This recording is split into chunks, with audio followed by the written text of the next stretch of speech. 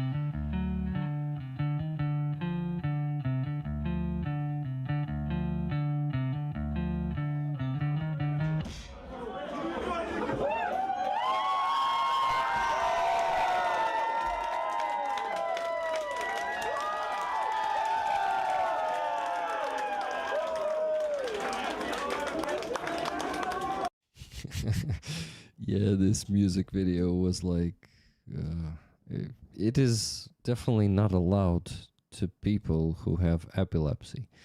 Hi guys. Camera, get focused. Okay, better. No, it unfocused again. What the? Go. Yes. Okay, that's my face. Um, this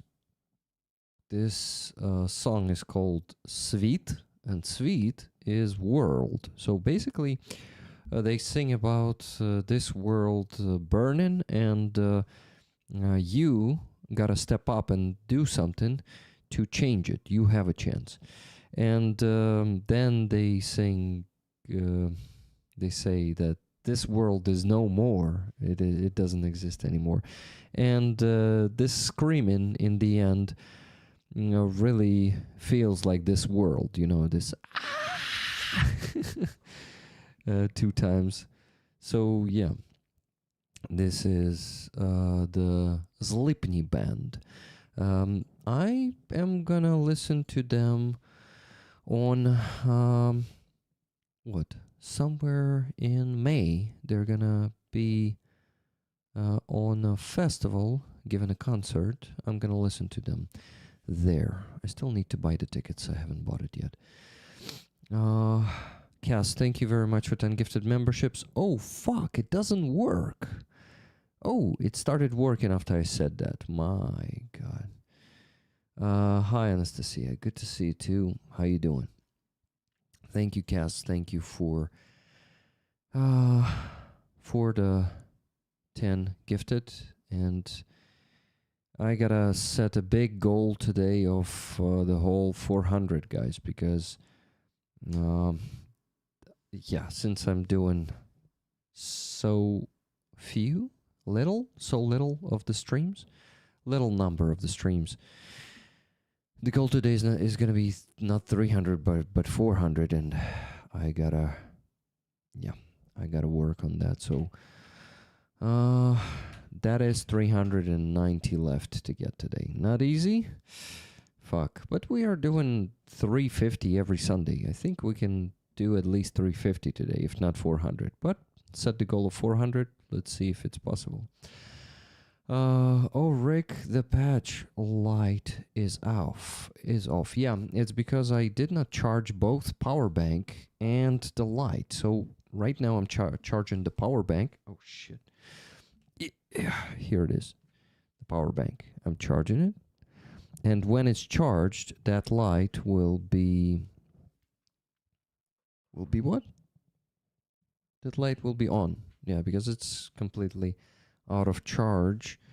And I also forgot to charge my logo thingy. So you see it is connected by a cable. So it's insane how it's all messed up with light in today.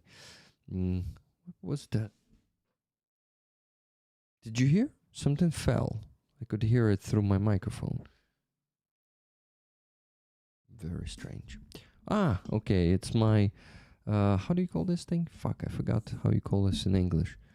This thingy. It was screeching, and that's it. Thank you very much, Alex in Berlin, for 50 gifted memberships. That is getting me closer to the goal.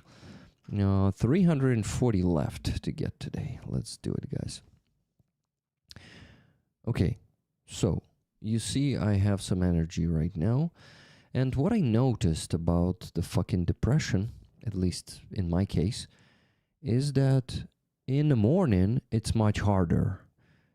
In the morning, it is not like the worst part of the day in terms of not having energy and not having Never Gonna Let You Down. This is for you, Rick.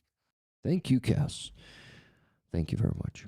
So, yeah, in the morning, it's really hard to fucking find the meaning and find some joy, but closer to the evening, it gets easier.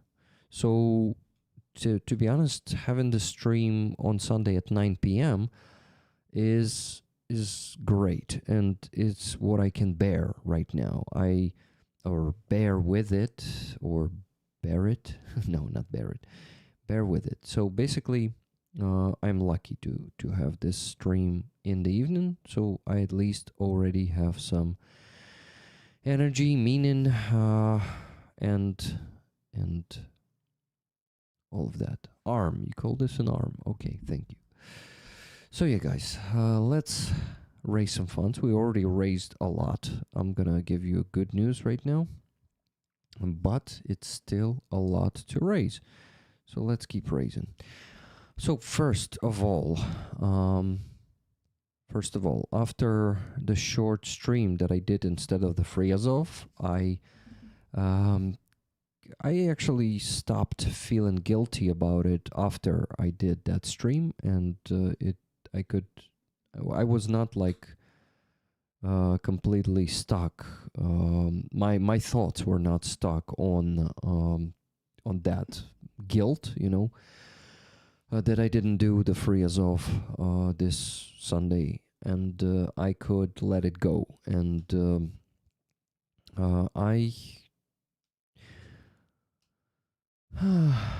yeah. So I actually had bear it.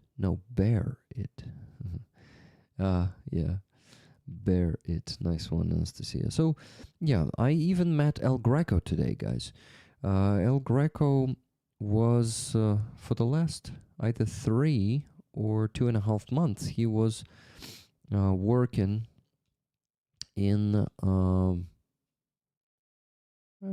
don't know if it's a secret on which direction he is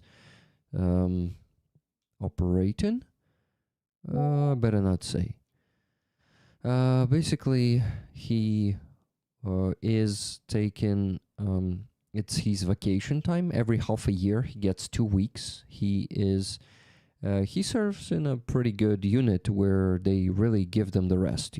Some brigades, unfortunately, don't give any rest to soldiers, sometimes for years, but El Greco is lucky. His commander is probably a good guy, because it usually depends on the commanders.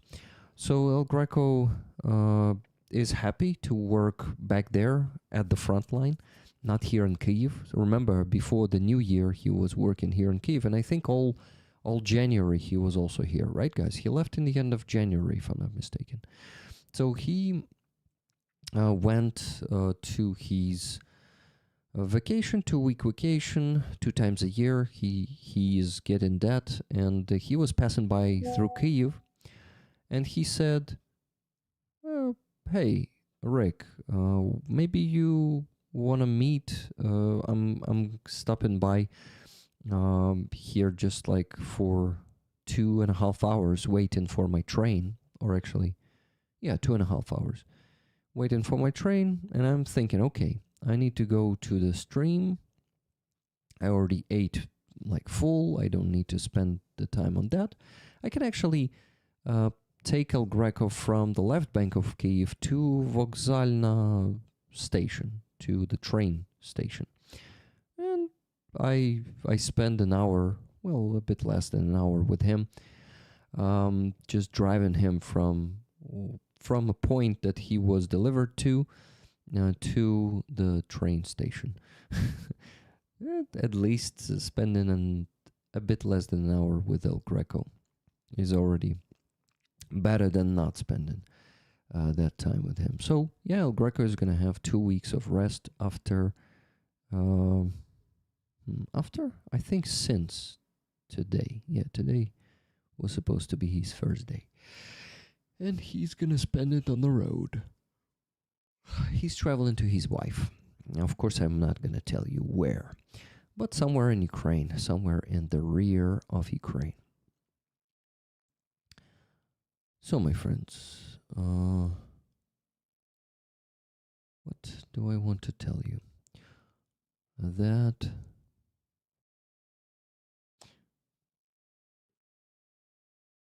I don't know. It's not the worst in the evening.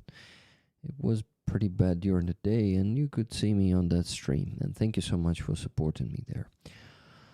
I really appreciate that. And everyone who's in the chat, hello, I'm happy to see you there. When I'm looking this way, you see where I'm looking right now? That means I'm looking in the chat. I give you a secret, guys.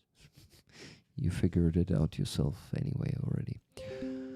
I hope you feel well, Rick. Nice to see you are able to stream. Yeah, I'm able to stream, and I'm able...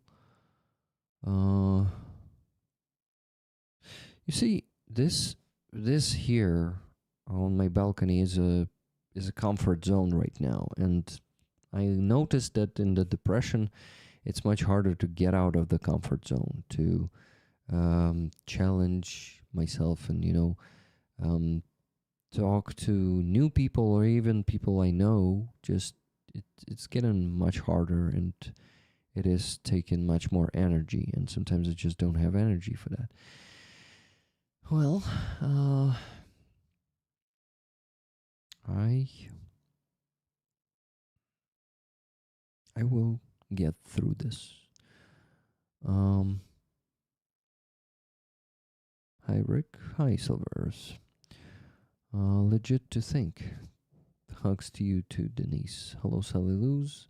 Okay, let me say hello to all of you. All of you, let's go. Hello, Cass, Andres Lech, Just Jimmy, Hooves, Keith Kane, Gato Negro, Leora, and Boschik. Hello to you, Elvin Archer. Hi. Bradley Finn Sharp. Michelle Sale. Martin Bisick. Leah B. B2.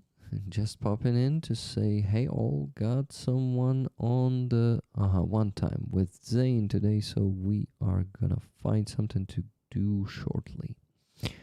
Okay. Hi Tom Charles. Rick, over the last 60 years, I've lost my father and 2 of 3 brothers to suicide. Please take care of yourself. Thank you, Tom. Believe me, I'm in good hands. I will get through this. I'm already taking the measures. It's only like the beginning of the 4th week of my depression, and I already started taking depressants, and psychotherapy. Psychotherapy, what? Sessions, yeah, that's how you call it. So yeah, basically, I know the path, so I won't commit suicide. Believe me. Sometimes life doesn't have the meaning, in depression, but okay. Too early, Fuzzy. I want to show this when you're gonna be here. Fuzzy, are you watching this? If you're watching, put something in the chat. If not, I'm gonna message you there on, how do you call that? Signal, yes. So yeah, even when life doesn't have that much meaning, lately I never think of taking my life, because I know this will pass and it will be great and I will be happy again. That heavy breathing. I just didn't want to forget. So you're reminding yourself, Fuzzy. Okay, good. Ukraine is center of the world at the moment. Yeah, you're right. Hope having us helps, Rick. Yeah, indeed, Doug, Mel. Definitely, guys. You support me a lot, and I really appreciate this support. Thank you. Okay, it's 41 of you watching right now, and how many likes do we have? 51. Okay. It won't sound logical, guys, but we can get to 60. I'm sure, even though it's 40 people watching. For happy pills, love you in a manly way. Thank you, Martin. That's a 5 Swiss francs super chat, and that's 335 gifted memberships or super chat equivalent left. So One gifted membership on this channel is $1, so it's super easy to count. If it's going to be, for example, $5 super chat, I'm minus 5 from that sum, and that's how we get to the goal. Guys, if any of you have the means to buy some gifted memberships and the wish, most importantly, please do that. But put Ukrainian army as a priority, okay? We get to that goal as a bonus, but the main goal is the $3,000 that we should raise every Sunday. So today, after my stream, instead of the free Azov stream, that short stream, I did half an hour. That's short by my standards, and actually by anyone's standards, I guess. I had a donation from Mr. T, who donated $1,111 and said, "Failing my ass. Wish I could fail as good as you." So I was sharing on that short stream with you guys that when I'm not going on free Azov and, you know, cannot make myself go there, I feel like I'm failing you. And he donated that after that and said, "Failing my ass. Wish I could fail as good as you." Thank you. This was an encouraging message. Thank you, Mr. T. I asked Mr. T about the tickets. For now, I've given them to him. But if he will decide to give them to you guys, I will change that. But I'm waiting for an email from him. So, Mr. T, if you're watching right now, please reply to me. Thank you. Then, after Mr. T, Amonsky, right before the stream, donated $33.87. Amonsky, for what is needed. Thank you very much, Amonsky, for this donation. $33.87. Then Johanna from Finland, Johanna's Finlandi, donated $150 and said, "Dear Rick, you can decide where this money goes. Tickets to rollers, please."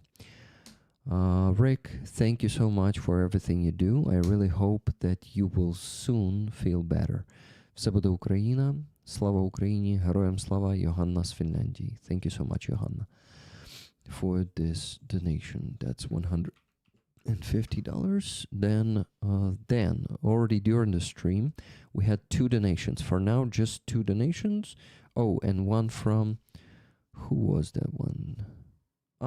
Kathy donated it to me. So yeah, on the base, I mean.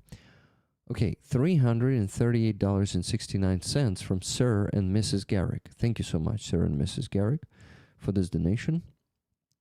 Tickets to you. Tickets for what, you will ask, guys? What are we raffling this week?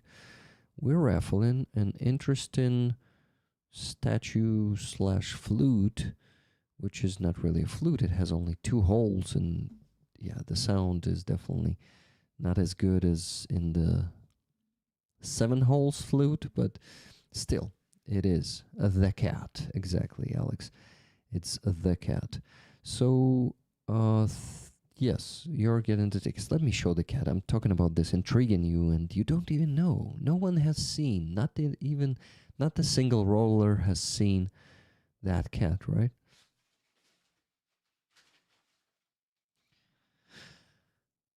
Behold, this cat kind of says, give me a second. This cat kind of says, I mean, yeah, you saw it, of course, behind the cat. But yeah, this cat is heavy. I would say it weighs, I would say, come on, how much? How heavy is it? I don't know, like not half a kilogram, but at least 300 grams. It has an awesome mastership texture there, you see. And here's the blowing hole. And yeah, the cat is definitely has a Ukrainian look on his face, like. by Ukrainian look, I mean we are just a tiny bit tired of the genocide that's being committed against us. You know, we are tired of Russians. We're tired of their, for fuck's sake, of their war crimes. We're tired of them bothering us. So that's the look on the cat's face. And yeah, I really like the cat. So yeah, when you blow in it, it sounds something like this.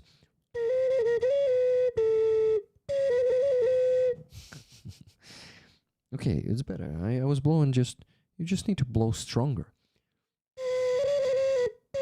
Aha, that was my tongue also.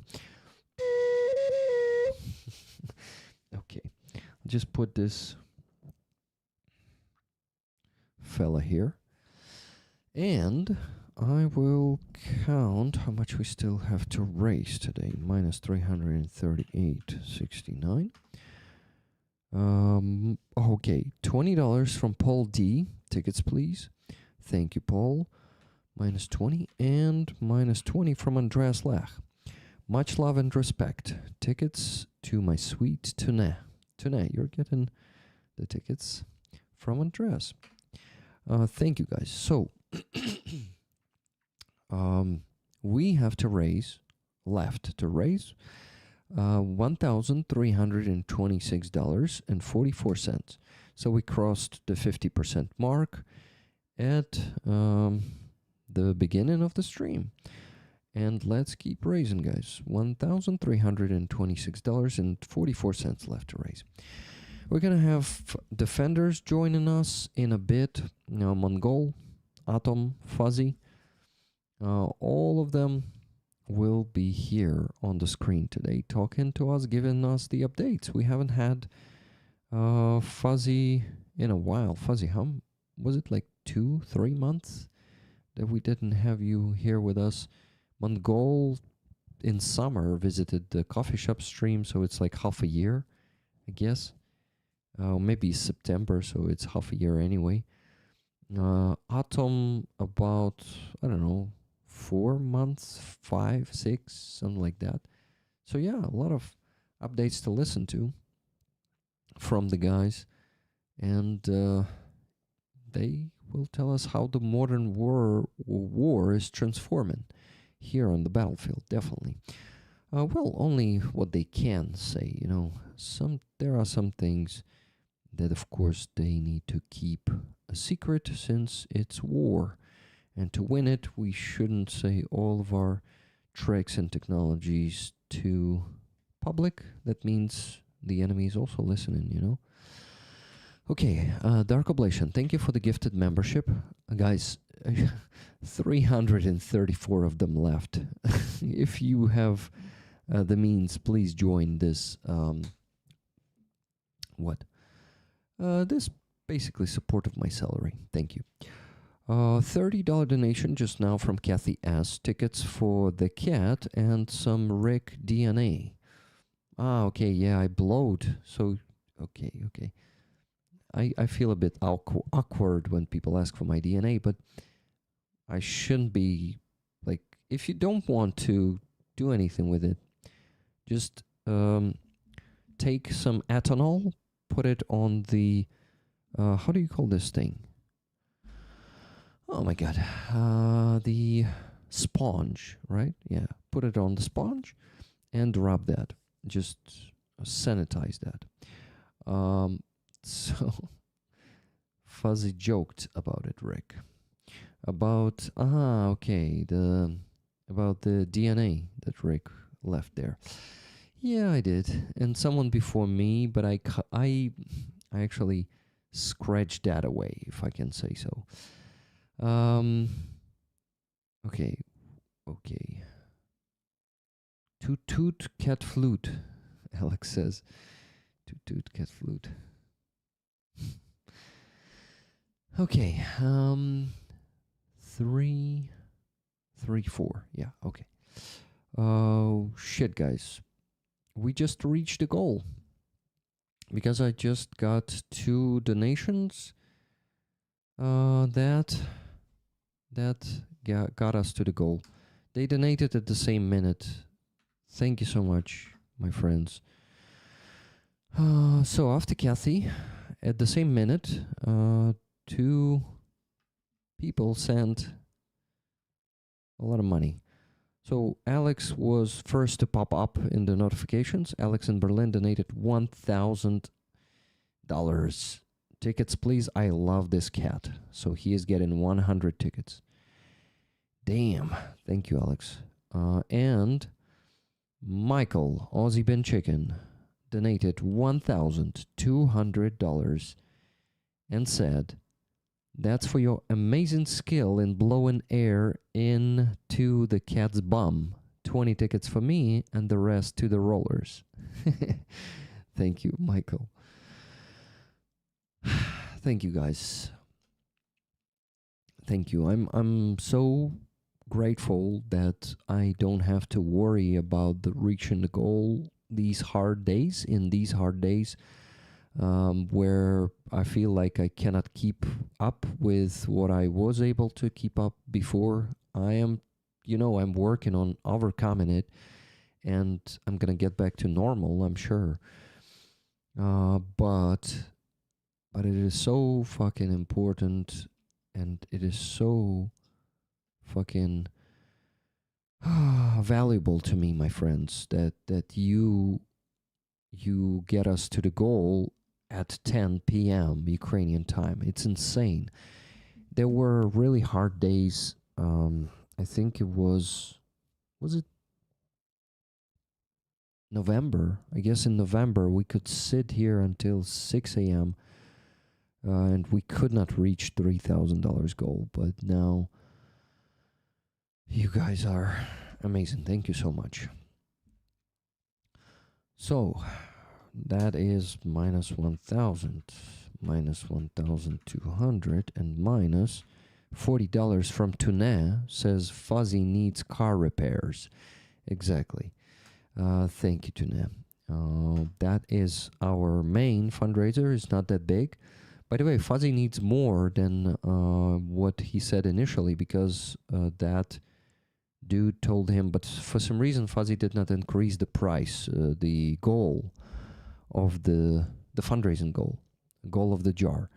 Fuzzy, can you increase it already, or you still need to get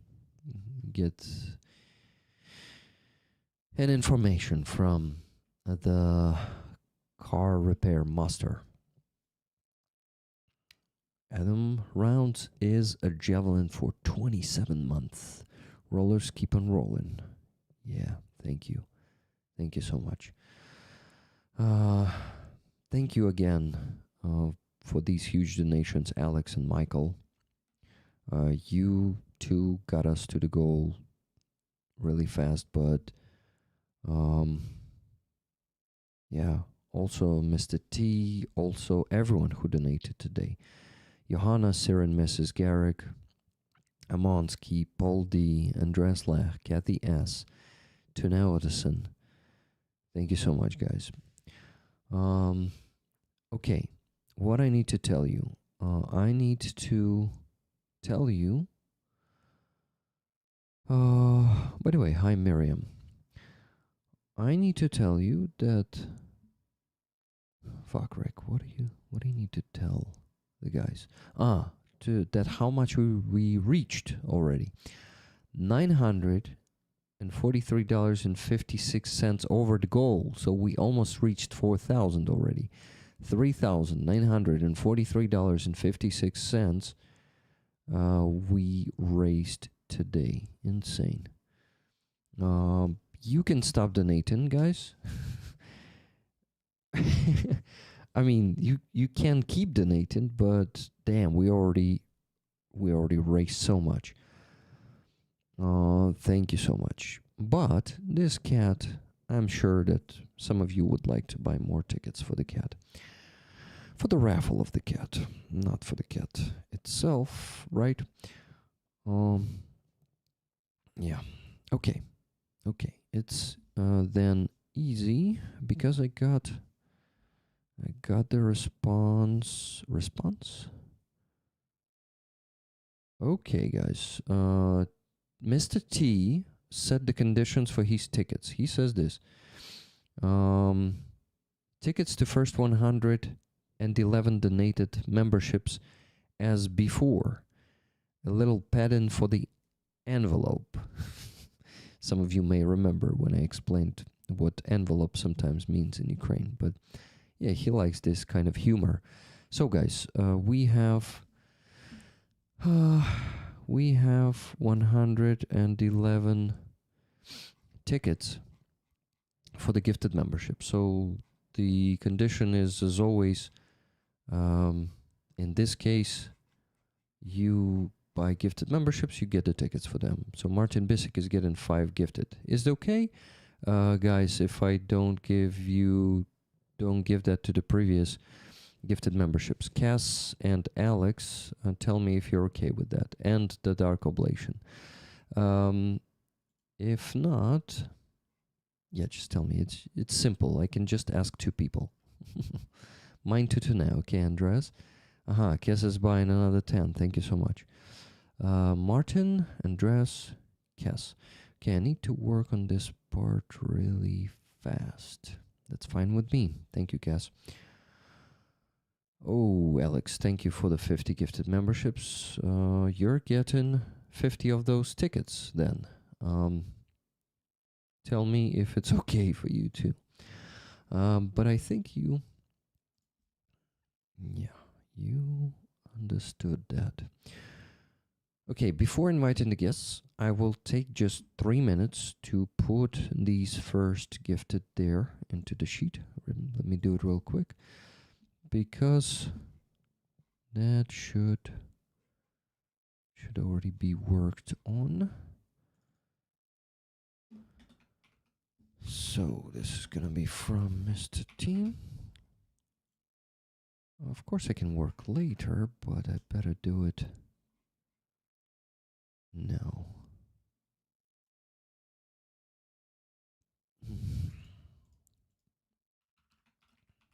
Martin Bissek was first, then Andres.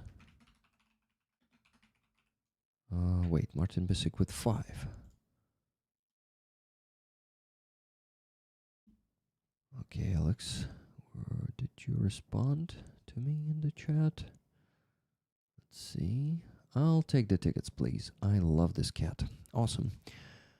Giving you the tickets. Okay, Andres to Tune.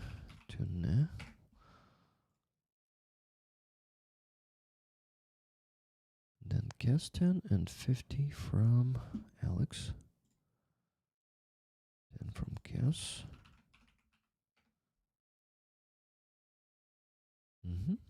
And 50 from Alex.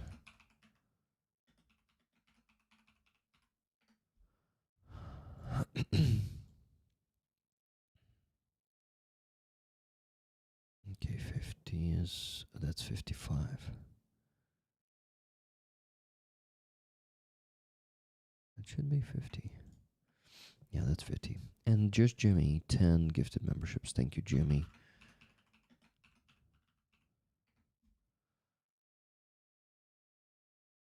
Okay, guys, I think I've finished with that. Yeah. Nikki, 10 tickets to you. Dark Oblation. I missed you. Thank you, Dark Oblation. I'll quickly put Dark Oblation here. Dark Oblation and Nikki. Wanted. Wanted? No, not wanted. We already found her. I'm giving you 10 tickets, Nikki. Okay, I finished this thing. Silver Earth. 1 gifted. Thank you. Silver Earth. It's only the tickets from Mr. T, guys. There are also plenty of free tickets from many other rollers. For example, I'm going to put more free tickets for the pluses from Michael from Aussie Bean Chicken. He got only 20 from 120, so that's 100 extra tickets for you there. So please keep given pluses to the chat. And Nikki will be putting your names there. Okay, yeah, okay, I've done that part. But let me tell you, oh, Alex decided to grab the remaining tickets, right, Alex? Thank you. So there was how much left? There was 24 out of your 50. You're getting the tickets with that 50.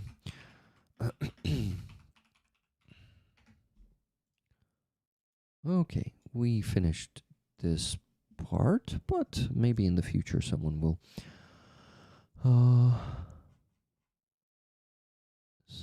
do the same.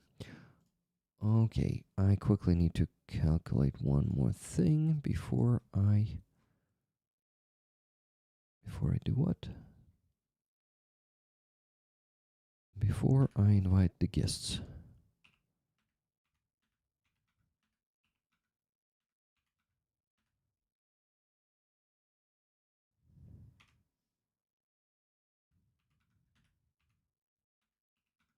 Awesome. 196 of them left. Today, that's, wow, 50% already done. Thank you so much, everyone. I appreciate it very, very much. Okay. Yeah, guys, and here are more free tickets for the pluses. So keep giving the pluses in the chat to get yourself some tickets, some free tickets for the awesome cat we have on the raffle this week. Okay, time to invite the guests. I hope all of them can join. And of course, there's a chance. What kind of chance? Some kind of chance. Okay, it's time. The time was actually 6 minutes ago. Well, I kind of worked on the tickets. This is important to not slack later. Slack on that later. Okay, I have the link. Just need to send it to our friends. Fuzzy. Get it?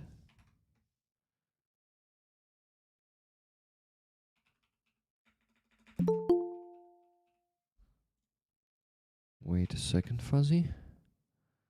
Now Mongol and Atom, and then I can let you in. Okay, hi Fuzzy. How you doing, bro? You good? Well, you know probably how I am. Can't say I'm good, but no, yeah, no, I get you. Oh, mate. How are you doing? How's your mental health, Fuzzy? I'm a lot better. I think it's because things are moving in the right direction. Still, obviously, a little bit stressed out. Just with basically everything that's been going on over the last 2 months. It's like 2-3 months. It's slowly starting to settle. But I think the main thing is I'm going back into work. I've been speaking to the guy there. He's a really sound guy. He's been doing all right. Hi, Atom. So yeah. Okay, Fuzzy. Thank you for sharing. I want to know more details if you want to share it a bit later. For sure. But yeah, now we also have Mikhailo joining us. Call sign Atom. I think you met here on these streams before. Yeah, we have. Yeah, we have met. Yeah. Each my stream, I've met Fuzzy. That's cool. That is kind of traditional already, right? Yeah, I see. Especially when you said that Fuzzy hasn't been for like 3 or 4 months, and same for me. Yeah. Maybe the last time you joined, both of you were actually together. So. Yeah. Could be. That's cool. How are you doing? Oh, good so far, let's say that. Just tired. And the tiredness, the exhaustion, does it ever come to like a burnout? Have you ever felt that? I guess so, because it's like 4 years already. And when I joined, I didn't expect that, but still, I understand that I have to be here till then. So I am trying to find some force not to give up. So, but yeah, my tiredness, it's not more like physical, it's mental. Mm-hmm. Yeah, and I think it's always like about the mental, especially if you gotta dedicate yourself to our defense for so long, you know. And yeah, in the army you kind of work, but you also serve, right? That's the difference from just working somewhere. Can you, yeah, both of you guys, what do you think? Mikhailo, you first. Does it like, do you feel this difference between working and serving in the army and this servant part? How, yeah, how do you feel about it? Okay, as for me, when I just joined the army, the 2022, I met all these like Soviet traditions when we used to walk by group, let's say, Uh-huh. turning all together and so on. But now that was on our like uh, brigade's place of Uh, location, uh-huh. let's say. But when I came to the east, when where everything goes seriously, there is no such like serving. Let's say we are all doing the job, Mm-hmm. the work all together. Of course, if you are wrong, you may be treated like that. But we all work for victory, and even my commander, like the brigade's commander, he's very strict man, Mm-hmm. but he does everything what is right. Let's say, if you are right, you will be like nagorodzeny, let's Um, say, awarded, awarded. awarded. Uh-huh. If you are not, you will be treated like that.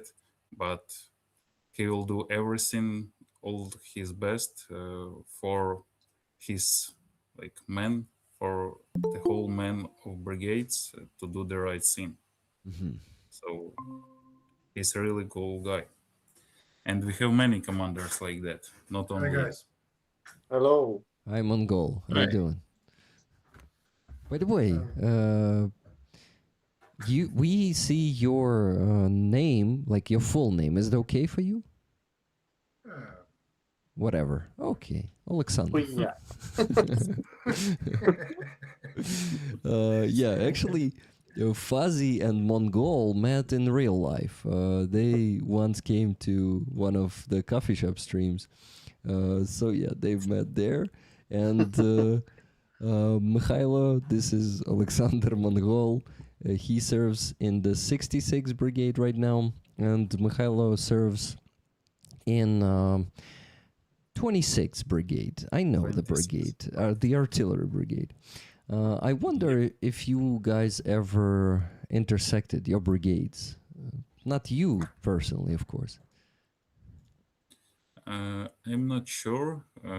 We worked with many brigades, and including that fact that we are kind of very separated.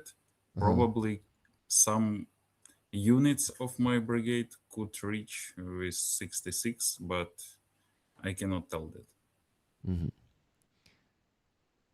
Mongol, do you remember anything about working with 26 Brigade? Maybe from times you served in Kraken?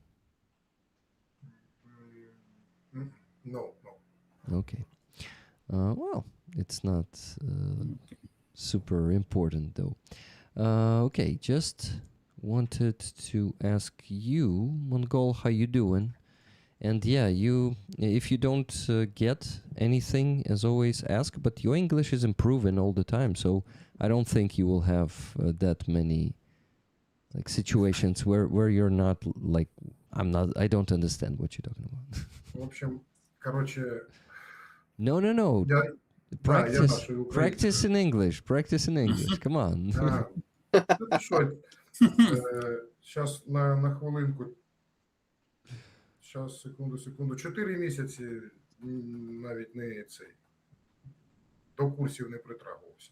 Нема навіть де ні часу, навіть де практикуватися. This is actually the place to practice. Mongol says, I did not practice for 4 months and I don't have the time or place for it. And I say, this is actually the place. That's where you can practice. Come on. We will pretend we don't understand Ukrainian, okay?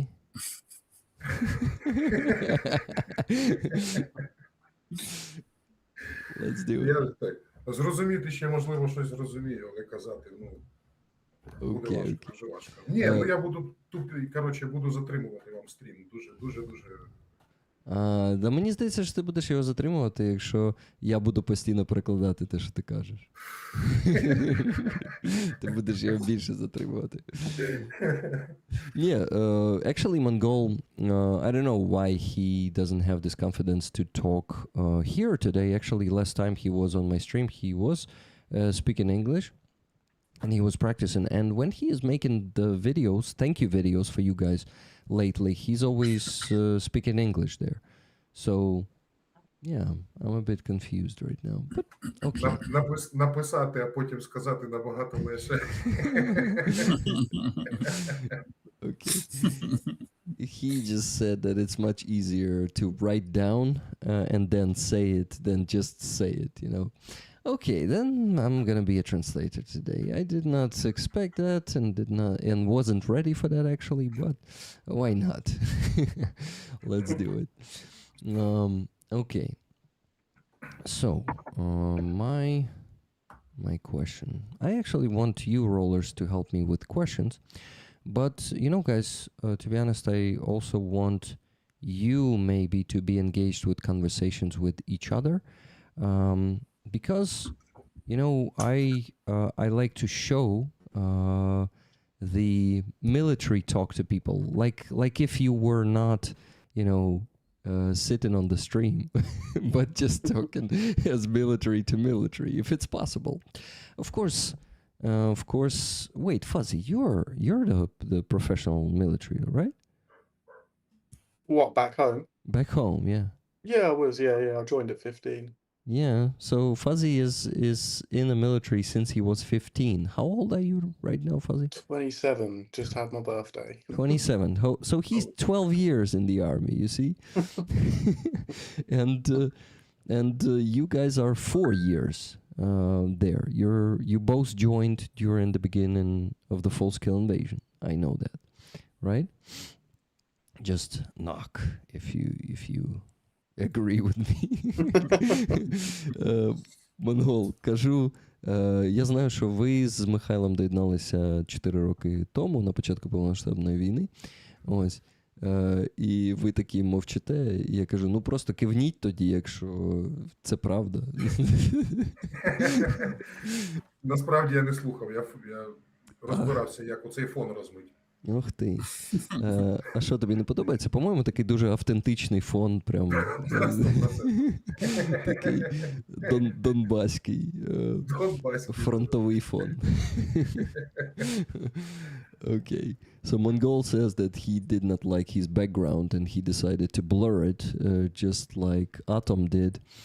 And I said, why didn't you like it? It's a typical Donbass background, like a very front-line-like background.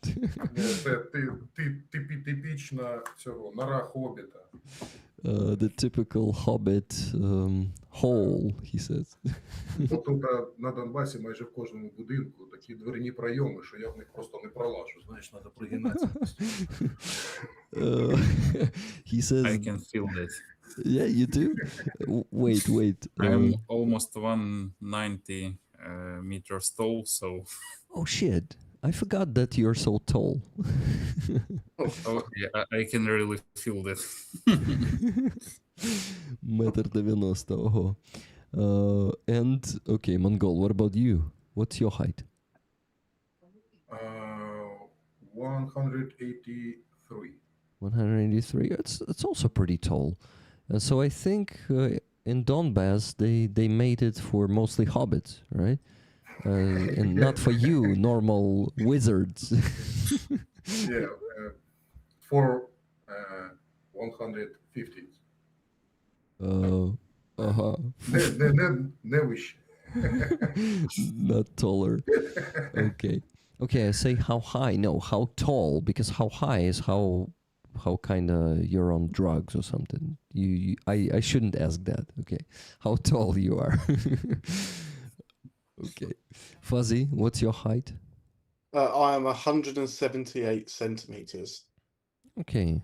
You're just a bit taller I'm than 5 me. foot fuck all, mate. Yeah, and I'm proud of it.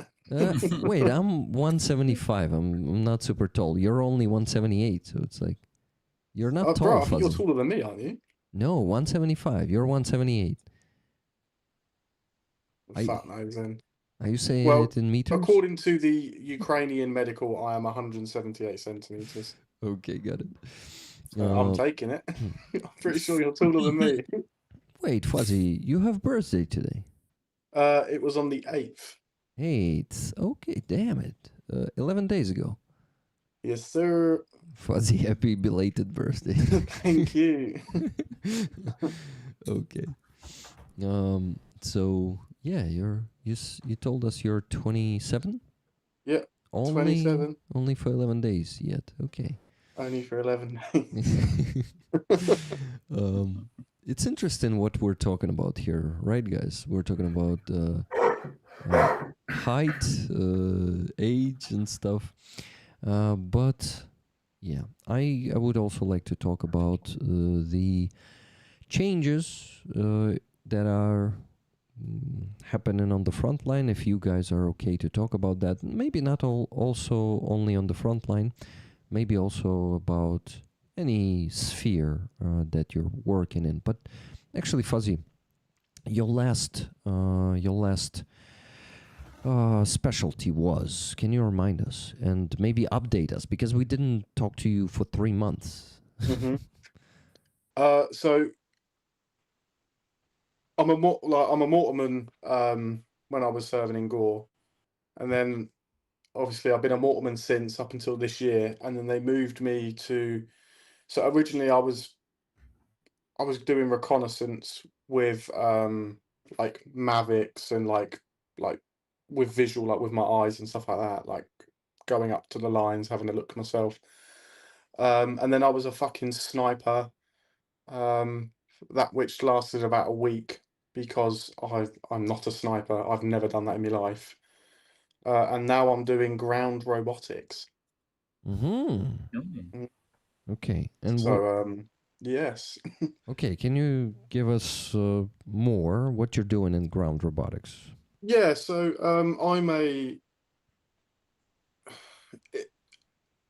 unofficially I'm like the squad leader for Special Purpose Brigade. I'm like basically in control of like what happens at the front using these ground robotics. So basically what we've started doing is we have like a Mavic pilot, and he will obviously go and do reconnaissance stuff. And then you obviously have the ground, like the robot with like either, for example, a Mark 19 or a G&G on it, or a 50 cal. Mm-hmm. And then you basically just push that out to enemy positions to try and either like harass, destroy, or even just like suppress these positions. But yeah, it's I'm still learning it. It's very difficult because it's very, very new. And I've always said like drones are gay, but the way the war's going, it's like you need to adapt.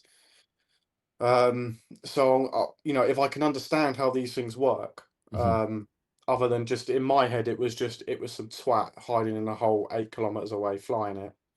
But if I can understand how it can work, then obviously I can use that in the future if I ever decide like I want to go back to mortars or like infantry or whatever. Like, it can always be used as such.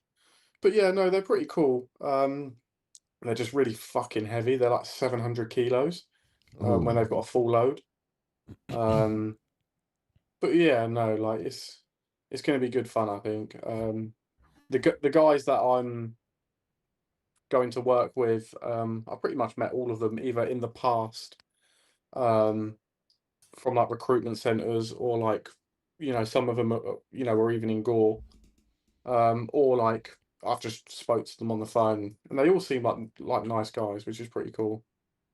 Mm-hmm. Fuzzy, so you just started working with these guys, right? And Hmm.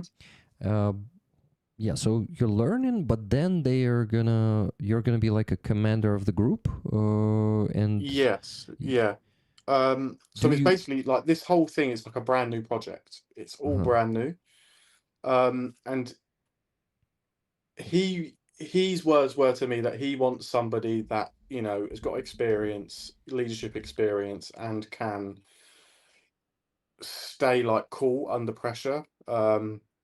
Because where we're going to be working, there's a lot of Russian reconnaissance units like moving around. Mm-hmm. So he needs guys that are going to be able to also like basically be switched on and, you know, manage that as well and take that into consideration. Mm-hmm. But yeah. Okay, so basically, it's your commander who is giving you that well assignment, right? Hmm. And who is sharing the experience with land drones. He is, and some of the Ukrainians. Uh-huh. So basically, it is already an existing team that Hmm. that you join and work with, who kind of show you how to do all of this, how to organize this, how Yeah. to work with it. Mm-hmm. Hmm. Okay. Correct. Yeah. Obviously, like I said to him, like I don't want to just like walk in and just be like, yeah, I'm your boss. Like, how you guys all doing, whatever. Because the way I see it is, it's like if somebody's better than me, I don't want them to feel because like I'm their boss or commander or whatever that they can't teach me. Uh-huh. Like, so to begin with, I'm just going in as a complete fucking noob, as if like I don't know anything. Uh-huh. And then hopefully they just teach me, you know, and I get competent enough to be able to go, right, yeah, we need to start doing X, Y, and Z. Mm-hmm. But yeah. So Fuzzy, last question about this, and yeah, I have a lot of questions. You can see. So the types of drones, land drones you're using is obviously logistics, because I know it's number one like usage of these drones right now.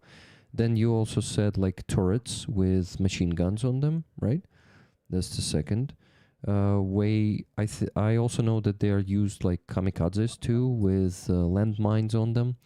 For example, the tank mines. Maybe that. If you can share what kind of usage for those drones Um, you have there. so we're going to use them for like direct fire assets or like indirect fire.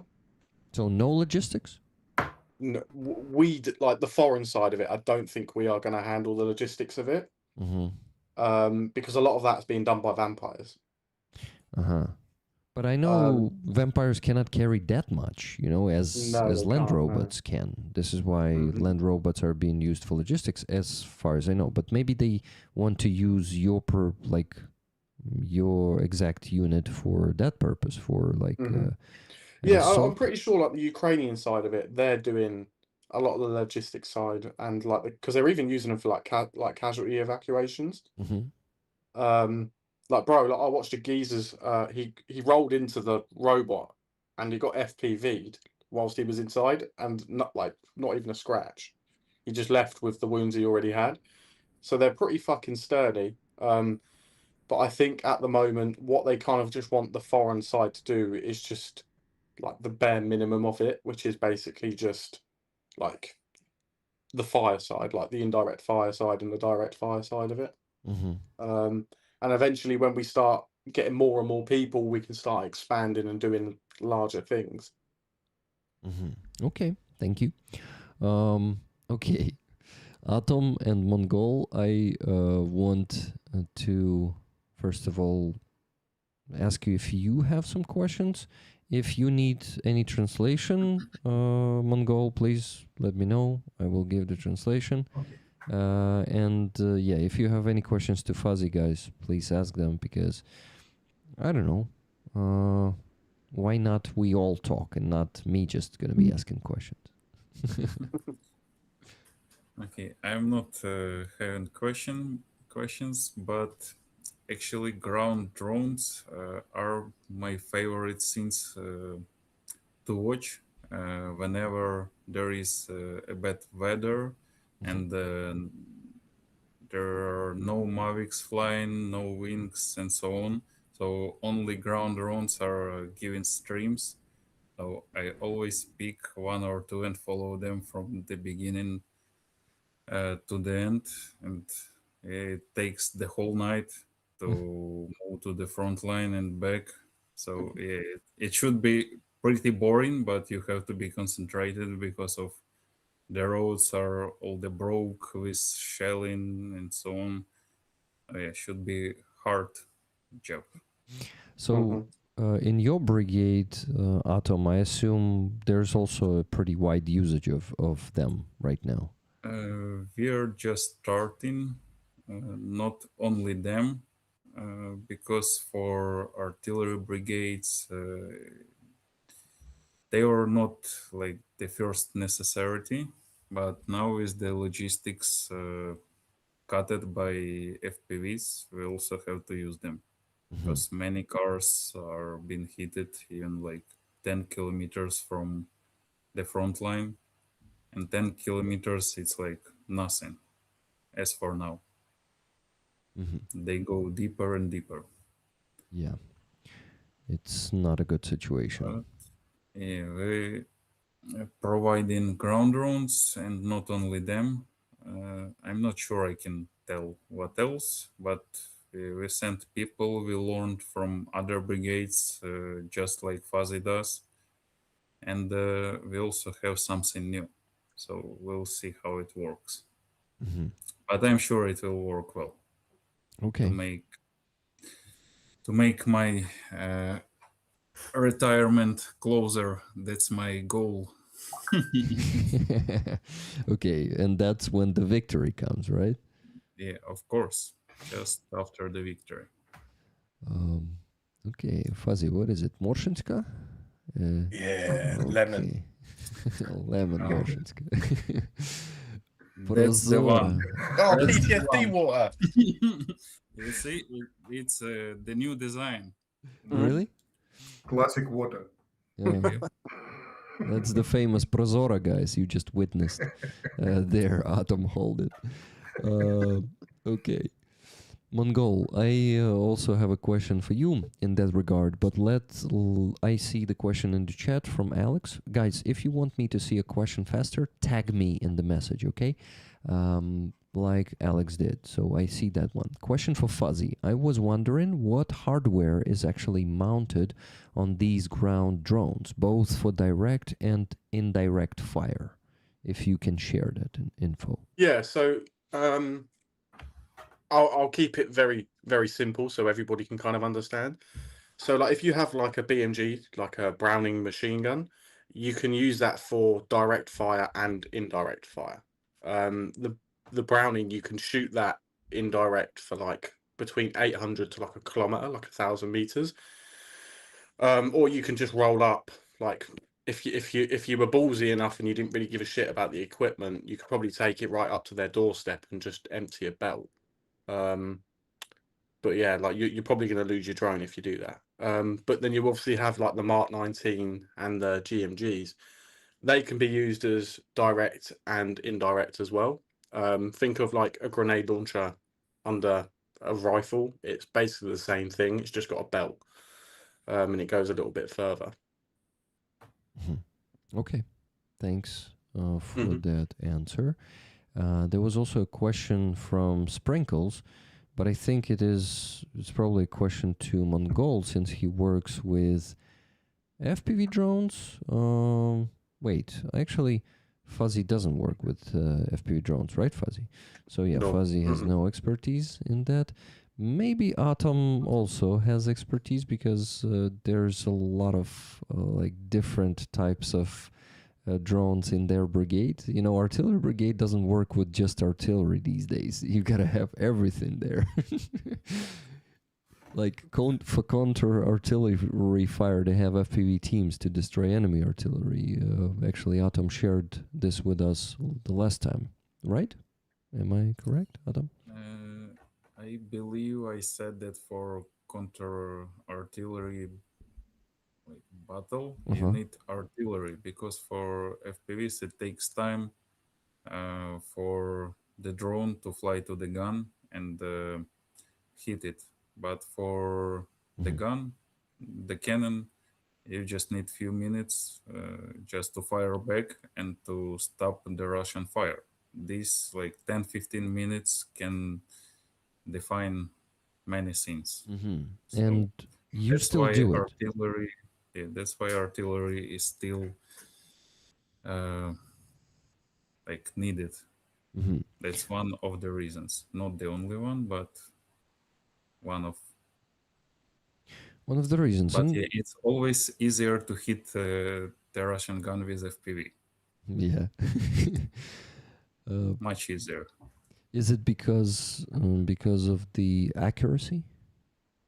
Yep, especially if you have opto FPV, you may need one, probably two drones. If there is nothing on the way, you can hit the gun directly. So, but at least on my direction, they use a lot of trees, like nets and so on. They are also learning. They are doing маскування. How do we say that? Masking, I think. Mask it. Yeah, they have masking and camouflaging. few barriers on the way to the gun. Ah, okay. So it takes at least few to break through, and after. But in any case, if the cannon is spotted, it's not gonna shoot like longer. Okay.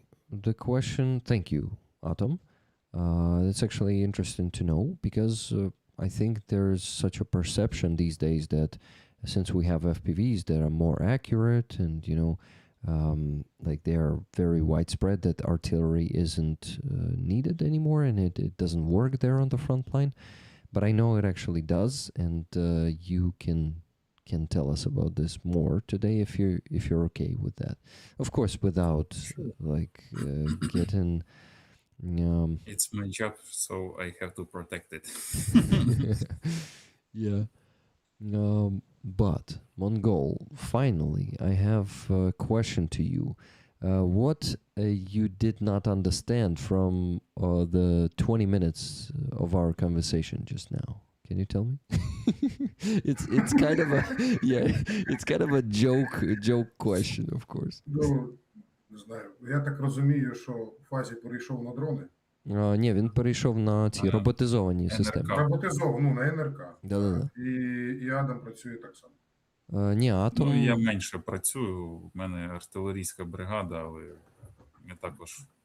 Артилерії стало замало, скажімо так. 20 яка? 26-та. 26-та. Да, просто...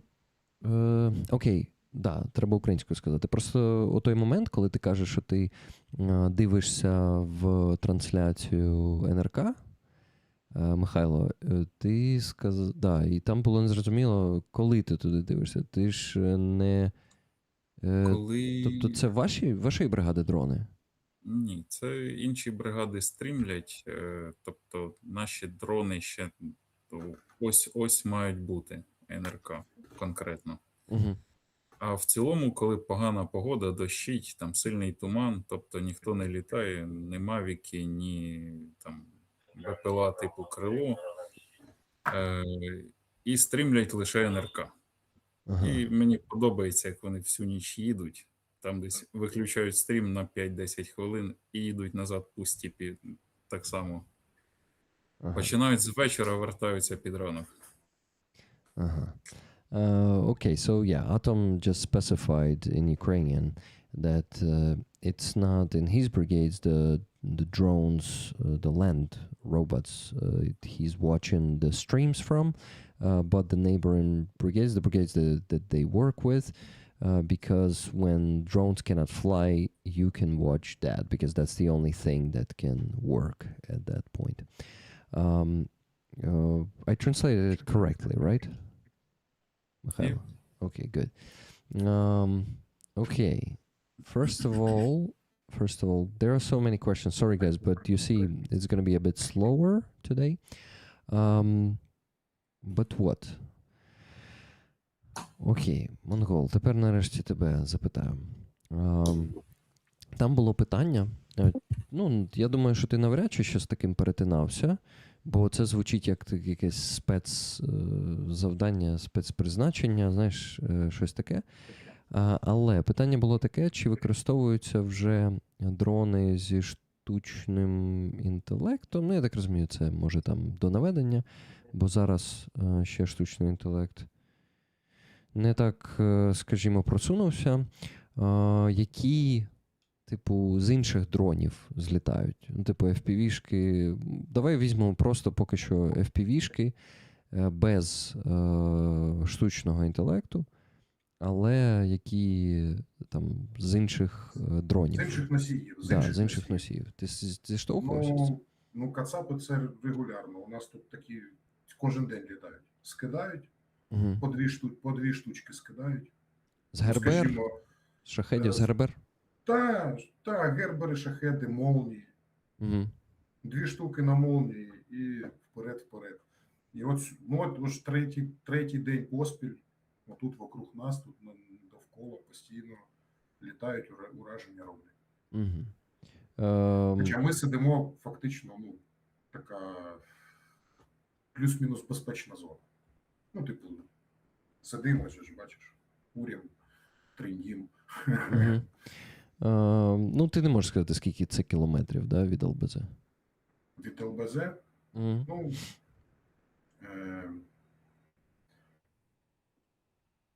я не знаю, десь, навіть не рахував, напряму, не знаю, км, ну, там до 20, напевно. Ага. Ні, ну да, десь, ні, не більше. Більше, окей. Аж цікаво самому. Guys, 20 plus kilometers.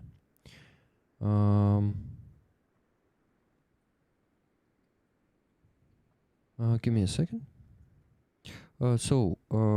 Mongol and his guys, they sit 20 plus kilometers away from up to 30 kilometers deep.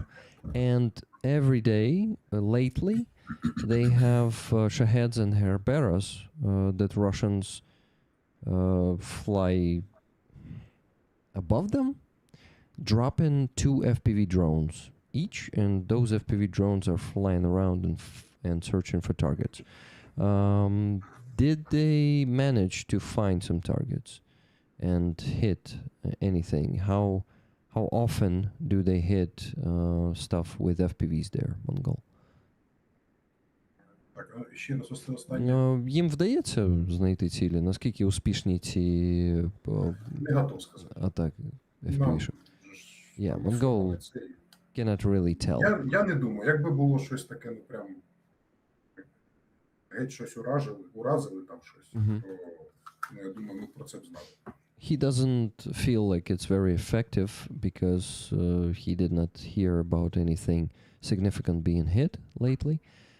He would know about that, he thinks. So, okay, but on our side, але з нашої сторони, ну, ти з таким не працював точно, да?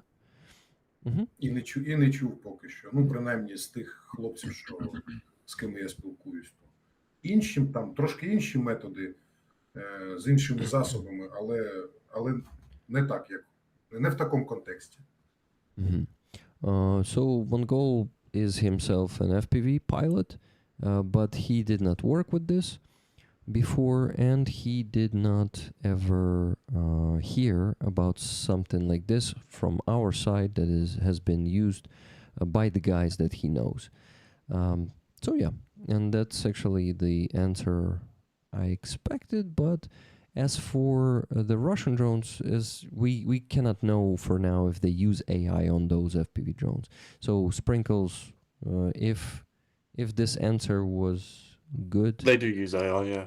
yeah, they do. But Fuzzy, do you know how effective it is these days?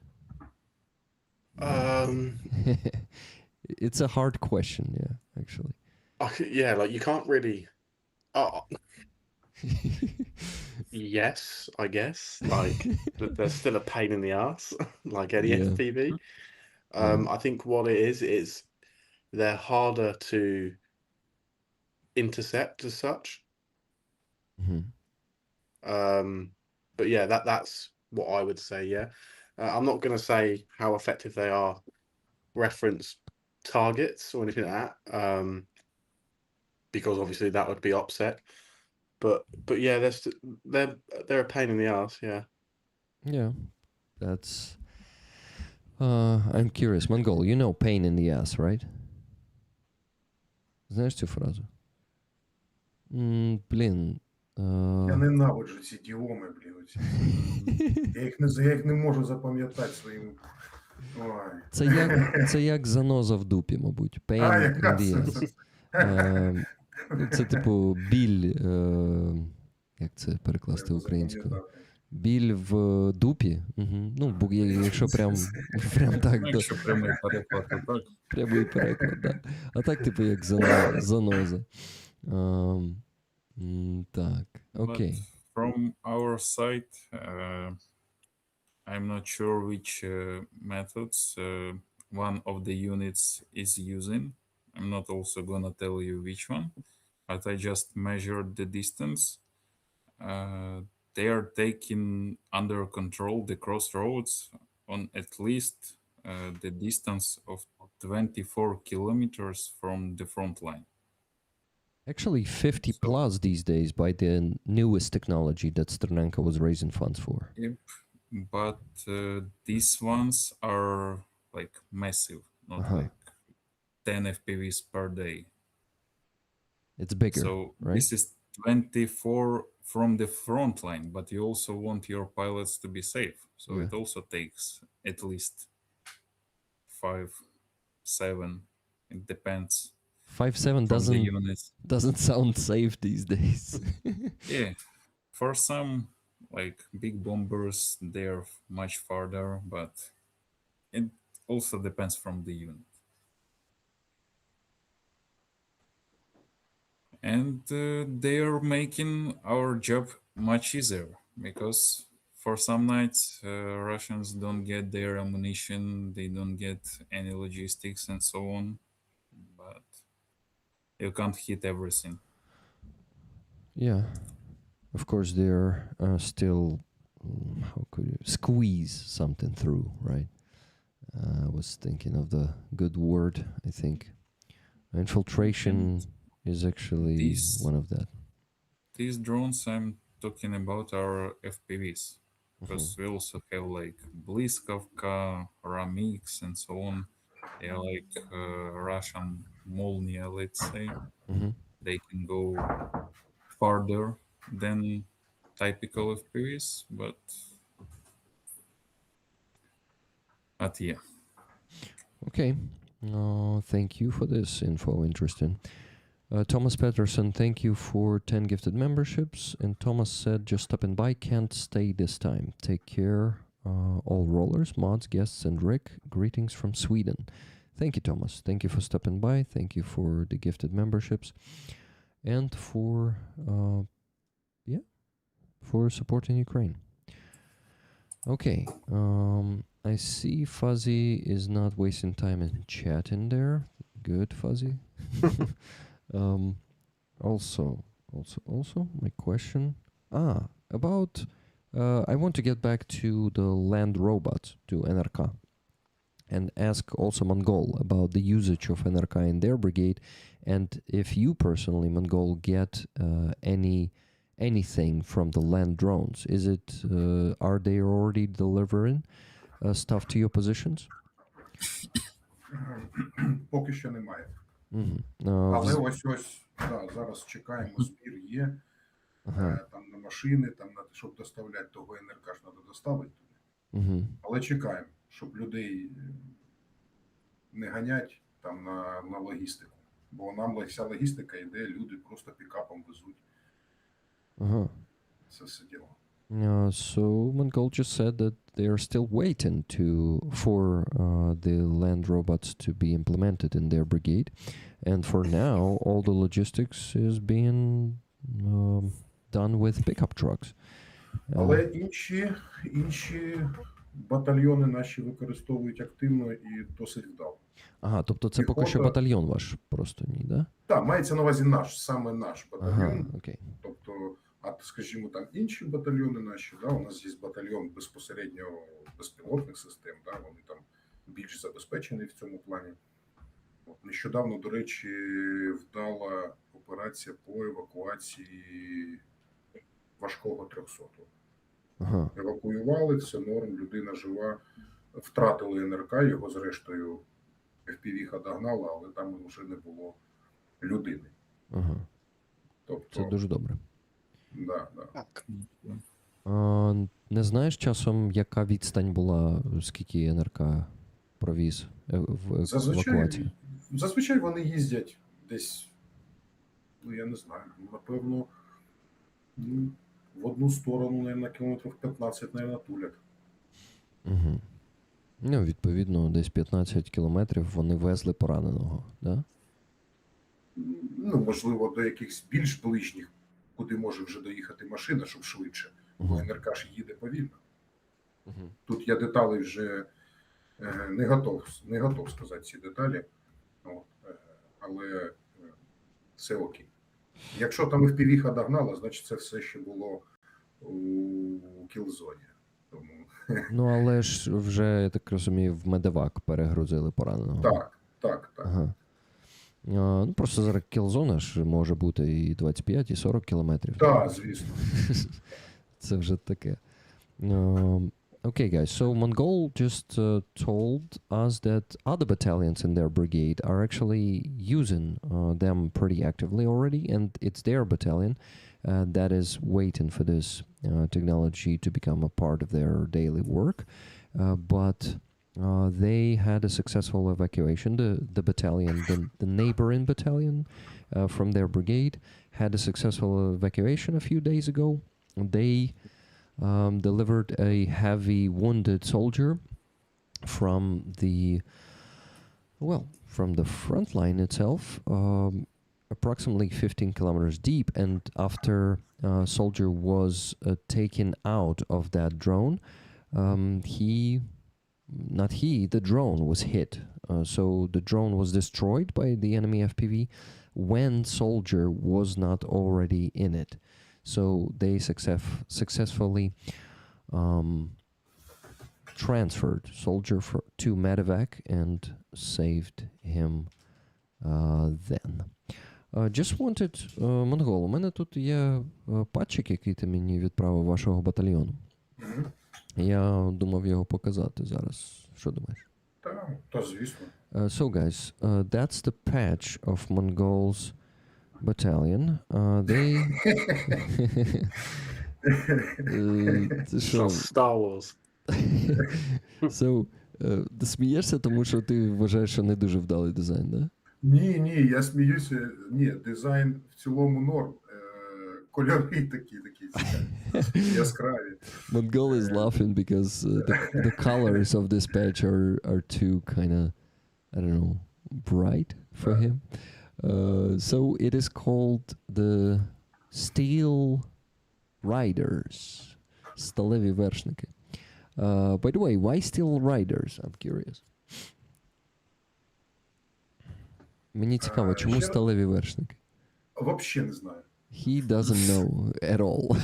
Я сюди прийшов, в цей підрозділ, воно вже було, тому... Ага. Okay, he already... Так ніхто дуже сильно не пояснював. He already joined this unit when they had this name, and no one really like explained why they are called the Steel Riders. But yeah, I'm curious. Like, if ideally, the battalion has to educate all the newcomers, right, on the symbols, on the principles, on the mottos, and it should be super serious.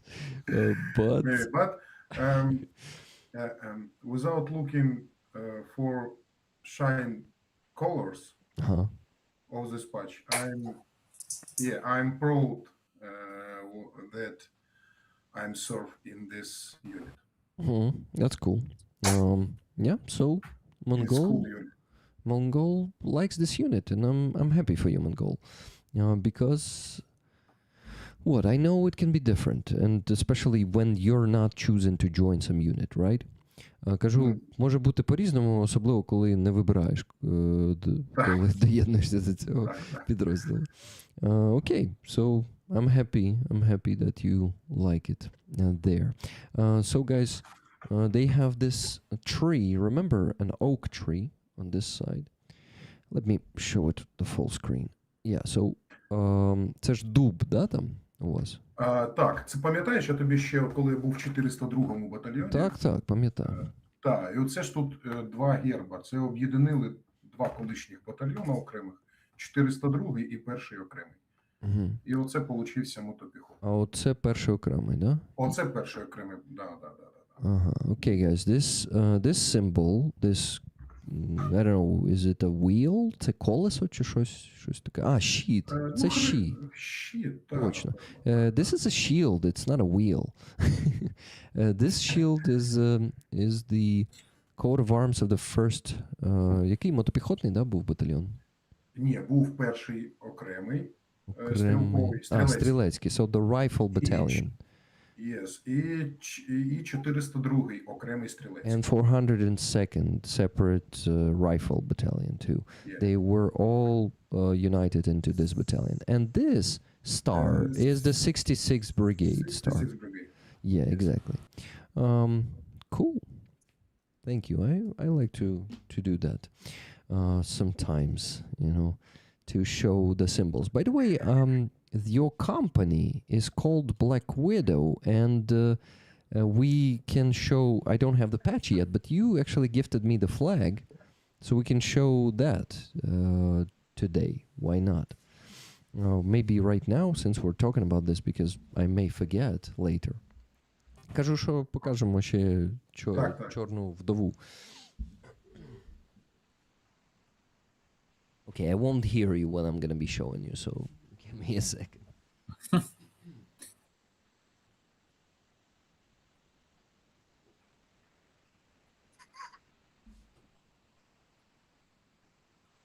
Oh, that's sick.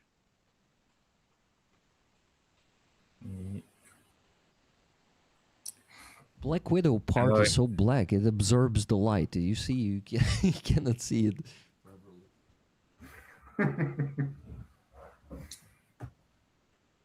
Really beautiful, and I like that someone has a call sign Shrek. It's our spotter. Okay. Who's your spotter? Spotter. Споряджає дрон бойовою частиною. Ні, а хто саме? Там є позивний Шрек. Ага. There's a Shrek here, and he's a spotter. Yeah. Коротше, да, це з мого екіпажа. Ага. Shrek is from Mongol's team, right? Team. Like FPV team, let's call it this way. How many people do you have in the team? 3. 3 people. So Mongol here. And I like how you always put these eyebrows there. Or is it the eyes? You see, guys? Fuzzy. Did you see that? The eyes he puts there. Oh yeah. Mongol. Oh man, I love that. Okay, so you have Shrek, Mongol, and who's the third from your team? Shrek and Левша. Levsha. Where's Levsha? I don't know. А, його немає, він поїхав до дружини. Okay, he actually had a vacation. He went to his wife, so he did not put the signature on this flag, guys. Levsha is the left-handed, someone who writes with the left hand. It's a cool flag, Mongol. You know, guys, I am gonna put this flag on the raffle next week. Поставлю на розіграш наступного тижня цей прапор. Супер. Thank you so much for this flag. It is an awesome one. And I want to... Yeah, actually, there's someone put the sign without the name. Do you know the name of this guy?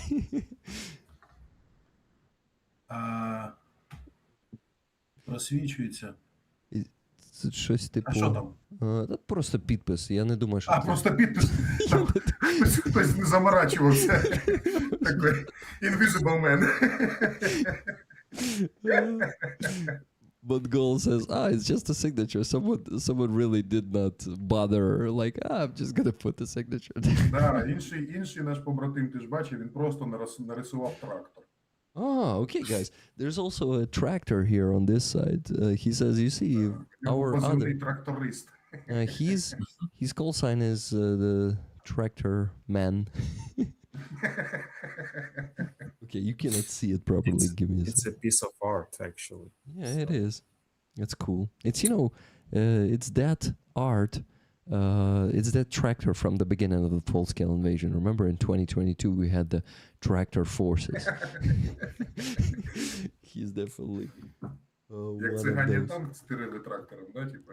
yeah. When they were stealing the tank with the tractor. Yeah, look at this, guys. Now you can see it bigger. Rollers, I hope you're enjoying this.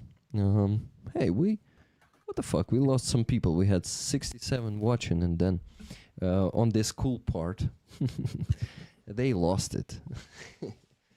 Okay, I'm gonna put the flag here, guys. And the raffle item we have, by the way, I need to show it to my guests too. Look, guys. Цей кіт, це, коротше, Окарина – це італійське слово, а наше українське – зозуля. Це, по суті, свисток. Yeah, fuzzy, sorry, it's Ukrainian. So we call it zazula. That's a whistle. So basically, it's like... I cannot play it normally. Yeah, this cat kind of says, what the fuck? It's like... So, this is what we're raffling today. Це те, що ми сьогодні розігруємо. And it is standing here. I better not drop it on the floor. Окей, я зараз буду вішати прапор, а ви про щось можете поговорити без мене? 1 хвилину. Thank you. So, Fuzzy, I believe you understand everything Mongol says. It's been a while for you to be in Ukraine, so... Of course, yes. Yeah, but really, I believe you learned something. I have, yeah.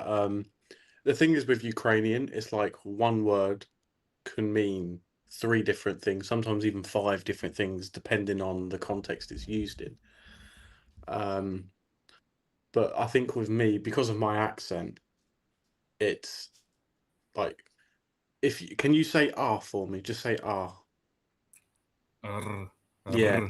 See, I can't do that. I go. Like do you know what I mean? As if I'm trying to do something sexy, and it's just not sexy. So you can't say "паляниця" also. Definitely not. No, I remember the first day I came to Ukraine. I was met by a guy on the border from SBU, and he said, "Learn the word polonitsia." I was like, I had no understanding why, and then it clicked on like a few weeks later. That's how they were like identifying Ukrainians, and I was like, "Oh."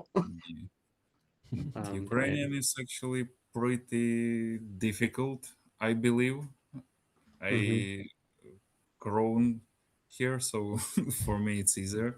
But yeah, English, it also has many words with different meaning, so you Hmm. have to guess by context. But I actually, think like because I like to turn around and say like, oh, well, English is hard because there's a lot of slang, but like fucking hell, like in Ukraine, like every like different part of it. So like in Kyiv, Odessa, Mykolaiv, they all have their own slang. yeah, we can also say that Hmm. it's not that global comparing to, let's say, Zakarpattia, because even me, I'm not sure I can understand people like 100%. Been on the Західна частина, The western part. Zakarpattia region, near the Hungarian border, somewhere in those areas. But yeah, we also have. I love the dialect we have in Poltava, Oh because yeah. they also have some cool tradition for verbs when they Hmm. put the ending of the verb to the beginning, and Hmm. yeah. But actually, I used to talk to the US guys in a while, and actually, I was thinking, wow, I know English. Yeah, I can speak it well, your but English is very good. Yeah, now I'm not sure about it. no, your English is fine.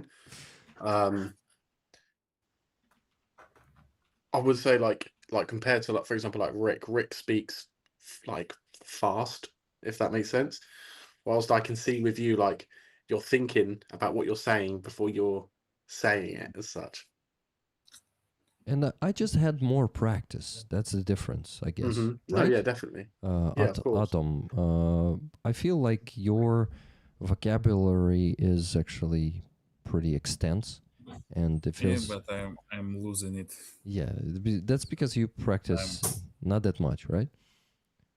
Yep, just your streams and some guys from America. Is it like some guys in your brigade? Do you have foreigners in your brigade, by the way?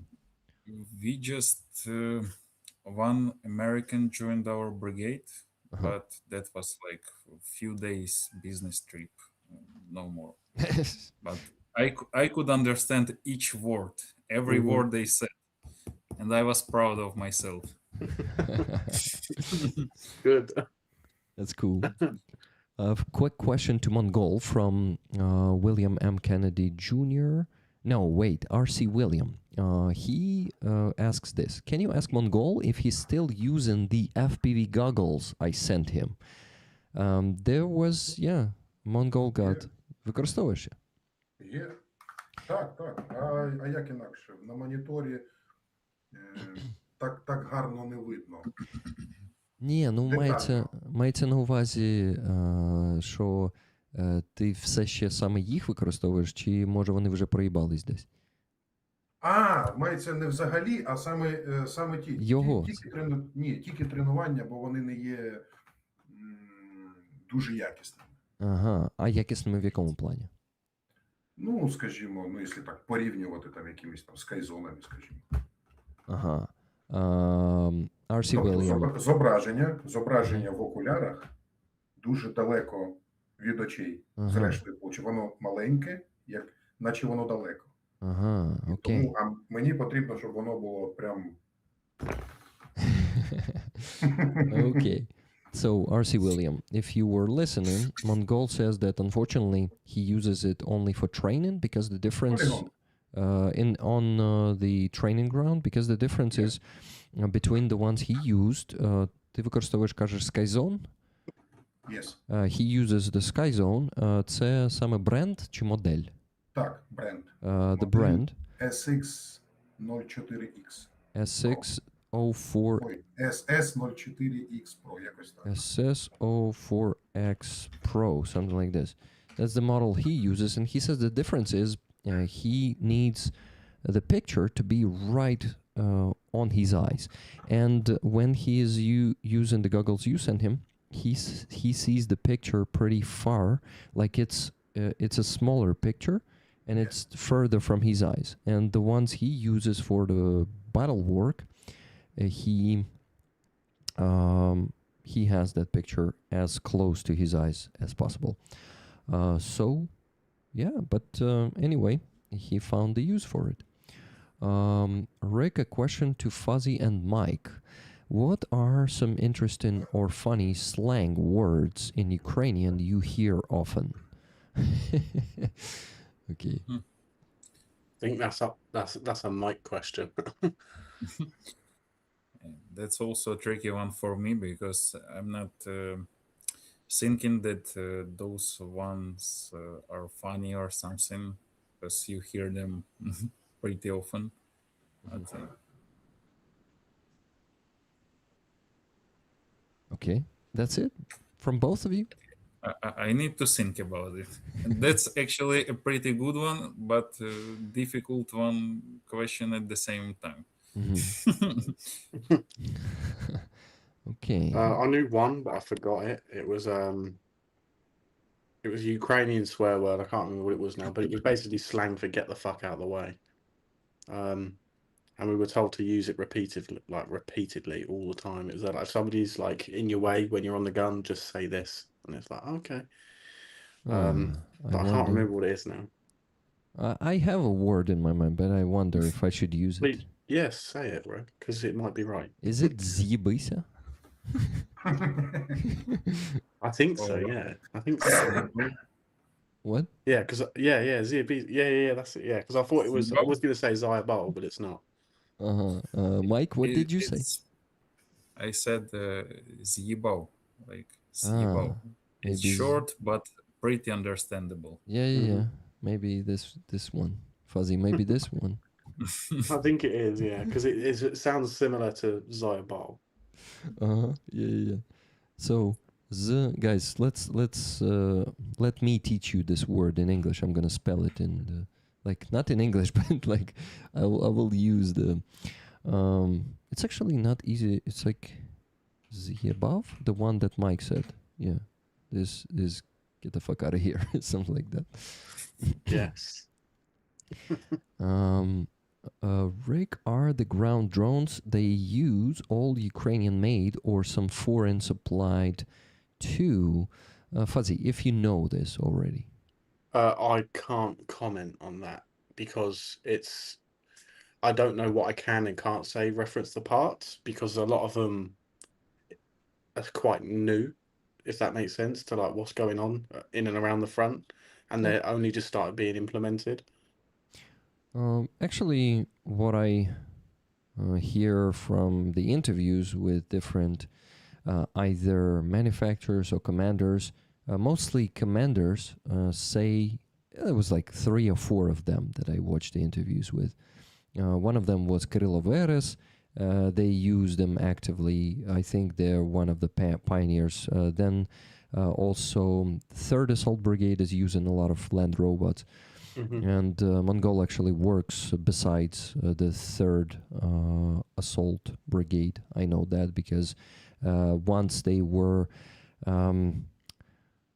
stopping the assault together not so long ago, a few months ago. Maybe they don't work anymore together, but back then they were.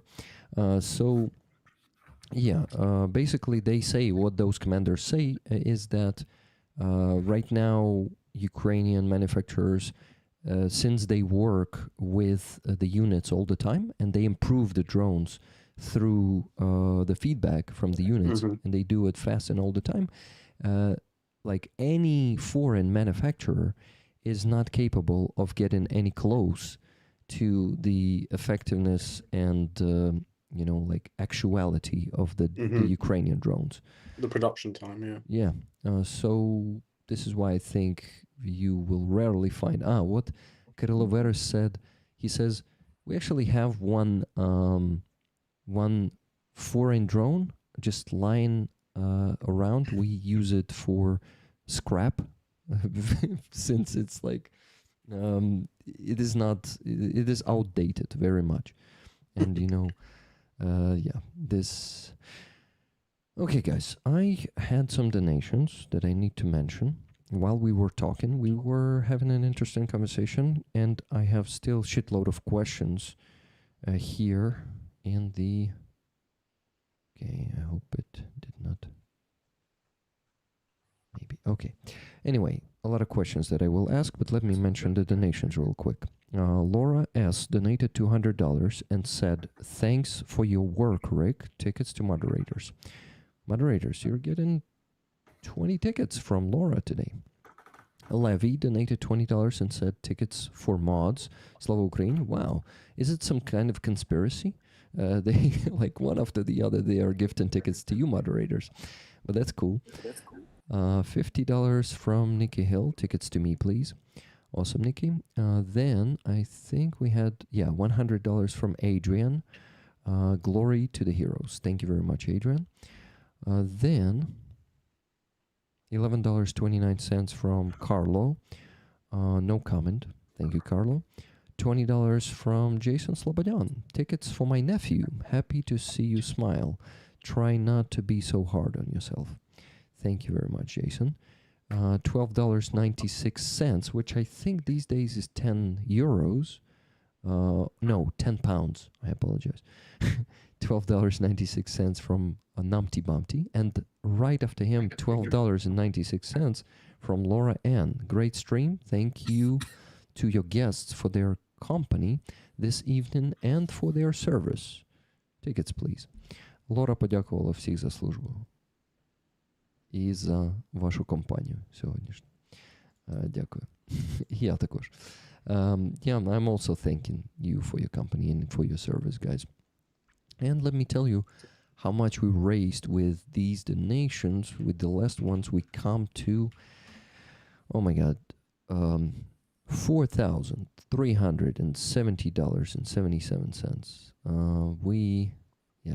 We crossed the $4,000 mark and almost have 4,500 today. Thank you, guys. Thank you very much. As for the, I will quickly mention the gifted memberships. If we want to reach the goal today, 176 of them left to get, so please help me with that, guys. Thank you. And I want to thank Big Andy for a super chat, $10 super chat. "Not able to watch you live today at the ice rink. Hugs to rollers and team over 162 centimeters. Noogies to dose shorter than that. We'll try to hop on later." Speaking of hobbit houses, right? By the way, I can hear myself from someone's phone. Okay, Mongol needs to answer that. And Thomas, Fuzzy? Sorry to interrupt you. I want to thank everybody for donating to the fundraiser that you guys are raising for me. I'm not sure whether to put it on hold because the mechanic guy, I sent you the receipt for the money that was deducted. So he told me for both cars, it would be between $3,500, $4,000, somewhere in that mark. So I was like, all right then, cool, sweet, happy days. So we started this fundraiser, we set the goal. He's then obviously charged me best part of $600 for these brakes. I think it's going to cost more than what he's saying. So I think we should personally either complete it and then start another one at a later date, or just pause this one. Because I'm either going to have to go to a different garage, or on Monday I'm going to have to say you need to start playing the game rather than fucking me about, because I've been chasing this guy up for a month for the full total cost, and he goes, yes, end of the day. Okay, sweet. And I wait till the end of the day, nothing happens. And it was only the other day I walked into his garage and I said, bro, when can you start the work on the car? When can you send me the full amount of the cost? And he was there like, oh, well, bring it in tomorrow. We'll do the brakes. I went, all right, then sweet, no problem. And originally it was 27,000 hryvnia. And then when he was working on it, it bumped up an extra 1,000 hryvnia because there was a problem or something like that. Bearing in mind, this guy, you know, he's done a lot of work for me in the past, but I feel at the moment he's either too busy or he just generally can't be asked. So it's kind of up to you, Rick, on, you know, how you want to run this. But I am gonna probably wait till I get to where I'm going to then start the work up there. Because this guy, he's just starting to piss me off because I haven't got all the time in the world to wait for him. Fuzzy, let's do it this way. We will fill the remaining part of money. We'll fill the jar. It's 24,000 left, a bit less, 23.5. Yeah, we're gonna fill that, and then you just don't smash the jar, don't shatter it. Then when you will finally find out how much is needed, you will increase the goal. By the way, guys, you see the goal was 154,000. Fuzzy sent me the receipt. Oh, give me a second. It was 28,420 hryvnias, if I'm not mistaken. I will. Yeah, something like that. I will tell you exactly in a second because I'm opening it right now. Yeah, 28,420 hryvnias. So he minused that sum from the goal of the jar. It was 154,000 exactly. Now you can see 125,580, which is exactly 154,000 minus 28,420. So, and you see he withdrawn exactly that sum of money from 130,000 that we had on the jar. It was more than that. I have the screenshot of that. We filled it on Wednesday. So basically, we will fill the remaining part, and then when Fuzzy finds out, he will increase the goal to the sum of money that he needs, or maybe it's going to be enough for him and he won't increase it and just send us the receipts later. We'll see, because who knows, maybe the new service that he goes to will charge less for the same work, and he doesn't need that sum. But I'm not hoping for that, Fuzzy. I know that how it works in Ukraine. You know, every car service wants to charge more than the other. The thing is, right, is what blows my head my head in, right, is like I go to his garage a lot, and I always get like my oil changes, you know, any work done. Like he's the one who done the work on the Navara the first time. And then I started using another garage that my friend, Ukrainian friend, introduced me to. I'm paying. The reason I don't go to like my friend's garage is because they're not always open. They only work like 2-3 times a week. But I'm paying 2,000 hryvnia more at this garage that I go to, like that I'm trying to go to, for an oil fucking change than I do at the other one. And when I was speaking to like his friends, he was saying like, bro, like I don't understand how it's cost this much. So I don't know whether I've started getting the foreigner prices, or whether he's just generally taking the piss, because he's aware that obviously like, because I told him like this money's coming from donations, so I need, you know, like exact amounts. And I think he's seen that and just gone, oh, moneymaker. But I don't know. I'd like to think not. But as I said, like Monday, I'm going to ask him for a total cost, because he was meant to send me one on Friday, Saturday, and today, and he hasn't obviously done it. So tomorrow I'll go down there, see what he's saying. But yes, it's fucking annoying. Well, car mechanics, yeah, they usually do that, but not all of them. It is okay. Atom, what is your experience with car mechanics in Ukraine? Okay, as for me, okay, sorry, I just started following the chat, and I loved the Andreas who wrote in Fuzzy We Trust. Okay, let's come back to the car repairs. I had my car repair ended 6th of April, and I also paid like 70,000 hryvnias, which is like I needed to make some minor issues, but after all, he said, "Oh, you have this thing bad, and that tool should be replaced," and so on. And it calculated over like 100, $1,500, something like that, even bigger. And yeah, that's something you have to face because in Kramatorsk, that's the big city near me. Uh, Either you have to wait for 3 weeks to be in the line, either the car repairs don't have mechanics who can make something more than oil change or tire replacement. Yeah, but like I think the main So reason that pissed me off about this whole situation is when I got all the suspension repaired on this truck. What was it? It was only like 60 or 70,000 hryvnia. I can't really remember off the top of my head. But I'm basically paying for example, for brake discs, wheel drums, and pads. I'm paying, I believe, half the price on what it costs to replace all of the suspension and the shoulders. So for me, it's there like how does that make fucking sense? Like, because it's a lot of money. Do you know what I mean? Because I remember once when we had the NAFO truck, it only cost, I think it was only like 16,000, but that was when I was in Kharkiv. So I don't know. I really don't know.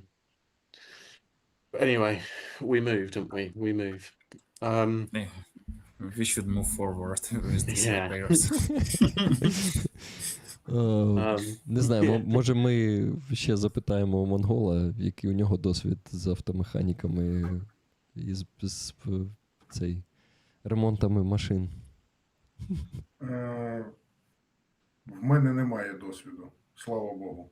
А тобі не доводиться машини чинити, якими ви? Ну, цим займаються водії наші, тому я ще кажу, слава Богу, це їхні геморої, там все дуже важко і тяжко іноді.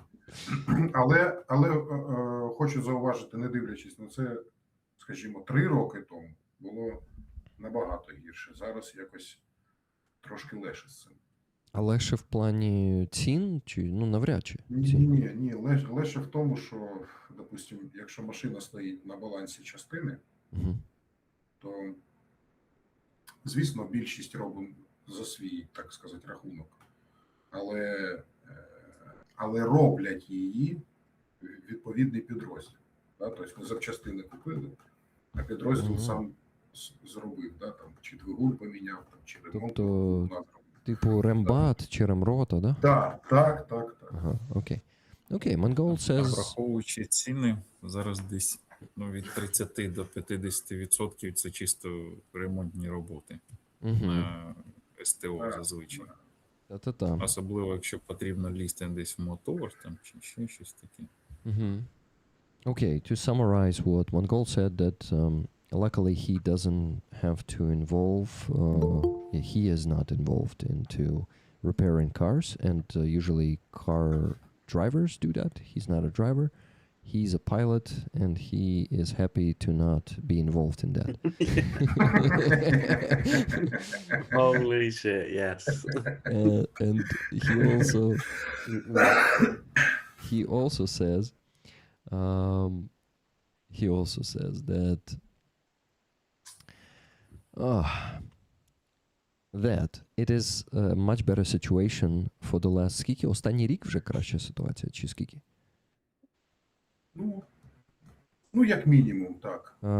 As a minimum a year, they have a good situation with the repair teams in their, by the battalion or no, in a brigade. They have like this repair unit, and they can just buy the parts. The problem is the repair unit is not going to be buying them the parts.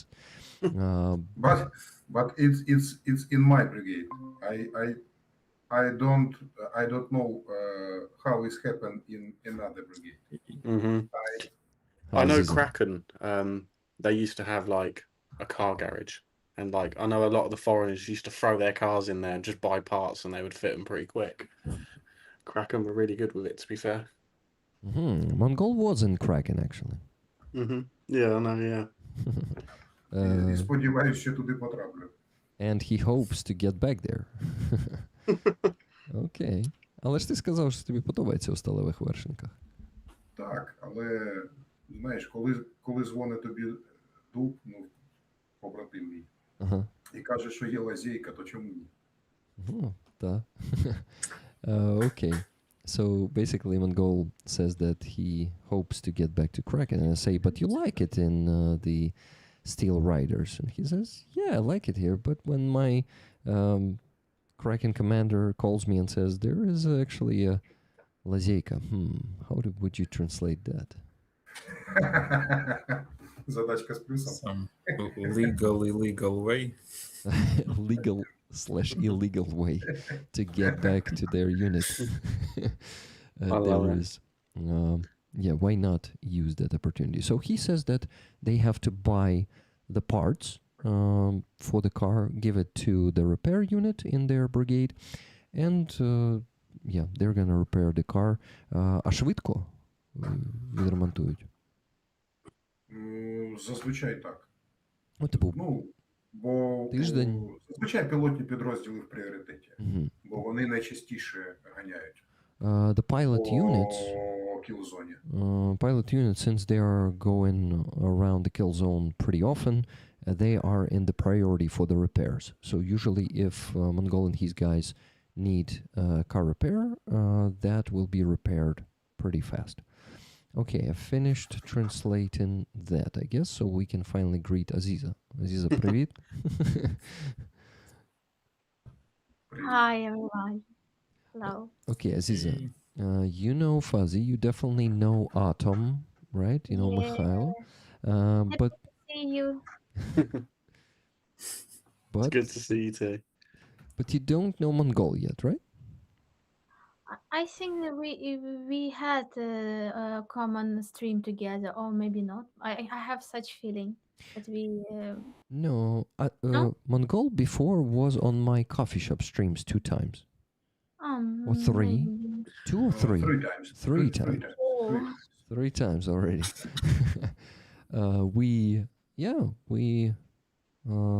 just actually closed the fundraiser for Mongol and his guys a month ago or something. Десь місяць тому, да, ми закрили вам останній збір. We help Atom and his guys too. We actually have him in line right now for the fundraiser in the nearest few months when the line gets to him. It's a quad bike, right? I believe it would be a car. A car. Because we lost many cars. Not expensive one like the previous time. You need something cheaper? I'm not sure I can tell you right now because we have some experience with quads and it's pretty nice, but you cannot load the quad with much load as you do with the pickup truck or whatever. Understandable. And you know, actually we lost some cars. I believe the car will be more in priority. Atom, I think if we go for example for a cheap car, let's say we're gonna buy you some L200 year 2000, like 25 years old car or 26, which is reliable. L200s of that year are pretty good.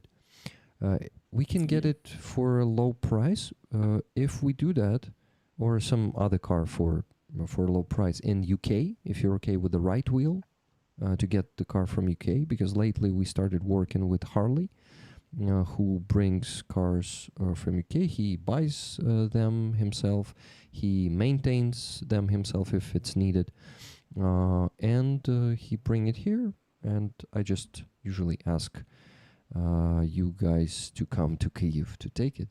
So if we work through this initiative and get you the car that way, and if it's not going to cost a lot of money, maybe we go for both car and quad bike.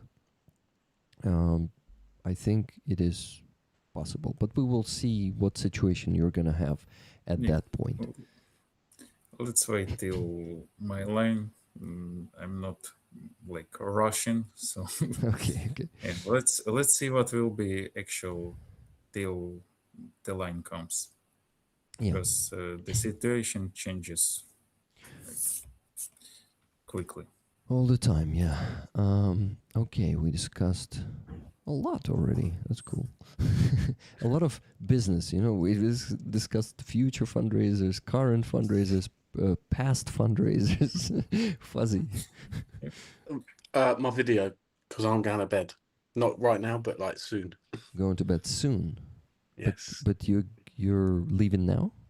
No, probably in like 20 minutes. Okay, 20 minutes. Okay, got it.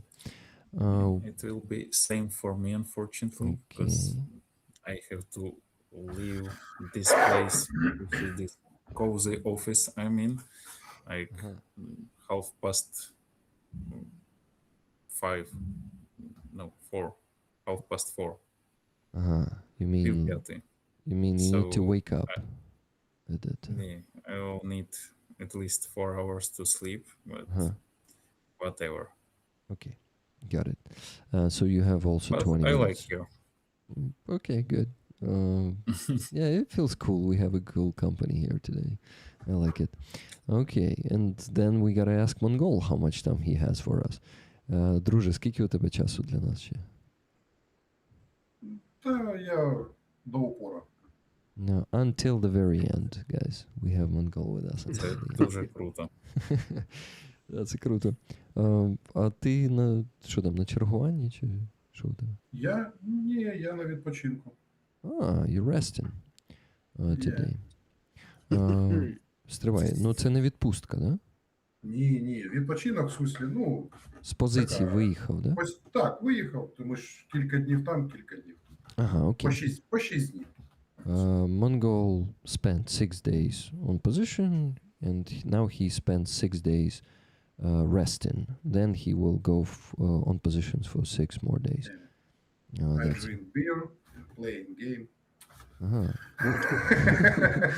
Big chilling. What game do you play? Resident Evil Requiem. What? Which one? Resident Evil Requiem. Resident Evil Requiem. Якого року вона?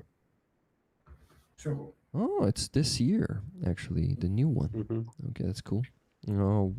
What platform do you play it on? PC? PC, okay. Is it a gaming laptop that you play it on? What? It's a геймерський ноутбук? Та ні, такий обичний, середнячковий.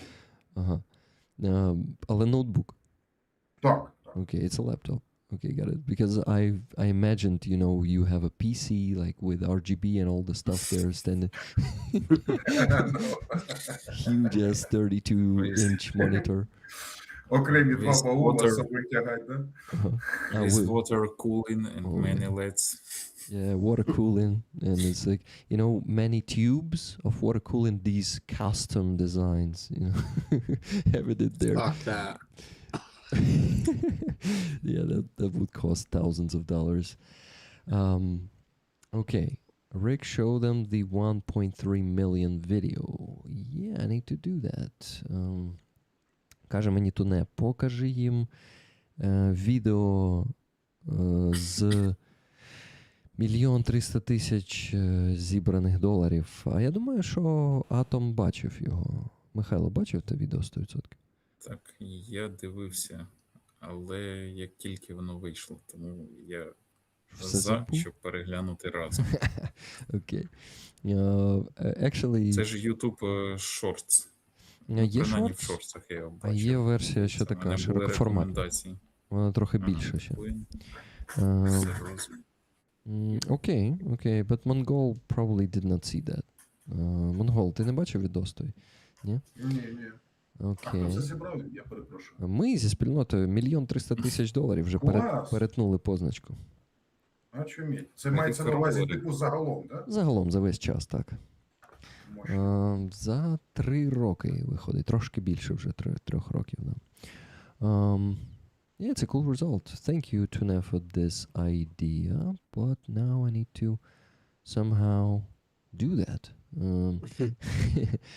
Коротше, тоді буду питати, чи є у вас, Михайло та Олександр, другий пристрій, на якому ви зараз зможете запустити, або прямо на цьому запустити. Єдине, що тоді треба мікрофон виробити. Okay. Fuzzy, you know how it goes, right? Either a second device or on this device just mute yourself and open that the stream on this device. Коротше, да, треба в Ютубі буде відкрити стрім цей, бо там трошечки затримка буде, секунд 5. Але відео там зі звуком можна подивитись, бо якщо я почну показувати тут, то воно буде просто без звуку. Окей. Ага, Fuzzy muted himself. Now we just gotta ask, I think, Mongol and Atom to mute themselves, and that's gonna be it. Ага, дякую.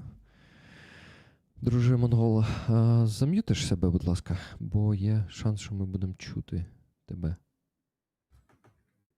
Ще раз. Зам'ютити, виключити мікрофон. Ага, дякую. Навіть не договорив. He did not even finish saying it. Okay. Okay, guys, let's go watch it. Okay, where is that? That is on my channel. A great spirit-lifting video with the achievements of this amazing community. And we keep rolling, guys. We're already over 1.3 million. And keep raising it right now. Let's go. We raised over $1 million for Ukrainian defenders.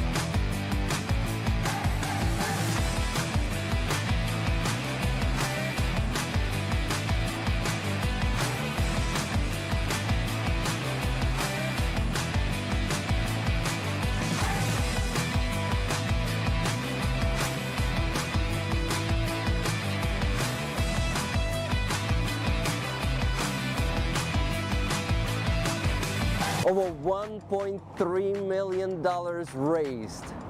We funded 67 vehicles, 34 car repairs, 392 IFACs, 100 drones, 26 power stations and generators, 78 pieces of electronics, 13 night and thermal devices, 17 electronic warfare devices, 19 anti-drone devices, 16 sets of tires, 13 mechanical tools, 135 pieces of special equipment, 28 heaters, and the huge ass sniper rifle.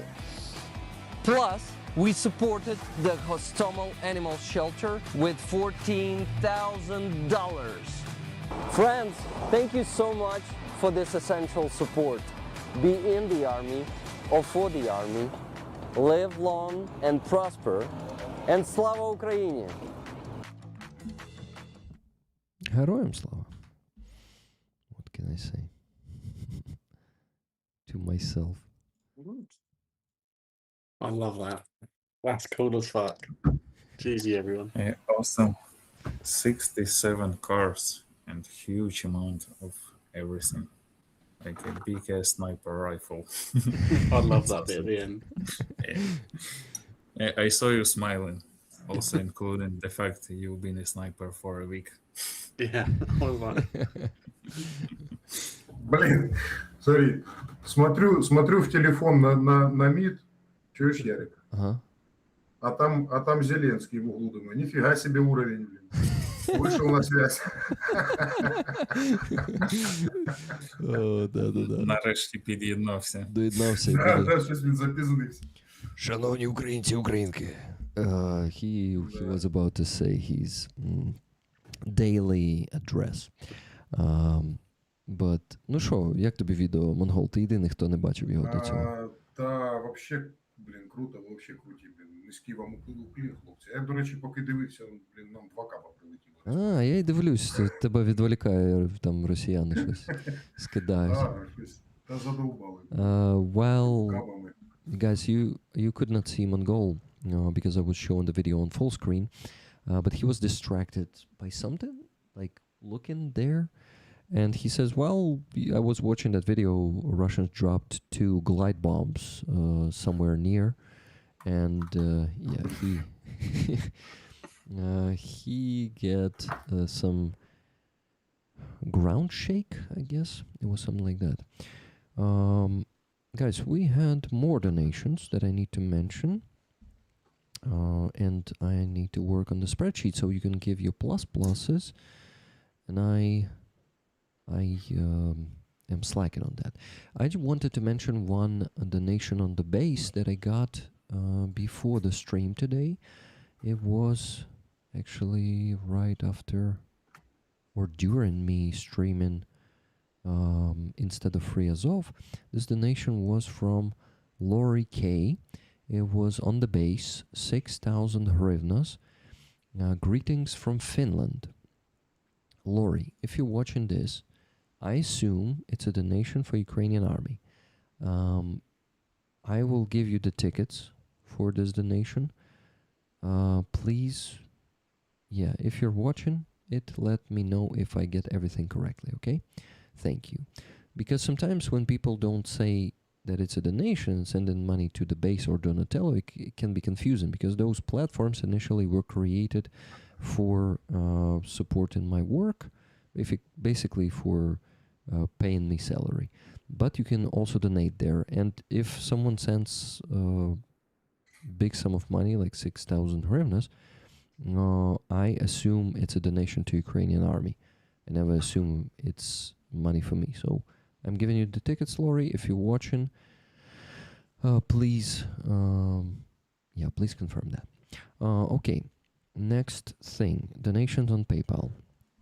$10 from Rachel from USA, F from USA. $10 ticket, please. I'm broke until next month. My kid's birthday was yesterday and I broke the bank a bit. Okay, thank you, Rachel.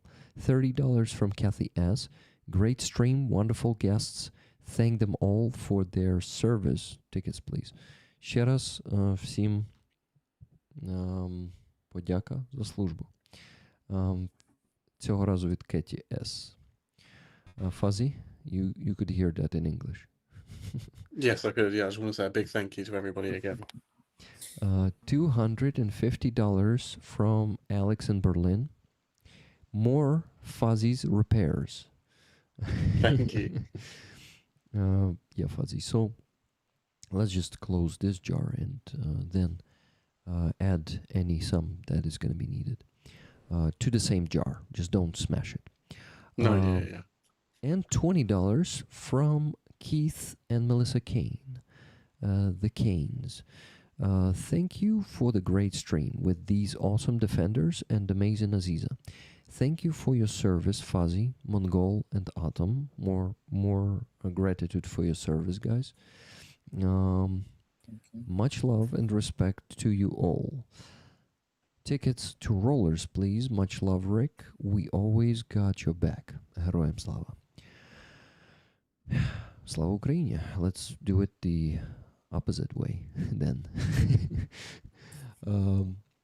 Rick, Fuzzy had a video to share. Yes, Fuzzy had a video to share, and we need to show it before we finish. And Daryl C just donated $20. It was this minute, and he said, hello from Canada. Slava Ukraine. Героям слава. Thank you, Daryl. So, my friends, we reached the goal, but we went over the goal, and let me tell you how much we went over the goal by. I hope that's a right construction. I used there, language construction. Maybe Fuzzy will help me as a native speaker. Look at his face. Wow, guys. Today, you donated $4,700.77. Yeah, Aziza, that much. We reached the goal at like 10 p.m. tonight already. It's insane. Thank you so much, everyone, for your donations, for this crazy support. So almost $5,000, 300 more, and we're gonna reach that. But no pressure, okay? Okay, I shut up. We have only 5 minutes left with Fuzzy and Atom. So we need to shut me up and talk to them, but we need to show the video from Fuzzy first, right? Or is it a photo? I think it's a photo, right, Fuzzy? Yeah, there's a photo and a video. The video is the Shaheed. Shaheed drone. And then there's just a photo of the accommodation. Let me save them real quick and show to Rollers. I'm working on it. Yeah, while I'm doing that, while I'm preparing, Fuzzy, Atom, say something, because we're gonna lose you in 5 minutes. Yeah, for sure. I just want to say a big shout out to everybody again. Really appreciate your help. It really does mean a lot. I'll just elaborate on the video briefly now. So basically, I can't remember what it was now. It was like 4 days ago, I think. Odessa was just getting smashed all night, and basically throughout the whole night, and then the whole day with Shaheeds. And it actually hit one of the university accommodations. And people would live, obviously students were living in there and stuff like that.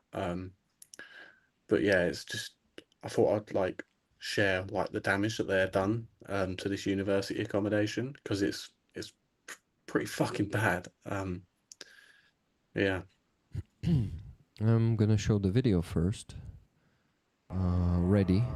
You guys can see it. No, I need to make it bigger. Is it Shahed or Herbera drone? I don't know, it went bang. Probably Shahed. Herberas, though, also work as a... no. What do you call that? Kamikaze drones lately. Mm-hmm. They have... No, so they've been mixing them up. I think... So they normally use, the grey one that I sent you, grey or white or whatever you want to call it. So they don't normally carry a payload. It's normally the black ones that do. But lately, both of them have started to do both, I guess. So yeah, guys, here is the damage that has been done to university's accommodation. Is this accommodation like a dorm? Or what is it? Yeah, it's where students live. Гуртожиток, yeah, in Ukrainian. Yeah, it is. A lot of windows are missing, and Fuzzy is was the strike directly at it, or is it the blast wave that got the windows out? So if you see the gate on the left, that's where like I couldn't go in there obviously, and I didn't really want to, but it like landed like on the other side of that, which is still part of the building, but like this whole bit, this is where I normally walk Boston. So when I went to walk him through there, and we saw like fire engines and just glass and shit everywhere. It was like, oh fuck, because I didn't realize it was like that. Mm-hmm. Yeah. Okay. Well, thanks for sharing, and it's important to see these because, to be honest, lately I noticed that I scroll through these pictures. You know, I watch the destruction last because usually, like watching all the posts in your news, you don't have time for it, and you unfortunately tend to skip something with destruction, with the death of people, because it's not also easy to get all of that through yourself, you know. And yeah, we kind of getting numb to this, and we see less of that.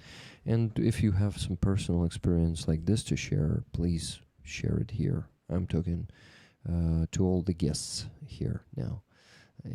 If you want to send the photos of some destruction that Russians do, please do. I don't know why I laughed in the beginning of this sentence. Nothing funny about this. Yeah, No, I get it, but apologize. we are completely immune to it. Like I'm not gonna say like we're fucking close to that, and the missus just slept through it. Like that's how immune people are becoming of it. She didn't realize until like the morning we were walking the dog, and she like shit herself a bit because it was a lot closer than she thought. She who? The missus. Uh-huh. Okay. I said I will give the mic to Fuzzy and Mike, but Mike didn't say anything yet because Fuzzy, I was ready to show the photos and the video. Yeah, I actually live in Kramatorsk city, and if in the previous year the glide bombs were happening from times to times, these days they use them every day, and they hit it at the center of the city for at least few times. They used Iskander today. Um, they hit many infrastructure where just regular people are living, are using the shops, the how do we say to bazaar Market, street market. market. The street market has burned twice. It didn't burn till the end because it has a fire brigade came quickly, but people are still using it. Even so, it was in fire twice this year only. So it's it's hard to see how people are continuing living in such conditions, and the worst part is that they are getting used to this. Mm. Because I'm not taking into account military because we have no choice. We agreed to go through this. But for people whose home is right here, they have to pass through this, and Mm. that's heartbreaking. Yeah, and And you see them every day, right?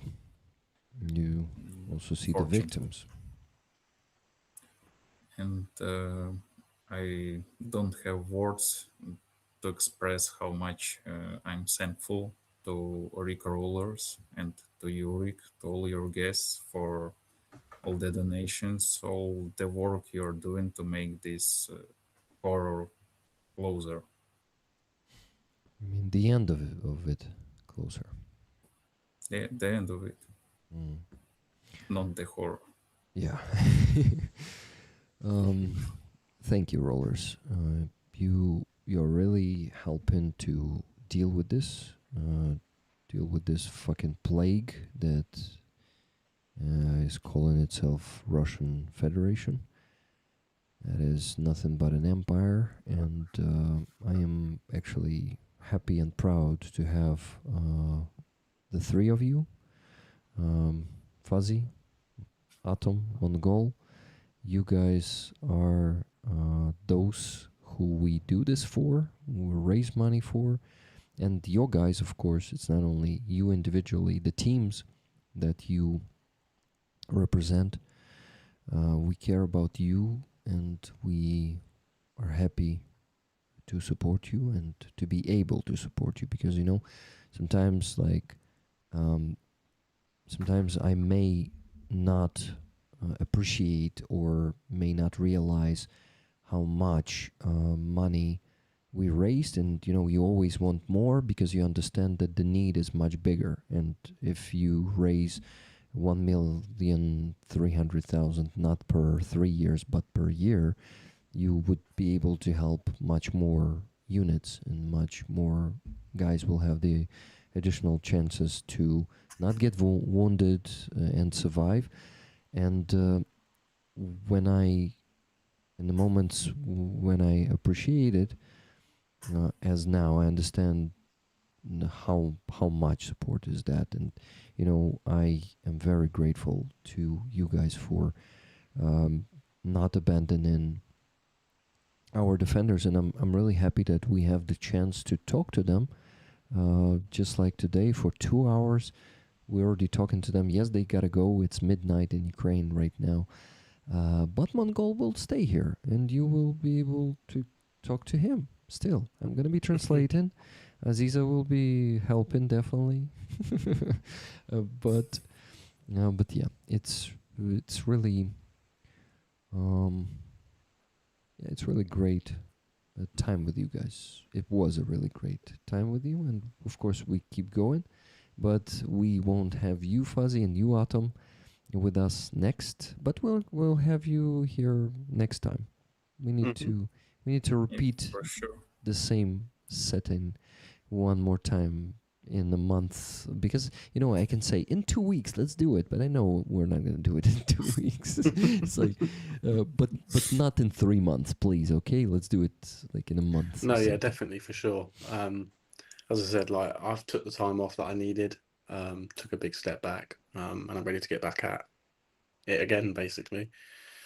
So yeah, thank you guys again. I'll stay in the chat until I die. So yeah, I'll see you all guys soon. Take it easy. Have a good one. Bye, Fuzzy. Good Thank night. you for having me. Yeah. And I definitely feel I have to come back with one kind of a poem, because whenever I see Mopsy's gun messages, I remember the poem she wrote about me. So I'll try to make a good answer back. Okay, awesome. Thank you, Mikhailo.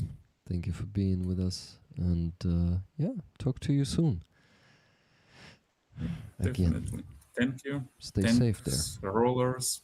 Bye-bye. Have a nice evening. Bye. See you, man. Thank you. Bye, Atom.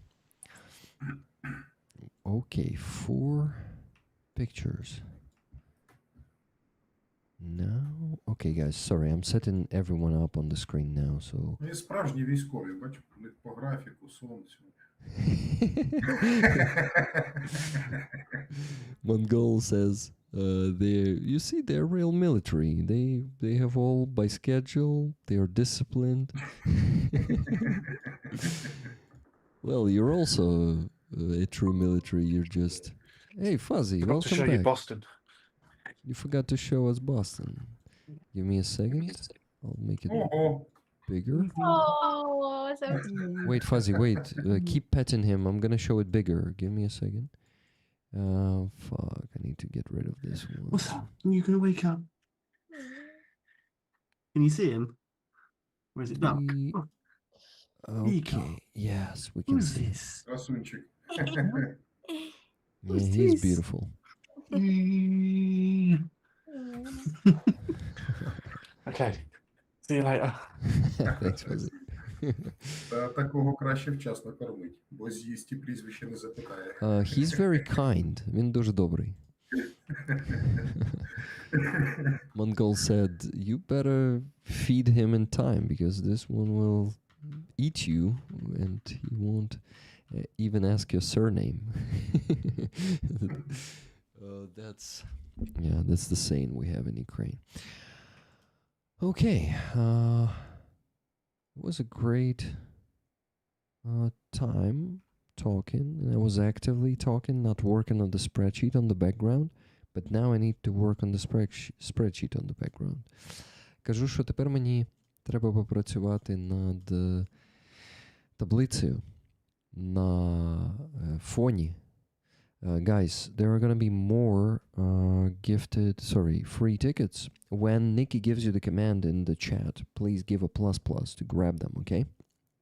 Ти ж пам'ятаєш, на одному з тих стрімів я 100% працював над таблицею на стрімі, пам'ятаєш, щоб розіграш провести. Оце мені треба ще й на недільному це робити. І тому зараз піду це робити, а вам з Азізою доведеться поговорити без мене. Азізо, можу я тебе попросити допомогти з перекладом, бо Монгол відмовляється говорити англійською. Він типу розуміє більшість слів і там речень, але такий, каже, невпевнений в собі, чи не каже, просто показується. В своїй англійській. Ось, і тому що? Тому він... Тому потрібен переклад. Але мені здається, що ти втомлена якась. Ти втомлена, Азіза? Ні, не втомлена. Ти на чомусь зосереджена? Може, ти читаєш чат зараз? Ні? Що ти робиш? Ні, я не втомлена. Все добре. Добре. А настрій як? Настрій таке. Такий собі. Ну тоді розкажи нам про свій настрій англійською. І Монгол, може, просто запитає щось, що не зрозуміє. Зробимо так? Of course, I can do everything.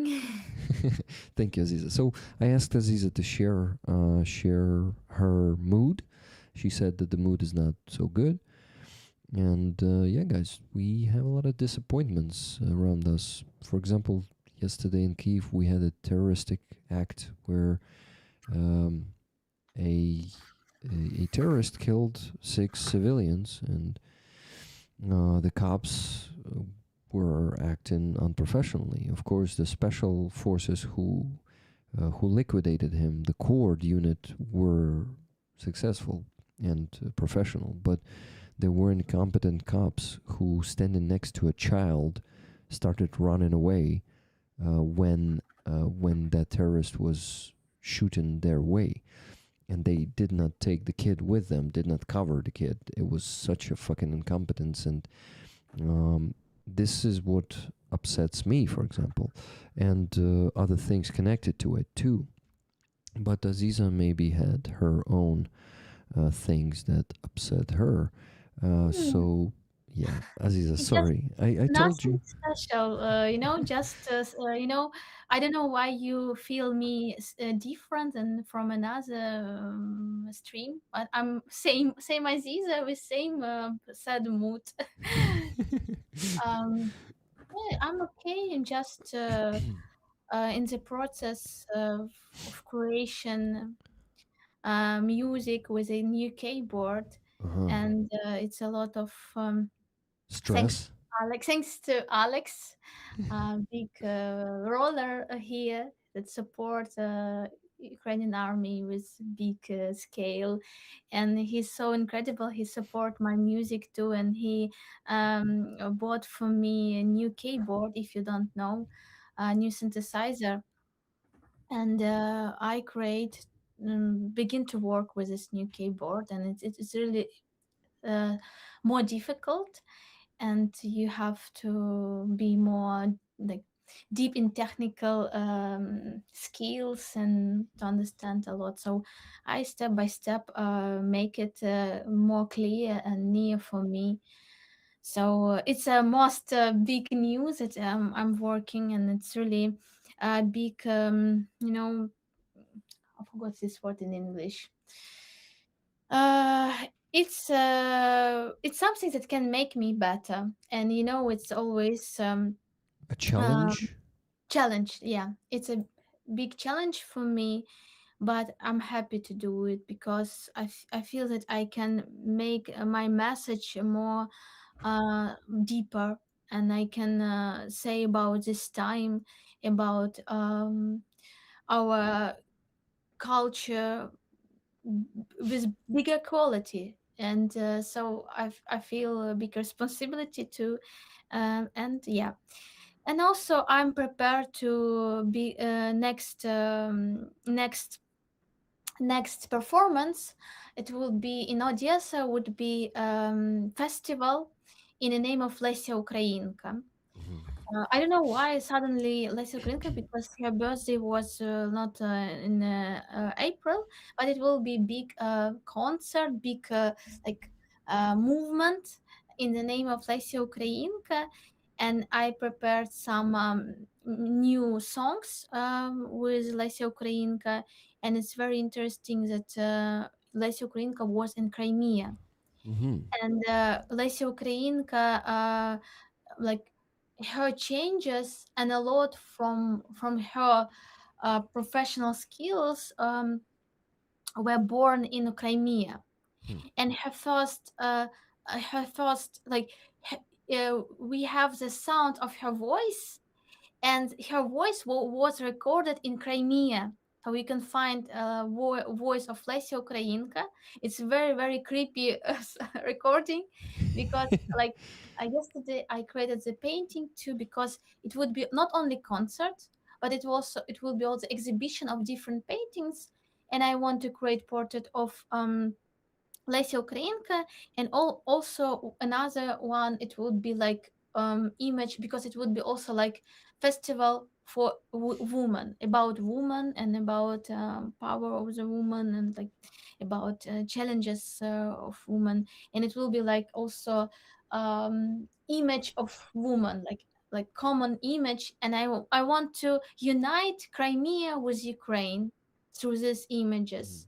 So it would be like Crimean image and Ukrainians through the Lesia Ukrainka, because Lesia Ukrainka in general, she even has a lot of lyrics about Crimea, and in her lyrics you can find a lot of love to Crimean civilization, like Crimean Hanat, like, and she wrote in her lyrics about Crimea when she visited in the end of 19th centuries, that it was lost um, state.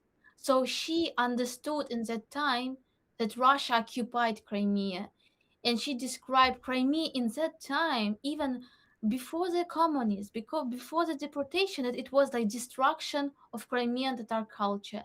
And you can imagine, if in that time it was destruction, you can imagine now how big destruction of Crimean Tatar culture after the deportation and after occupation now.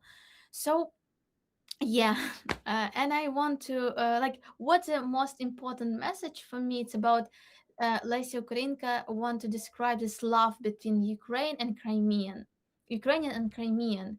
She wrote a lot of like small novels about love, and she compares her private life love with love of Crimean Tatar people, and it's really interesting. And today we can find a lot of hatred feelings to Crimean Tatars because of Russian propaganda, and because when somebody asks me why a lot of Crimean Tatars are still in Crimea, and Mhm. somebody don't understand it, they said why they don't just don't leave the Crimea because it's occupation.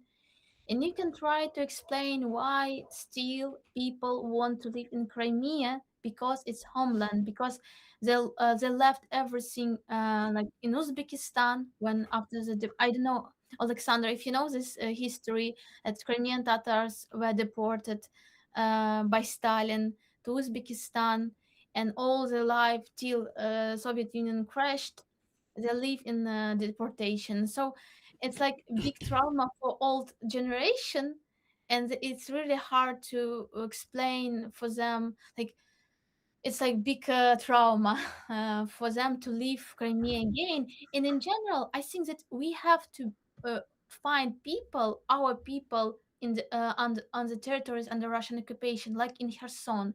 I think Kherson explained more for the people that people can live under Russian occupation and can be Ukrainian, love Ukraine, and we need these people because we need that somebody help us to liberate these territories so they can help Ukrainian soldiers. They can be our like partisans. In any case, we need these people, and Hmm.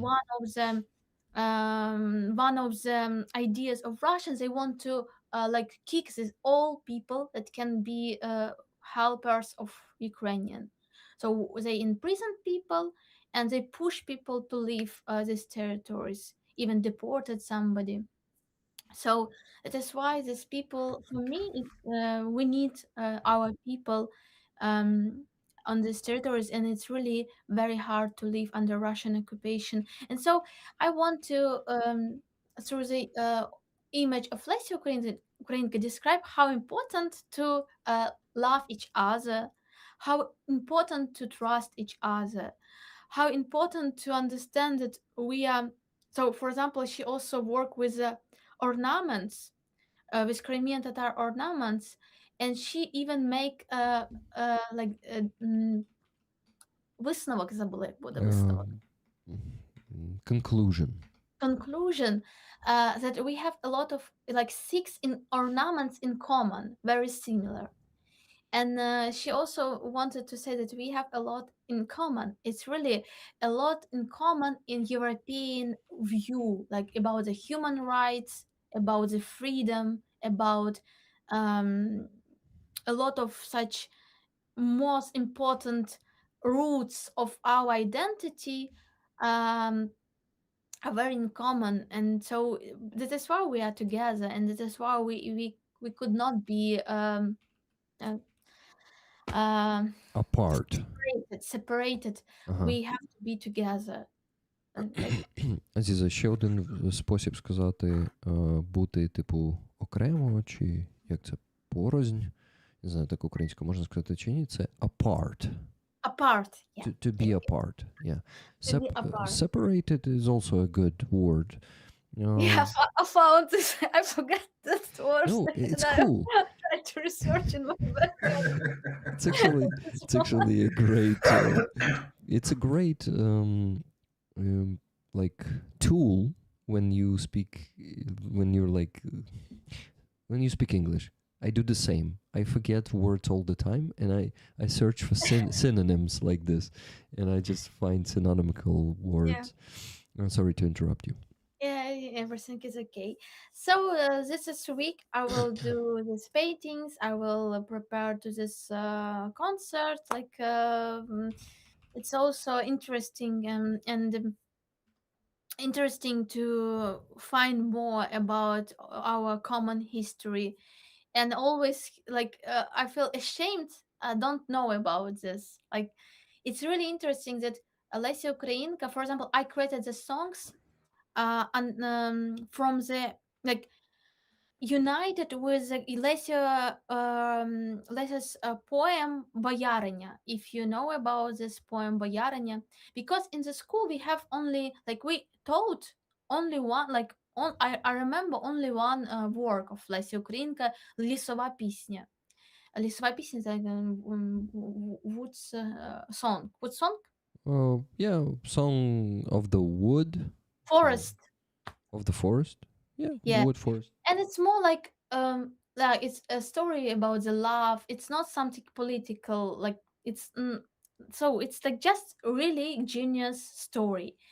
And but Lesya Ukrainka wrote a really great novel. Like I think it's correct to say it like novel Boyarinya, and it's about the woman who was in love with a guy, And this guy took her in Moscow because he chose to serve to Russian Tsar, to Russian in Moscovia. He chose to.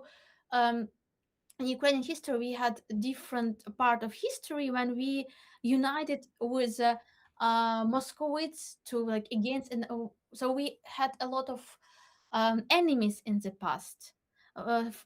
Fortunately, it's really good that we have like directly we have only one enemy, Russian, but in the past we had um, Russian, we had Polish people, so We had around of Lithuania too. yeah, we around of us all we were like in the middle of different civilization, and they want to occupy us from different sides, Ottoman Empire, and so Ukrainian just tried to survive in this, and it was really crazy time, and it really was absolutely like when you imagine that everybody want to kill or destroy you, and different hetmans try to make different decision, and so we had also history when we united with Moscovites, and so this person, noble Ukrainian, tried to work in Moscovia and tried to serve, and she was his bride,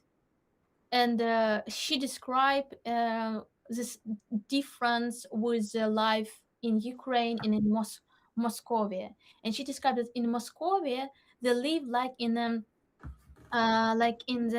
Muslim culture, not Muslim, how to say, the women were covered, the women could not talk with a man, the women live like very like enclosed world, and in Ukraine, women were very open. She could even when she's a girl, when she's not like wife, she could use flowers. She could walking on the street. He could sing. So girl in Ukraine were much more. Even it was the same patriarchat, but she was like really free, and Moscow it was another life, and she described how she began to hate her husband because he betrayed our nation, because in that moment in Ukraine were like революція, повстання, повстання, Rebellion. rebellion against Russian, and he took the side of Moscowite, and she was like she began to hate him, and she began to begin to die slowly, like begin to be sick from this life, and she described this feeling that she doesn't want to live in this world. She is for her bet it was a better choice to die, and she died in this story, and it was really absolutely amazing story that we could know about this in the school. It would be very great story to understand about this difference between us and why. So she described it in the end of 19th centuries.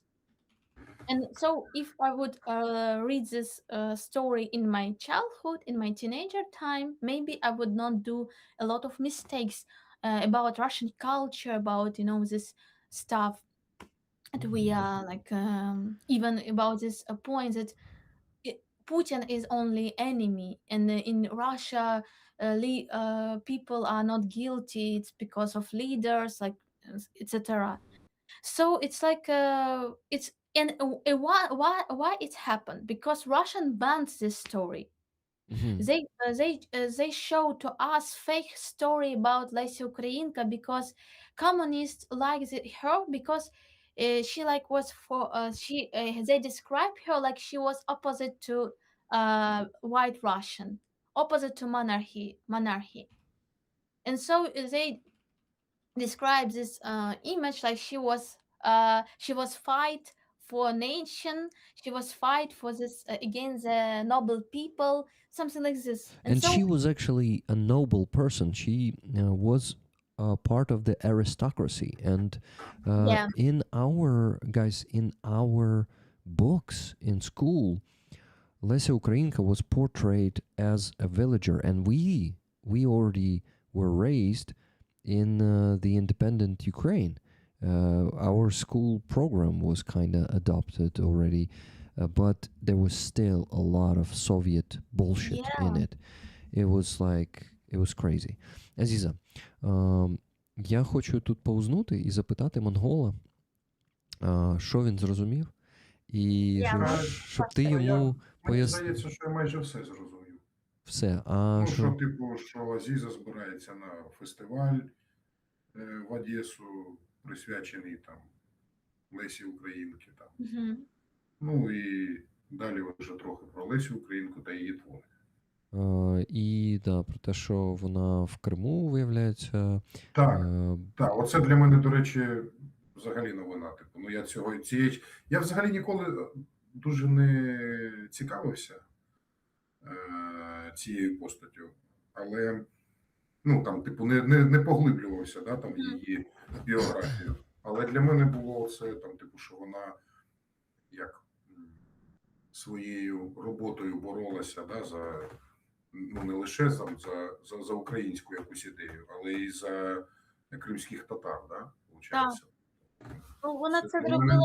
Ну, вона це робила так не так, що це була маніфестація, але вона своїм Так, я розумію. запалом це показувала. І, на жаль, теж от вона збирала ці орнаменти, і там було дуже багато, типу, десятки орнаментів, яких вона намалювала сама. Тобто вона дивилася там, коли дивилася Бахчисарай, вона це замальовувала, і потім вона це надіслала, я забула його ім'я, якомусь шляхтичу. І після там революції, після всього цього, воно згоріло все і пропало. І до нас дійшло от знову, ну, you know, Ukraine always in the flame. And a lot of our museums, a lot of our like artifacts burned. And for example, if we talk about this ornament that Lesia paint in Crimea, so what she did, she just was, for example, in Bakhchisarai Palace, Bakhchisarai Palace, or in a different like cafe, and she like paint a lot of Crimean Tatars ornaments. And it was like a lot, and she sent it to another person, noble person, I forgot his name. And it just after the revolution, this place where it was, it's burned. So we lost it, and we have only like 6 ornaments that was in a house of her parents, and we just don't know if it's really her paintings or maybe her relatives. But yeah, she I think she was in love in Crimea, and she wanted to live in Crimea, but Crimea has climate, you know. Of course, maybe you don't know, Lesia Ukrainka was very sick.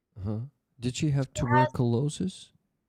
tuberculosis. Tuberculosis, yeah. So in that time, it was like illness that can kill you slowly.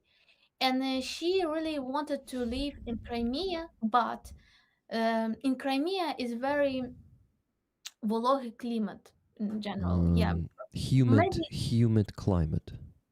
Yeah, it's warm, but it was not so perfect for her. So, and she has to move.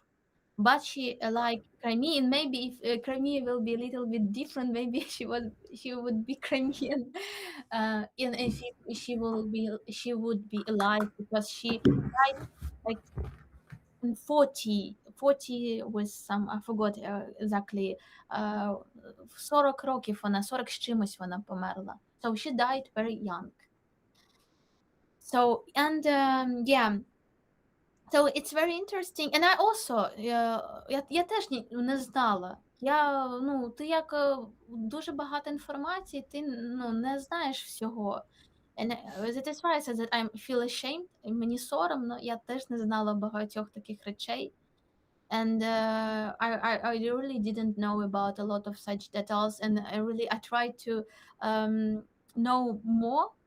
But it's really sad, because Crimea lost for us, for Crimean Tatars too, because a lot of information we have not from the Crimean Tatars, but from the people who visit Crimea.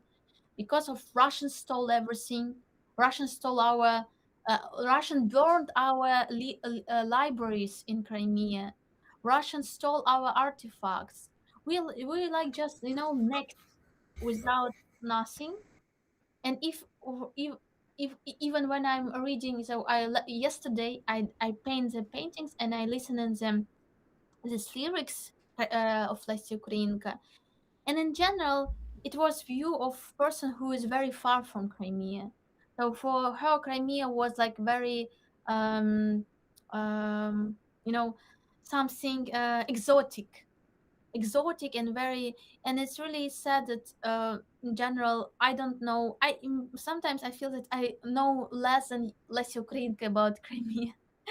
And when somebody said to me, "I don't know nothing about Crimea," I'm like in my headset. I also don't know about Crimea nothing, because because I know very small information.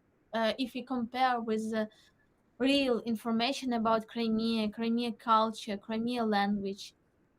So even such a step make me deeper and with understanding that we have to talk about Crimea. And even on this festival, the organizer said to me, prepare speech. Like it would be like my performance with music, and between it was just speech about myself. And I want to use this speech also to explain this connection with Crimea, even not about me. And it's all about our mission sometimes, that we can forget about our inner world and talk about Crimea in general. So like you don't talk about your inner identity that's absolutely not, like, probably can be very far from your nationality, but you have to talk about Crimea, like to open more for the people. And it can help us to understand why Crimea is important part of Ukraine. Why, even if we still don't liberate, and we could not liberate Crimea through the power, through the like physically, we can liberate in a cultural way, to understand their culture, to understand, to be like ambassadors. So my mission to create more people that can be ambassadors of Crimea, because every time when I meet different people and I like explain something, then they begin to love Crimea and to understand Crimea more. And so we can share this, it's like can be like a virus for the, like, in good way. And people can talk about Crimea through their relatives, to different friends, and to explain. Like I really happy that in Odessa I met a lot of great Ukrainian patriots that are great activists for Ukrainian culture, for Ukrainian language in Odessa region. And it's not so easy to do, because still we have a lot of people who say, um, like, it's not important. But I think for me, I don't know, Олександре, як ви думаєте, для вас це важливо, українська культура, українська мова? Так, 100%. Тому що ми тут в Одесі прямо ми відчуваємо, що у нас небагато таких активістів, але ми відчуваємо, що у нас є відповідальність змінювати вірніше повертати Одесі українську історію, тому що дуже багато фейків, особливо те, що там кримінальна Одеса, яка була насправді це пропаганда російська. Так. Russian created a big fake image of Odessa, that it's criminal city, with really pushing of this, and it's really helped to unite Odessa with Russian culture. And also they always use it. Russian language is like special Odessian language, but in general it's just Russian language, nothing more, like Russian language, and that's all. And we were joking a lot about also коренные. We have like some part of people that say that я коренной одессит, и мы тут всегда разговаривали на русском. Like, oh, we are коренной, it's like indigenous Odessian, indigenous Kievan people that we are talking always in Russian. And they always pushes we always were Russian speakers never talk in Ukrainian. And we are like we have big like real roots, and everybody who are speaking in Ukrainian, just as they came from West Ukraine, they are not. And it's really funny because a lot of really my friends who live in Odessa many generation, and they're speaking in Ukrainian. Somebody from these people begin to speak in Ukrainian from 2007. So many years ago, of course, through the Russification, a lot of people, like it was in different cities, in big cities, because of Russian colonization. And if you want to study in university, if you want to work, you had to speak in Russian. And a lot of Ukrainian even begin to be ashamed to speak in Ukrainian. And even new, like my friend told me that in 2020 she could not find the work in Odessa because she spoke in Ukrainian, because she was from the village from Ukraine, from Bessarabian part, and she spoke like she was from ancient Cossack village from Bessarabia. So it was like from part from this time of Cossacks. She lived in this. Her ancestors lived in Odessa region, and she didn't know Russian at all. And when she came in Odessa, she could not find the word because everybody said you have to speak in Russian. And she asked her boyfriend to teach her Russian words, some words that she could use. And so it was like reality of this person. And when I imagine myself that I spoke in Russian all time and even like didn't stop myself before like a full skilled word, it's really painful moment. But I think that never late to never late to change yourself, and it's really good example for different people. I think that you know, me too. I was born in the family who we are speaking in we were speaking in Russian only, and it was because of Russification, because it's Crimean Tatar family. We lost our language, and it's like a big example of how Russian culture work, like destroyed your identity. And yeah, it's like our Odessian mood. Yeah, but still I apologize. we have the humor. Sometimes I told the last time that we have a lot of сварки, я забыла это слово. Fights.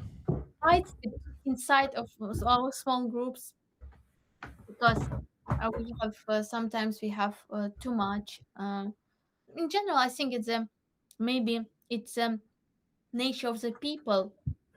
When in like I always met different organization, and inside of this organization, somebody are against each other.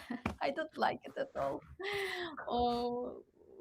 And it's like you want to be friend to these people because they're all up patriots, they're all great, but in some ways they don't like some details of the views of something, like they are not agree with this. So that's my story of this time. I think you do big work because Odessa and many different cities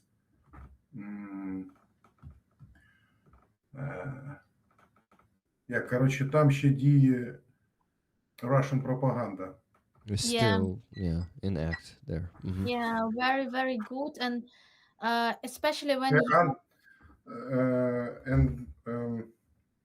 Коротше, і нам ще дуже довго прийдеться по крихтах відновлювати нашу історію. yes, absolutely. Mongol says, and we will have to restore our history piece by piece. Tiny bread крихти, як це? Shit. Guys, how do you call the small pieces of bread? How do you call them? When you take bread and then just smash it into pieces and it drops down everywhere and you're like, ah, shit. You take your sheet from the bed and start, you know, кажу, береш простиню і починаєш це трусити. Так. Це просто це грустно, але... Crumbs. Крихти вони називають crumbs. Bread crumbs. Cool. Thank you, guys. I am showing 2 of the new paintings of Aziza on the auction.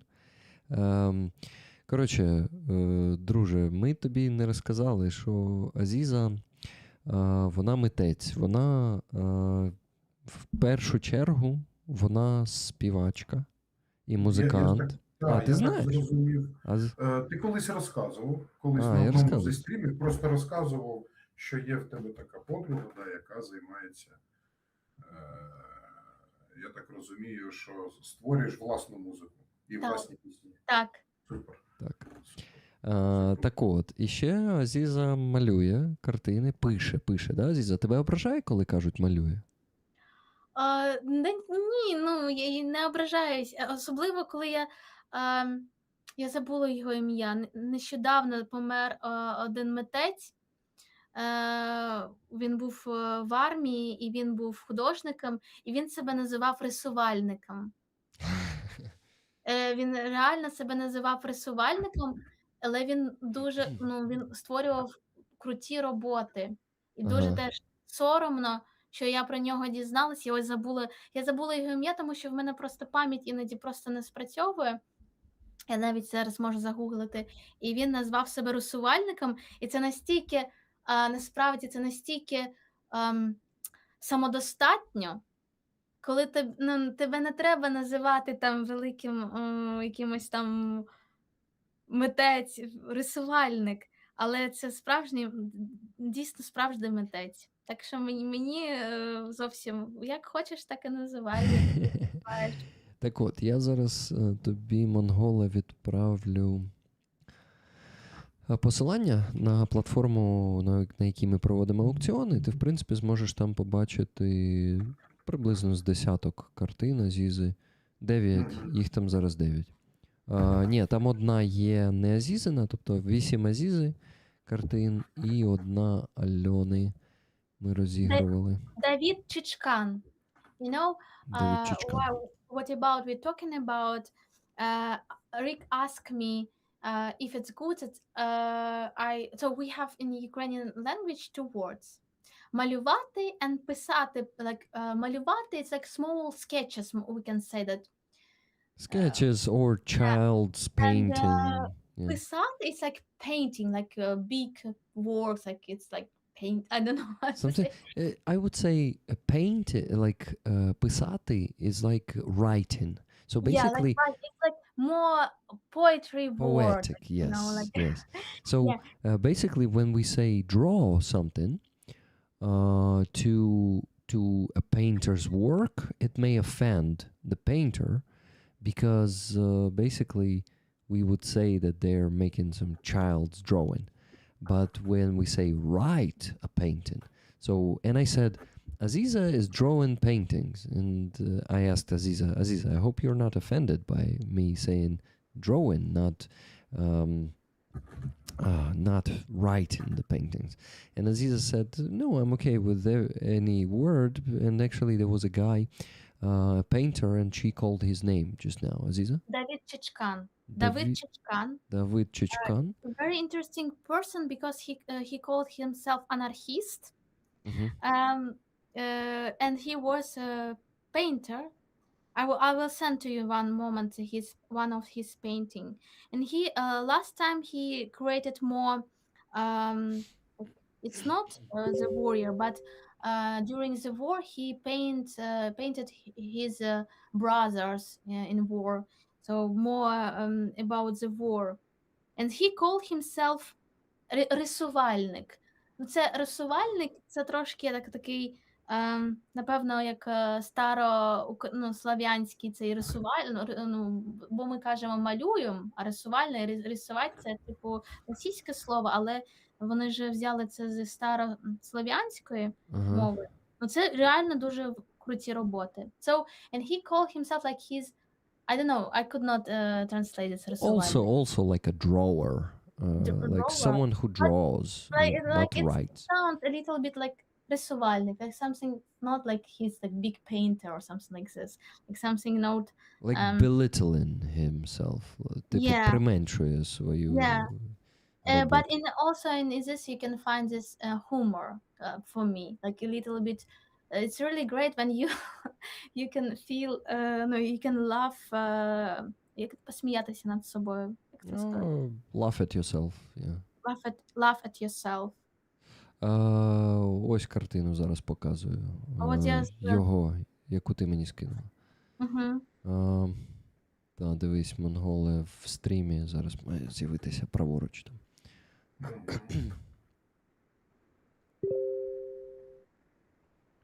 Ось ще я б надіслала. О, круто. А він українець? Так, він українець. А ось з військовим. Зараз. Ага. Зараз ще дві буде. Зараз покажу. I will show you two more paintings, guys. Give me a second. Here's another one of David Chichkan. Чичван. Чичван? Чичван. Зараз.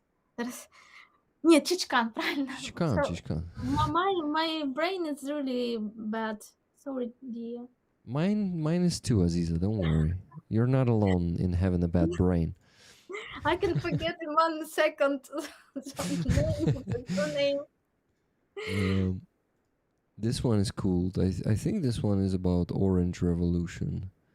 He also created. Sorry, not Orange. I wanted to say Revolution of Dignity. Yeah. He also created street arts. For example, now I will send to you street art.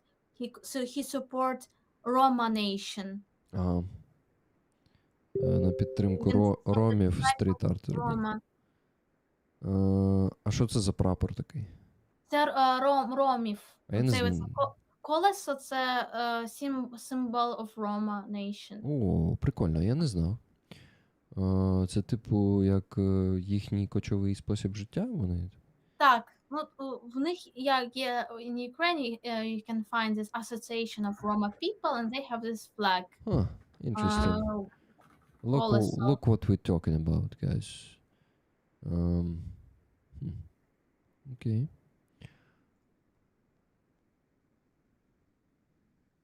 It's interesting. I think we can definitely find some Roms in Ukrainian army fighting for our I even subscribe I have friends in Instagram from Roma nation, but I forgot his name. У тебе часом монголи-побратимів ромів не було? Та ні. Ну, як сказати, є в мене побратим, собственно кажучи, у нього позивний такий же циган. Ну, чи дійсно він циган, чи ні, тут. Ось, я тобі надіслала прапор, я так трошки його обрізала, типу не повинен бути прямокутним, цим, ось такий. Типово. Зелений, блакитний і колесо. А чого обрізала? Там щось нецензурне було? Та ні, просто я, обрізала. Коротше, я не можу, не питаю, нічого поганого там не було. Yes, a Roma community in Ukraine, very, very progressive. Because, for example, I can find a lot of pages of Crimean Tatars, and sometimes it could be not so modern, but the like main culture channel that I subscribe in Instagram of Roma people, very modern. So they work with their community in the really great way, and they describe share the stories about Roman great writers, activists, performers. So they really talented people for me. I think we could teach a lot from the Crimean Tatars. I don't know why. Maybe yeah, because of our history that we were in such big stress many centuries. We lost a lot of creative minds, and that is why it's so hard to do something new in our community, in Crimean Tatar community. Like I see, because I don't know. It's like maybe next generation. No. It's a bad position. We will change it. Step by By the way, Carlito just said Aziza's English also getting better and better. Yeah. Oh no, it's illusion. No, it's not an illusion, Aziza. I think I can even. No, wait. Do I say I can even? I can for sure agree. Your English is getting better and better. So, in my opinion, your English is good. I am easy understand you, but I difficult understand another guest Atom? guest of week. Atom or fuzzy? Fuzzy. Yeah, Особенно. no, fuzzy. Sometimes it's very hard to understand. Well, When you mate, fuzzy's British, so it's not easy yeah, to British understand. is very interesting language, and sometimes it's very hard to understand. Like I can understand, but in common. Коротше, я зрозумів, що коли україномовна людина розмовляє англійською з таким українським акцентом, їй зрозуміти набагато легше. Yeah, and it's Ось because Атома і тебе, я ну прям геть класно. Я просто я в шокі, я все зрозумів, геть усе. But I'm not speaking with Ukrainian accent. sometimes it's very hard to understand Rick too when you use some really special Words. English words, like with A good American accent. yeah. Yeah, when I actually start speaking with American accent and I start using some slang words and some phrases like, да, щось таке. Тоді, щось типу того. типу, сленг. Просто ти використовуєш правильні обороти, правильні слова, і я іноді їх не знаю. Ну, я не знаю, що це конкретно означає, але я можу в цілому зрозуміти, що ти кажеш. Іноді я можу детальку якусь не зрозуміти важливо. Так, іноді я прям такі вийобісті слова використовую. Їх Ну, це добре. It's really good that you can teach us. Like it's a good experience. So I always try to try to remember what you said, but I forgot immediately. Like It's okay. Russified without L. Russified. I remember. Odessa, not Odessa. Odessa. Odessa is not the reason of English. It's just the reason that I'm we live in always our community Russified us. Like you try to speak everywhere in Ukrainian, but every time you catch yourself with Russian words, and you cannot but in same moment you cannot speak in Russian anymore. So it's like you begin to be sometimes in the middle of this, like your Ukrainian is not so perfect, but you probably I want to forget Russian. Like sometimes that is why it's hard. I never spoke in Russian. Maybe until from the 2023, I think. You stopped speaking Russian, right? Yes, because sometimes it was the people that were speaking with me in Russian, and it was sometimes hard. And they know that I spoke in the past in Russian, and I don't know why it was hard to speak with these people in Ukrainian. And now I like overcome this. I won this battle, and I begin Battle. to Yeah. speak in Ukrainian even with these people. So I understood that it's like mind problem, that you just it's problem in your mind. It's like it's sensor in your head. It's a feeling that you are not like deserve to speak in Ukrainian or something like I don't know. It's really a disgusting feeling that you like. So I I want this, and I begin to speak with these people also in Ukrainian, Mhm. and for Yeah. me it's also really good. Next step to make what I cannot do is to pretend that you don't understand them. Yeah, yeah. Знаєш це слово, монгол? Pretend. Це прикидатися. Тепер знаю. Pretend. Pretend. Угу. Ну, воно пишеться через і, тобто pretend. And you say. So, next step, наступний крок, is to pretend Hard. that you don't understand the Russian speakers. It's very hard because for example near with me there is a shop, and in this shop work very nice women. They're so kind, they're so cute, they're very so great people, but they're speaking in Russian all time, and it's really hard to be bad person for these people because they're nice. And even there is one woman, probably I told you about her.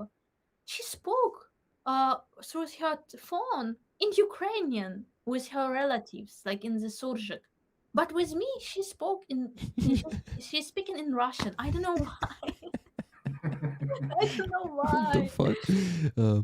Maybe you ask her gently once. Oh, No, I could so not. no, like this. Sorry, I heard you speak in Ukrainian with your relatives. Like, can you no, and just kind of get interested. Oh, where do they live? Like, or like maybe just be more tricky. But Может, I think більш that хитрим I способом. passed this moment. It's just I saw her many times, and finally, oh, It's like I have idea. So that is why I think maybe when I will change my place, like when I will live in Kharkiv, some maybe, or in another like area of Odessa, Era, and I це will be a new person era. for somebody, Мгм. and I change my reality, begin to be a negative person, and I will say, can you speak with me in Ukrainian? I have like problem. I have mind problem. No, in general, I have mind problem. I have in the beginning of full scale 4, I begin to afraid of Russian language. I don't know. I had so big changes in my mind. So when I heard the Russian language, I was shocked. I could not understand it's Ukraine or Russian, and it was really hard to walking streets in Odessa region. And step by step, I tried like close my this feelings and just pretend that I'm okay, and just don't. Sometimes I even translate the words in my head. Like people, children talk with me in Russian, and I translate these words in Ukrainian, just like you watching the film and you have dub on this in Ukrainian, and this dubbing I have in my head. This is cool. Цей монголи, знаєш, дабін слово, ні? Дабін. Ні, це слово я не Це зрозумів. дубляж. Так, Це типу в мене в голові дубляж. Я коли чую це я. російські слова в мене в голові, я перекладаю, типу, я намагаюся це фоном замилити, але в голові це crazy, ну, не знаю, в такий час живемо. Ну, просто ти розумієш, що ти любиш цих людей, вони хороші, але ти не хочеш сваритися, але тобі дуже, ну, неприємно взагалі. Так. А у тебе як це, монгола? Та в мене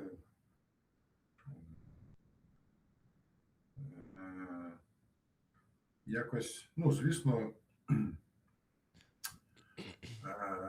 ну, я максимально перейшов на українську, звісно, там все. Але коли стоїть, ну, скажімо, там, потрапляєш в компанію, там, допустимо, людей, які розмовляють російською, я тупо навіть не помічаю, як я переходжу назад. Просто не помічаю. Да. Але вдома лише українською. Хоча, знову ж таки, і це навіть не впливає. Там, у мене сини ледь-ледь українською розмовляють. Ледь-ледь. Хоча ми спілкуємося українською вдома. Не хочуть. Все, ютубчики, компашки. Все кацапське. Це проблема, тому що в мене є подруга знайома в Одесі, і вони, ну, вона теж перейшла, звичайно. Це проблема, що вона перейшла на українську, і вже діти знали російську. І вони, їм важко перейти на українську, тому що, наприклад, в школі вони, там інші діти, вони розмовляють російською. Це якраз оце покоління попало. Так, і вони навіть якось, ну, погано ставляться до інших. І для дітей дуже важко це, ну, їм хочеться ж не бути там якимось білими, ну, особливо в Одесі це так, тому що всі розмовляють російською, і в класі, типу, ти один розмовляєш, намагаєшся перейти на українську, все одно, ну, це важко, не всі можуть. Тут ще питання навіть, знаєте, що діти більш комплексні? Ні, я ледь не ляпнув, звісно. Предрозположені до якихось комплексів. Да? Якщо я там в свої 40 років, які там в мене вже комплекси, слухайте, ну, мені вже плівать, як я розмовляю, там, чи каряво, чи не каряво. Ага. Я розмовляю, і мені геть не цікаво, що про мене хто й думає. Ну, ладно, не оминемо тему англійської мови. Все решта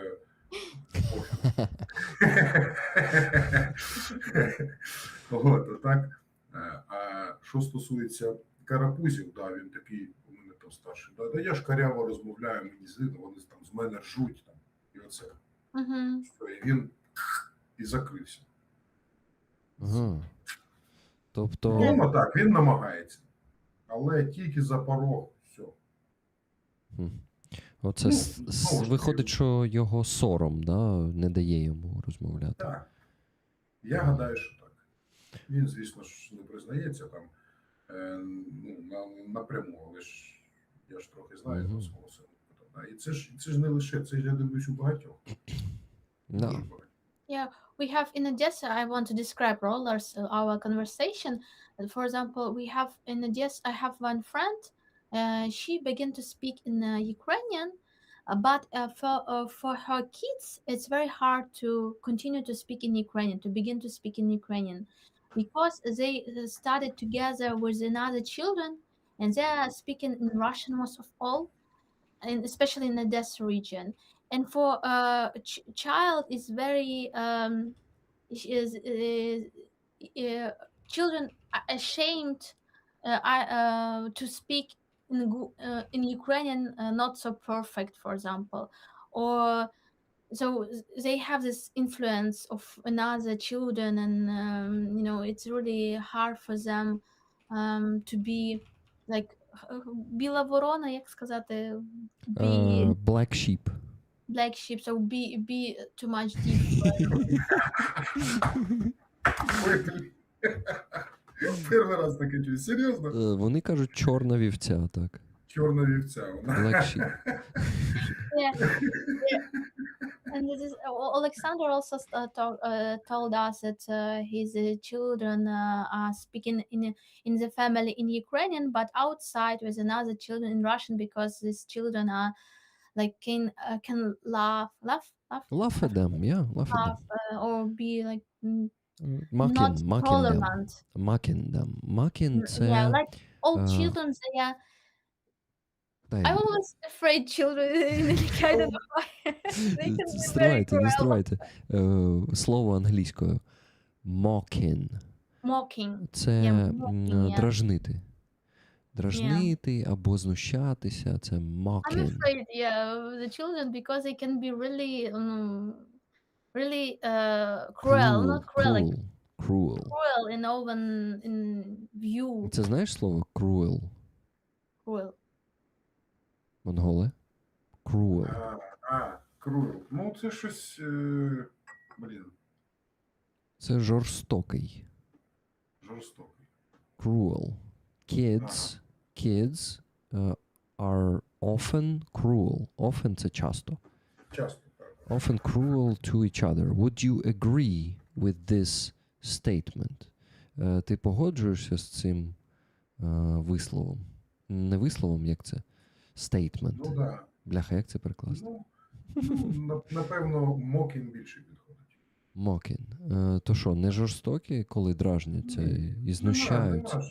Ні, нема такого там жорстокості. Але навіть це, знаєш, мені здається, що, ну, якщо там... Ні, ну ми ж не кажемо про російську мову. Ми кажемо взагалі, що вони можуть бути жорстокими один до одного. Ну, ні, можуть, звісно. Ні, але ну, з того, що я чую, принаймні, то це здебільшого мокінг. Okay.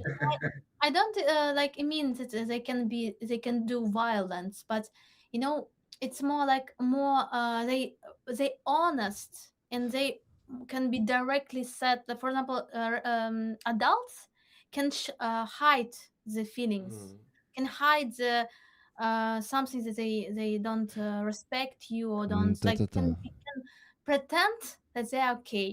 But children are very Honest. open, honest. Yeah. They can say everything directly.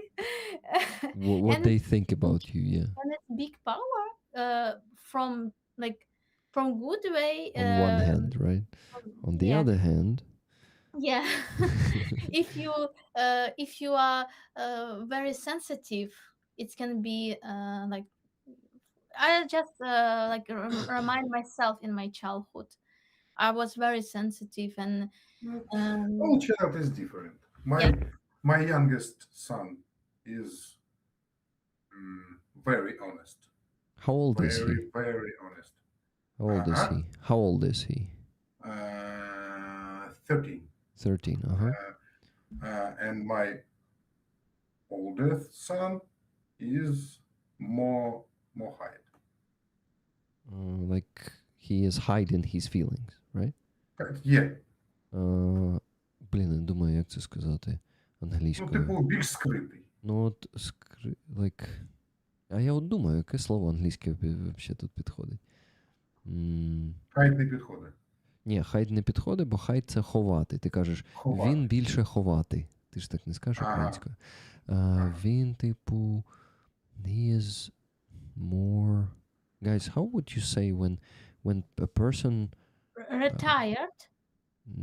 Retired? Retired? Ні, retired це на пенсію пішов. Скритний, я написала скритний. А це ж російське слово, українською так не пишеться. А як пишеться? А я не знаю. Я знаю тільки, що це російське слово. Guys, we're trying А, да, на пенсії. На пенсії, да. Я не знаю, чому воно так переклало. Відлюдний. Відлюдний, да? Відлюдний? Ну, не знаю. Ні, відлюдний це не то. Ні. Maybe rollers will help us. How would you call a person who is not opened in their feelings, who is not like let's see, rollers will help. Коротше, Ні, в отак. українській мові є слово скритний, от я не знайшла скритний. Да? І що Скритний, каже? який приховує свої почуття, настрої. неохоче спілкуються. Замкнуті. Introvert? Introvert. О, introvert. Ну, це не зовсім. No. Not introvert. Person who is hiding their feelings. Reserved? Emotionally unavailable. Jordy. No, this. I think reserved. I think reserved will fit. Nikki says that. Reserved. Як цей бренд одягу, які працюють на Росії. Reserved. Secretive. Secretive? Secretive. Maybe. Stealthy. Stealthy. Stealthy. Wow, it's like, знаєш, це ж як літаки stealth. Та. Stealthy. Цікаво. Ну, це більш такий... Closed більше, book. Так. Yeah, reserved fits best. Reserved. Reserved. Interesting. Yeah, so your older son is reserved. How old is the older son? Скільки Oldest. років? О. 15. You have two sons, right? А? Двоє Так, синів. так, 15 через 6 днів. In 6 days he's gonna be 15. То вони, типу, погодки майже, да? Ну, майже. Ну, не погодки, Угу. по двогодки. По двогодки. So you have two kids, or you also have daughters? Yeah. How many daughters do you have? 26. No. How many? Скільки How? дочок у тебе? One. One daughter. One daughter. And your daughter is 26? 26. Wow. 26. Wow. You're And amazing. one grandson and one granddaughter. Oh my god. You're a grandpa. Grandpa Mongol. Wow. You're so young. Twice. You're so young and ви встигли так багато з чого зробити. Я як Усейн Болт встигаю скрізь. Okay, guys. So Wow. Mongol is a grandpa. How old your grandkids are? Скільки років твоїм grandkids? Онукам. Years and How many? few months and 4 years. 4 years and a few months. Okay, that's cool. Yeah, so We said in Crimea Tatar culture, we said mashallah, mashallah, mashallah.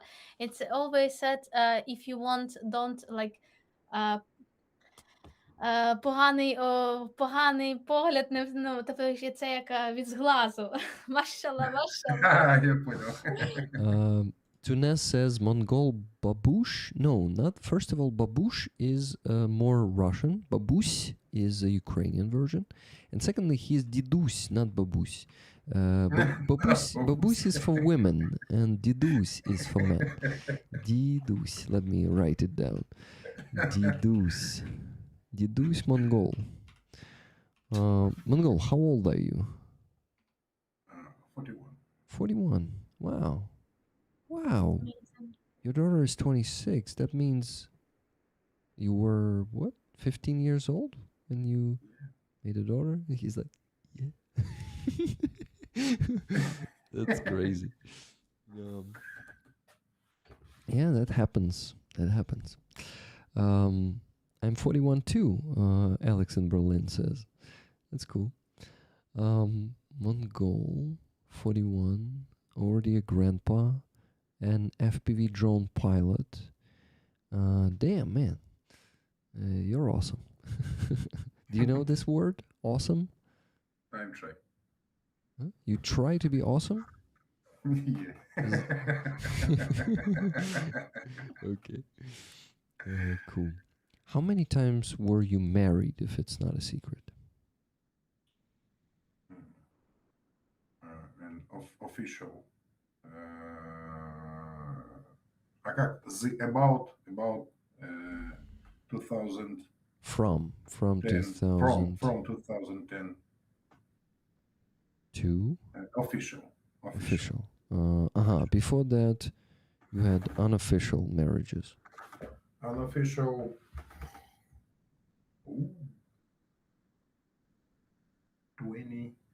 20 years. Ah, My daughter is not not. ну як це сказати, не кровна. Uh, От в чому секрет. тобто ти все ж таки, коли тобі було 15 років, ти не зробив дочку? Ні. Окей, guys. Mongol... Але було б прикольно, звісно. The Mongol didn't. Okay.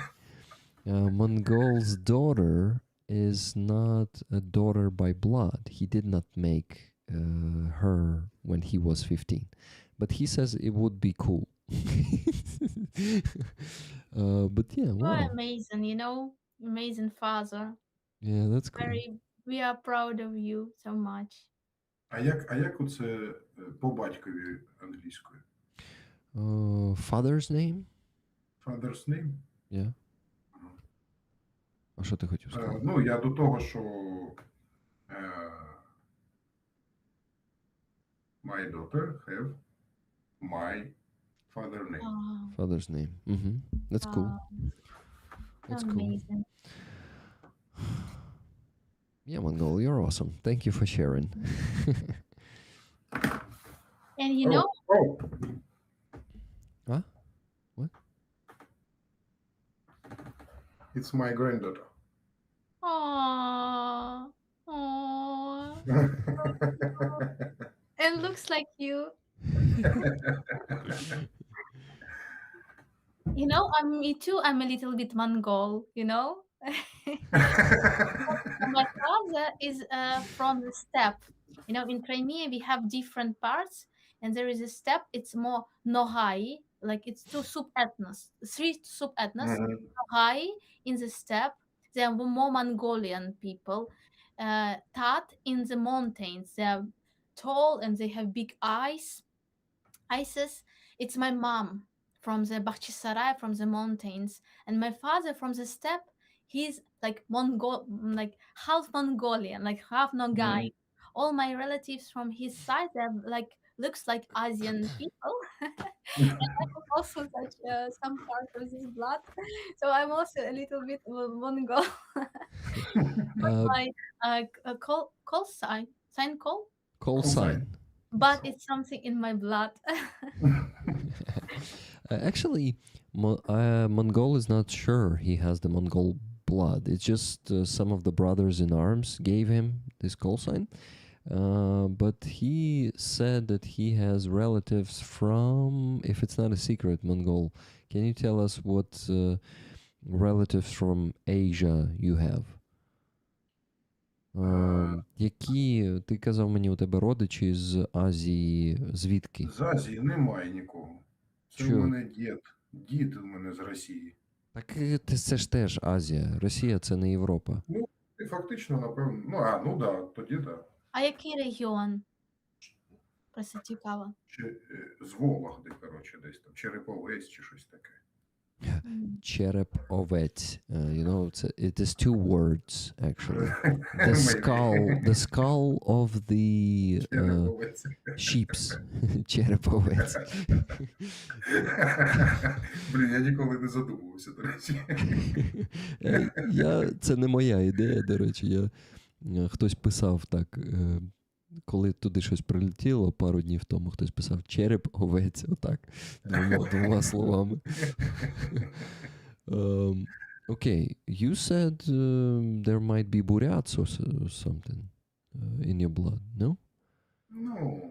Ну, я думаю, що там просто колись вони побігали добряче, ті монголи. Ага, окей. So Yes, in general, Russian Moscovites, like I told about in this novels, Boyarinya, what I told, they have a lot of common with Tatar and Mongolian that live like Russian Tatar.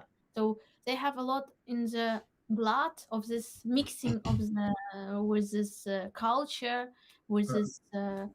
So yeah. Знаєш, як казав дід моєї дружини? Каже, сейчас.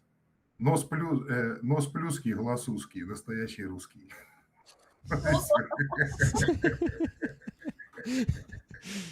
Yeah. uh, guys, so basically, Mongol um, maybe has some Mongolian blood, but he just doesn't know the details of it. His grandpa is from the Cherepovets. That's a town in north of Russia. It's actually kind of a part of Russia that is, of course, not Europe, but it is closer to Europe, because Russia, and the so-called Federation, is not Europe. But what? Uh, but yeah, Aziza says that Mongolians were spreading around the territory of the Russian Empire before it was a Russian Empire pretty widely, and yeah, they were running around there. And Mongol said a funny saying that we were smiling that he's. Це хто казав? Дід казав? Дід дружини. The grandpa of the wife. Над Кацапом знущався. Uh-huh. Хоча сам таким був. The grandpa of the wife of Mongol had a saying. He said, flat nose and how do you call як вузькі? Narrow eyes, flat nose, narrow eyes, the real Russian. So basically, it was a mocking of Russians, and he said he was mocking Russians, but he was the same. So, yeah. Це він про те, що типу там, ну які ви нахрен славяні. He's saying about. Хоча сам же ж кажу, такий самий з Урала. He meant that what kind of Slavs you are, Russians. You are. Well, we also have in Ukraine this. It's not a saying, but it's like this concept, and I think historically it is right that Russian. Okay, not Russian. There was no Russia back then. Muscovites. They were under the Mongolian horde. They lived under Mongolian horde for centuries, and this is why they have more of their traditions of the traditions of the horde and the traditions of well, not only traditions but a lot of blood of Mongolian horde. Yeah, right, that's how it was called. Yeah. So, they have the part this like this part that no oh sorry interrupt you they have this Novgorod that was another Knyazevstvo Novgorod and they burned it too, and like or they also use it from the centuries assimilation, so they deported another nation from to another part, and from this part they deported in another part, so they make this mixing of the people. And so in this way you can create perfect slaves that have no roots and can forget about this, and this is why they did it from the centuries till now. They deported our children, our people, and in this way you can Я на хвилинку відійду.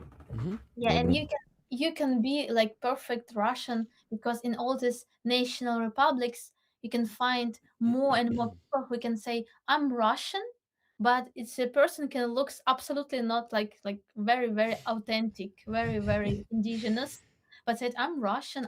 I'm my name is Vasya, my surname is I don't know Ivanov, and I'm Russian. Yeah, it's my identity.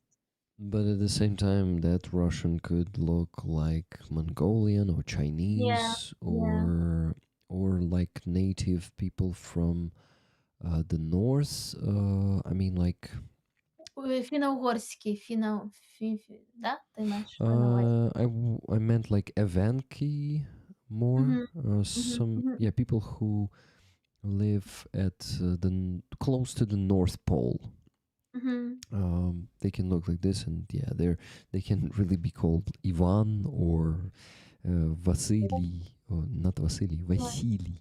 Sorry. Yeah, because it's like it's a process from the ancient time, and we can find the really mixing of this bloods, and this is why the Russian looks like Asian, like mixing, like they are really like mixings. You can find this Mongolian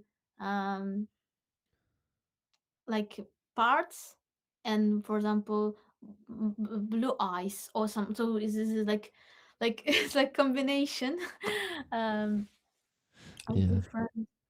different yeah nations. Carlo just sent me a picture.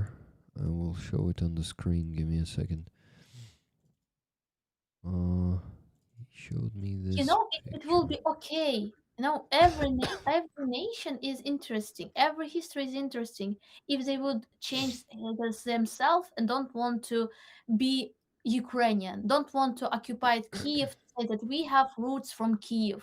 We Kiev is our. So it the problem of Russians that they could not accept own Yeah, histories. yeah, No, nothing is better than we, because all history is interesting, all nations are interesting, and but the problem of Russians that they want to steal our history, steal Ukrainian yeah. identity, say that it's Russian world. Kiev, it's a Russian city. I don't know why they want to so much. They want to be European states with like to have this heart of the Europe, and this is a problem. And it's like really like madness. I think, yeah, I think it's really madness. They Yeah. want to feel this power through the understanding that we were connected with France. We were like connected with Germany because our Uh-huh. княгині були во Франції, а це була українська княгиня. It's I don't know why they want to be like this imperialistic, like with Europe, it but this still want to destroy Europe. I don't know, like in same moment. yeah, this is some kind of crippled inferiority complex. Оце складний термін взагалі. Це комплекс меншовартості, але якийсь викривлений. От, so they basically feel like they are worse than other nations, right? They don't feel like decent enough. But instead of the standard inferiority complex, where basically a representative of a nation says, well, they are better, I want to be like them, right? These guys say, instead of saying this, they say, we are actually them, not them. Like, Mhm. it's so fucked up. Yeah. It's like, it's like, fuck. It's hard to understand this if you haven't experienced the Russian imperialism like we did. And we keep experiencing it every fucking day. Перекладу для тебе, Олександре. Коротше, комплекс меншовартості, знаєш його сенс, да? Ну і от в комплексі меншовартості в стандартному там представник нації каже, що от вони круті, там, от у них історія, от у них архітектура, хочу бути таким же. А росіяни кажуть, вони, типу, якби розуміють свою якусь як це назвати, неповноцінність. Да? Але замість того, щоб казати, от вони краще, вони кажуть, насправді ми – це вони. І ми краще, тому що ми це все придумали. От це настільки якось йобнуто і не вкладається в голові. Інакше не скажеш. Це маньячно, це дуже маньячно. Yeah. Це maniac-y Треба thing. психотерапевту На всю націю. Так вони ж ніколи не підуть, вони скажуть. Ну, там, да, у них інший тип психотерапії. Алкоголь. І сідати на пляшку, і пити з пляшки, оце все там. Просто, ну, і це не про сідати на пляшку, це не про якісь там вподобання, як це, сексуальні вподобання. Це більше про, мені здається, що це синонім оцієї пасивності і рабськості, що вони, типу, ну, зазвичай цим терміном описують їхню нездатність протестувати, нездатність там щось добиватися, вони, типу, йдуть і покірно, ну, при тому, що, да, їх буквально в тюрмах, там їх садять на пляшки. Ну, це один з методів тортур такий. So, yeah, guys, I need to translate this for you. So, I say, I say they have Russians, they have their own kind of therapy. Moscovians, whatever. Kazakhs have their own therapy, and it is connected to the bottle. They drink, and they also sit on the bottle. So we Ukrainians use this term, according to Russians, because what we mean about that, it's not about some sexual preferences. It is about the torture that Russians use in their prisons against their own citizens and against the captives. They indeed sometimes torture people like that.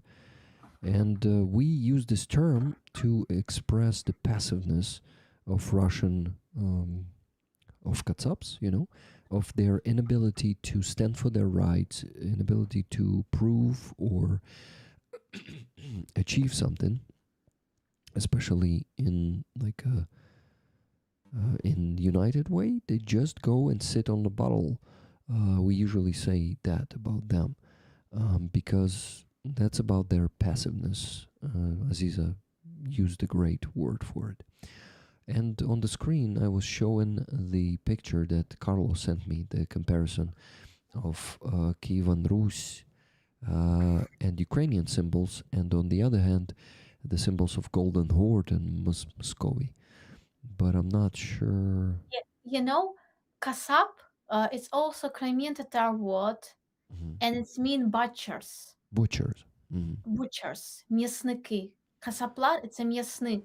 And it's old called like name of Russian for Crimean Tatars. М'ясник. М'ясник. Це про те, що як. А вони ж вирізали.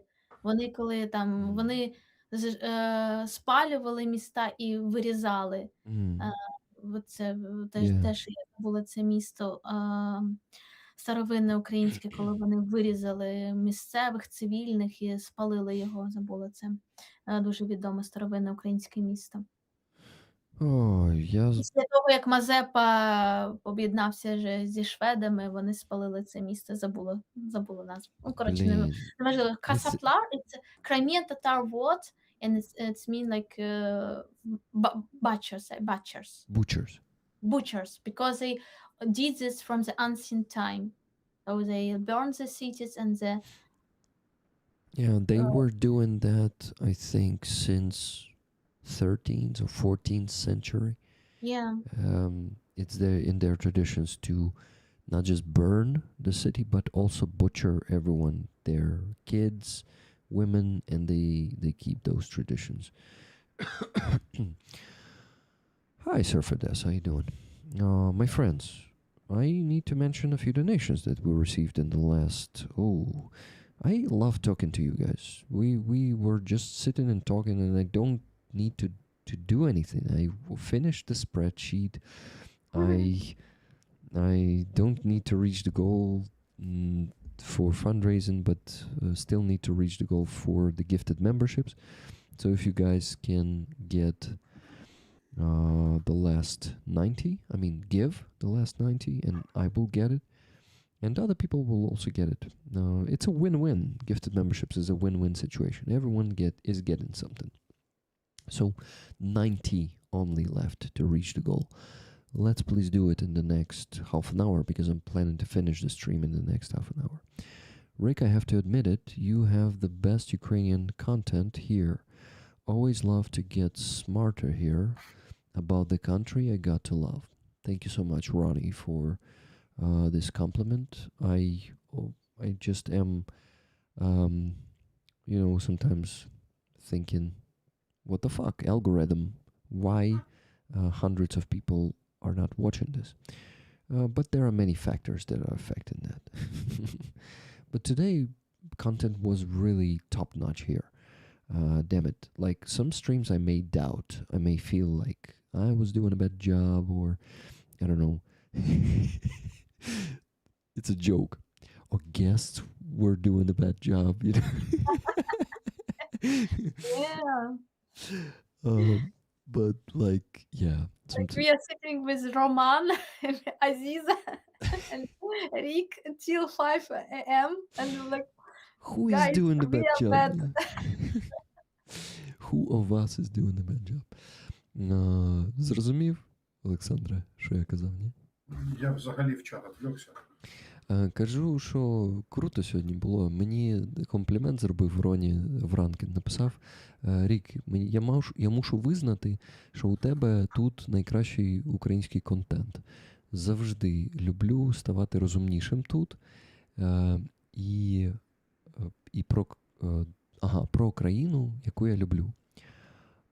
Ось. І я йому кажу, що сьогодні я прям відчуваю, що контент тут крутий, і мені іноді не зрозуміло, чому довбаний алгоритм, чому мене не дивляться сотні людей зараз, знаєш?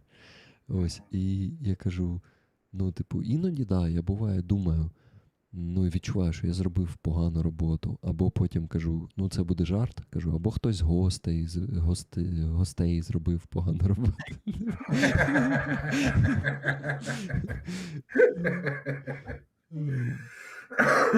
Ось, сьогодні прям всі зробили дуже круту роботу, вообще прям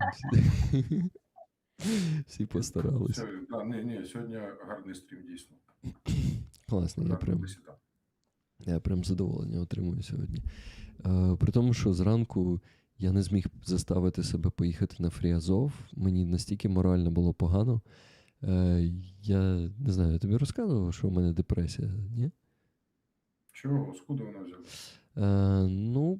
Депресія – це взагалі, біохімічні процеси. І іноді ти, не сильно... Я розумію, це таке риторичне питання було. Виснажився трохи. Таке буває. У мене відпусток не було 2 роки, а до цього 1,5 роки, що я брав відпустки, я працював на іншій роботі. Я брав відпустку, щоб попрацювати тут на каналі. А потім вже, коли я почав працювати на каналі, у мене взагалі відпусток не було. Тому так, да. Ось. Довів себе до депресії, але я пішов на психотерапію і сходив в п'ятницю до психіатра, і мені прописали антидепресанти. І я знаю, що вони працюють, і що десь за місяць мені вже буде краще набагато. Ось. Послухай, мені прописали дещо легкіші, ніж антидепресанти. А що це? Що тобі прописали? Не легкіші. Антидепресанти бувають... Мається на увазі, антидепресанти це ж таке взагалі штука така. Так ні, це якраз упередження. Антидепресанти бувають суперлегкі. Там, є потенційні побічні ефекти, але вони бувають взагалі майже без побочок проходять. А мені таке, як мені лікар сказав, це таке слабеньке, каже, це так чисто, щоб стреса менше там було, там таке. Короче, мене як зашторило одних. Я сказав, ідіть ви нафіг зі своїми таблетками. Так, а як називається, скажи? Скажи, як називається. Час. Okay, guys, I just confessed to Mongol that I have depression, and I told him that I was prescribed antidepressants, and he said, whoa, they prescribed me something lighter, and it got me, I don't know, як вшторило перекласти.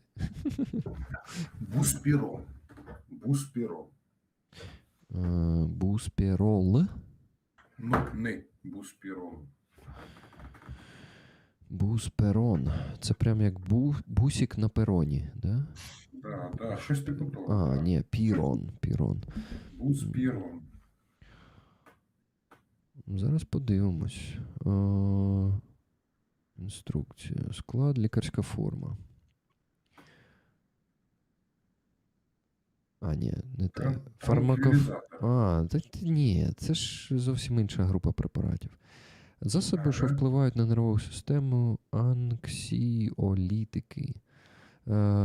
tranquilizer, guys. They prescribed Mongol a tranquilizer, and he thinks that antidepressants are heavier. Of course, some of them might be heavier, but no. That's a different type of medication. And Я це прочитав слово транквілізатор, я аж злякався. ну це Що я страшне, да. приймав?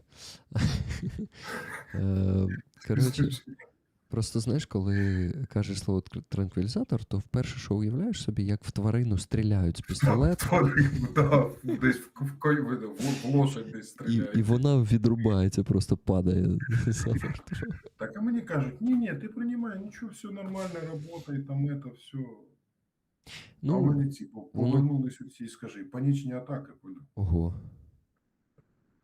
І, коротше, це ж вони мені прописують. І я чувствую, мене від них шторить. Ну, от реально у мене голова кружиться, серце б'ється. Оце, знаєш, отаке. Думаю, ну все, зараз здохну, думаю. Ну, труба. І я, коротше, їх кинув, я говорю, я по старинке. Игрушку включил, пивка взял, расслабился. Все, какие там панічні атаки. Все пройшло і само. Ну, блін, це насправді може бути. Ні, стоп, у тебе панічна атака від цього, чи вона до цього, до того, як прописали, Ні, повернувся? це після контузії почалося. Ага. Ну, давай перекладу. So basically,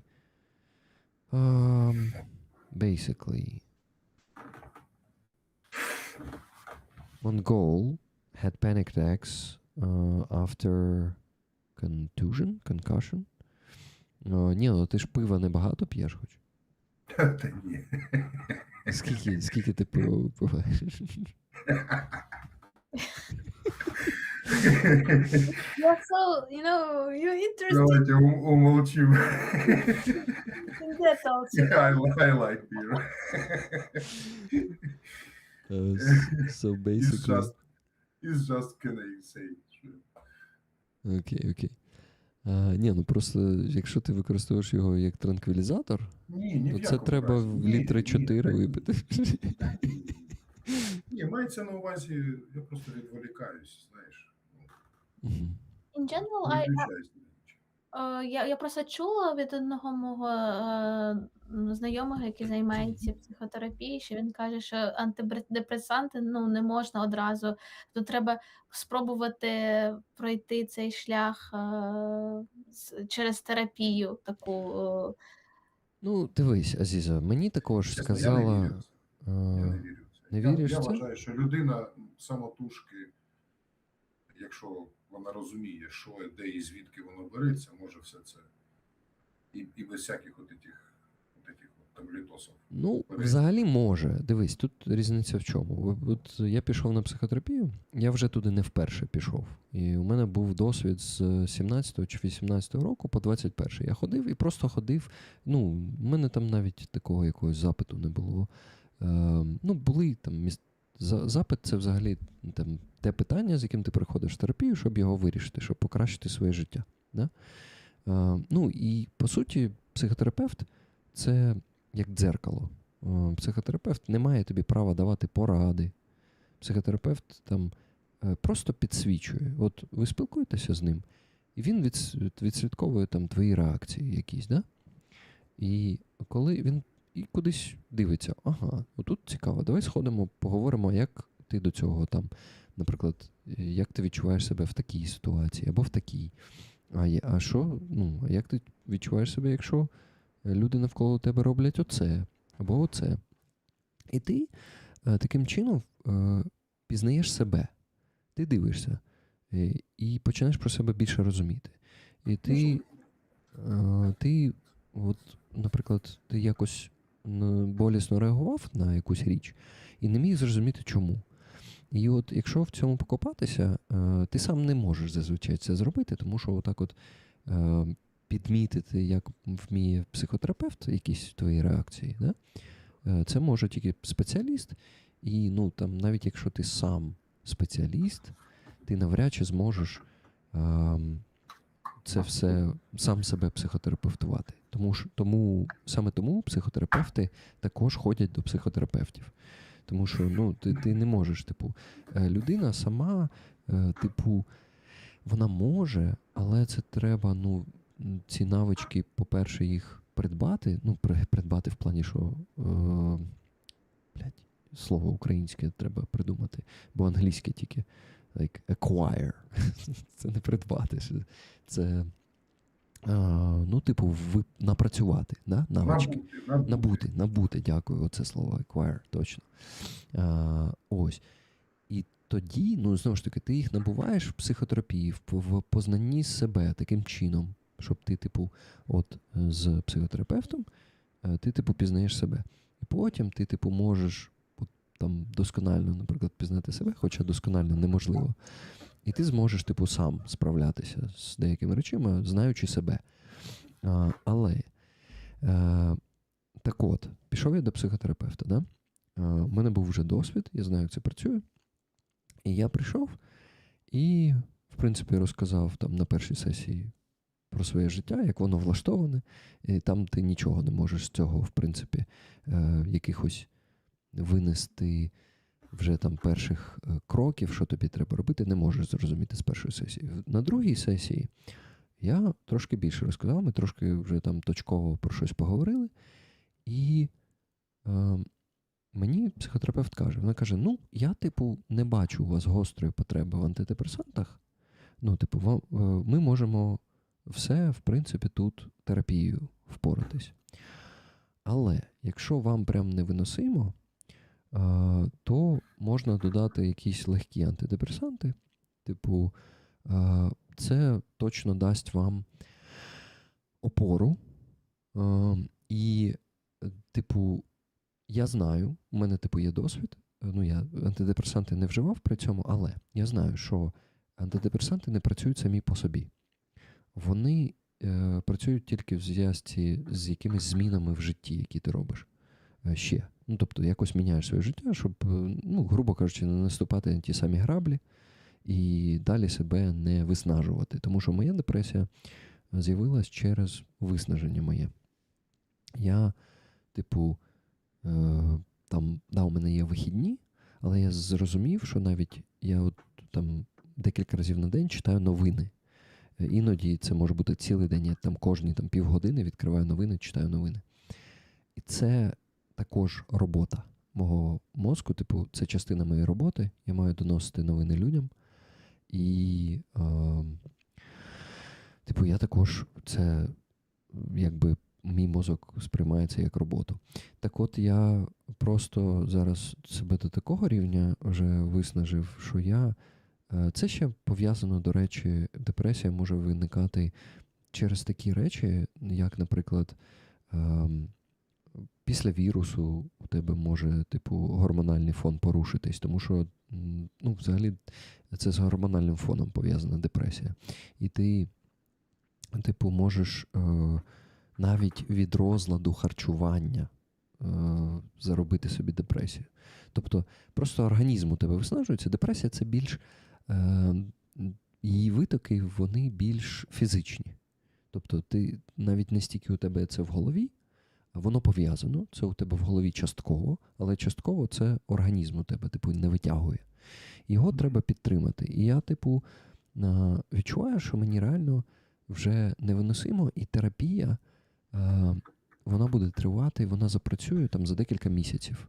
Я вирішу якісь питання, да, я якось перелаштую трошки своє життя, я зміню, наприклад, своє ставлення до якихось важких для мене речей, які відбуваються в моєму житті. Наприклад, канал мій, він зараз деградує, він не росте, не збільшується кількість переглядів, підписників, все тільки зменшується.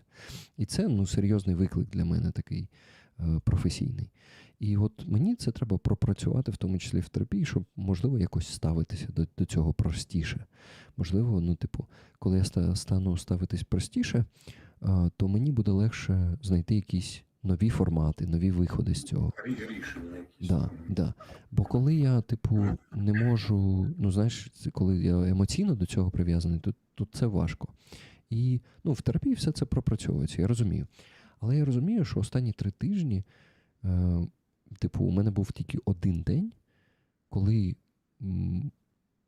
у мене була енергія, і мені не здавалося життя беззмістовним, і все в ньому беззмістовним. Розумієш, коли я розумію, начебто розумом, що я, роблю важливу справу там, і я розумію, що да, мені, зараз там важко, але у нас є класні результати.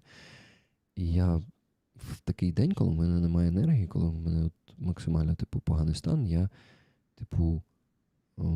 це втрачає сенс. Настільки мало енергії, що це вже не дає сенс. І, я вирішив, що я не хочу в цьому стані знаходитись. Я хочу і ходити на терапію, вирішувати ці питання таким чином, але й підтримати себе антидепресантами, бо я вже не можу сам себе підтримати. Раніше я міг, на своєму власному ресурсі вилізти. У мене бували вже такі кризові періоди, але зараз цього ресурсу вже немає. І от тут, допомагають антидепресанти, саме тобі оце підняти власний ресурс трошечки, щоб ти зміг звідти взяти і вирішувати питання. І знаєш, робити навіть якісь базові речі. Бо іноді, чесно, я там прокрастиную деякі речі, наприклад, там, не знаю, банально щось. Машину в ремонт треба було відвести місяці 3 тому. У мене взагалі немає енергії це робити. Я просто їжу, у мене далі помилка вискакує, там на холостих вона провалюється і так далі. І так само, коротше, я сподіваюся, що я пояснив трошки, як це працює. Так, я зрозумів.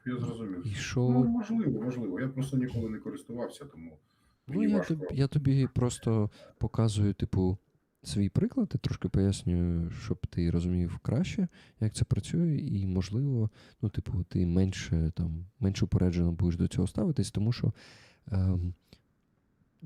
спробувати транквілізатор, він реально може, дуже дивно, знову ж таки, а ти його часом не пивом запивав, ні?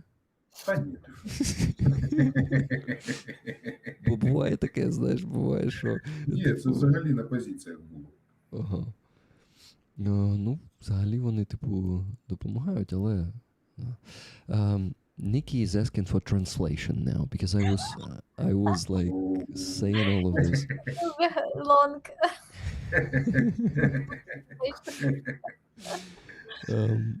So Cass is saying, I can't understand, but listen for words, and Rick's voice is so soothing to hear in Ukrainian. Such a beautiful language. Каже, так приємно чути голос Ріка.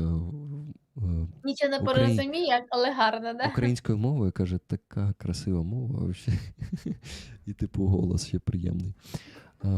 So basically, guys, I was explaining to Mongol how psychotherapy works, how antidepressants work, how they work in combination, and I was sharing my experience, how I basically acquired the mechanisms, the tools to understand myself better when I was going through the therapy since 2017 until 2021. I basically was discovering myself. I was learning things about myself. And then right now I told him how I exhausted myself and how I don't have the inner resource anymore to take from it to, solve my problems, from small to big problems or challenges. I don't usually consider them problems when I have that resource, But basically, I understand that I have no resource to take from, and I need antidepressants to kind of boost my inner resource a bit so I can take from it to work on the therapy. And it's unbearable without them at the moment. For the last 3 weeks, I basically don't have, the life often doesn't have the meaning.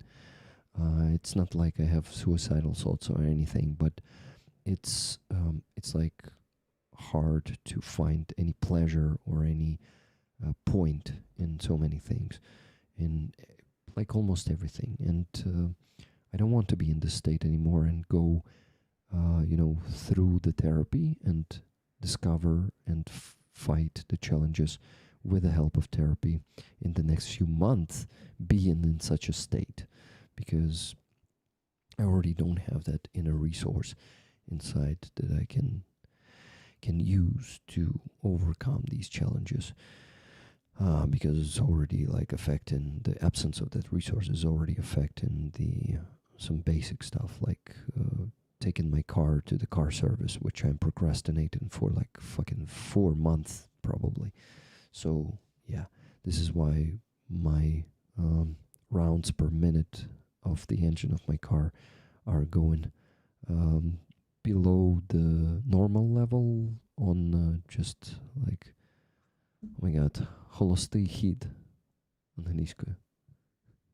And it's dangerous, yeah, like to. Not dangerous, but like it's not normal. You better Mm. treat it sooner than later. Mhm. Okay, yeah, guys. So basically, I needed. Yeah, I was explaining all of this. Sorry that I used Ukrainian, but we don't have an English speaker today with us. I mean, he understands most of what we say, but he doesn't speak English fluently, so I better told that to Mongol in Ukrainian. Кажу, що вибачайте, що так багато говорив українською, але так як монгол не розуміє мене на 100%, я вирішив розказати йому все українською мовою. Да, тут деталі важливі дуже. Угу. Так. Мгм. Тому така справа, тому тому я вірю в психотерапію. We are proud of you, Rick. Thank you. You are great.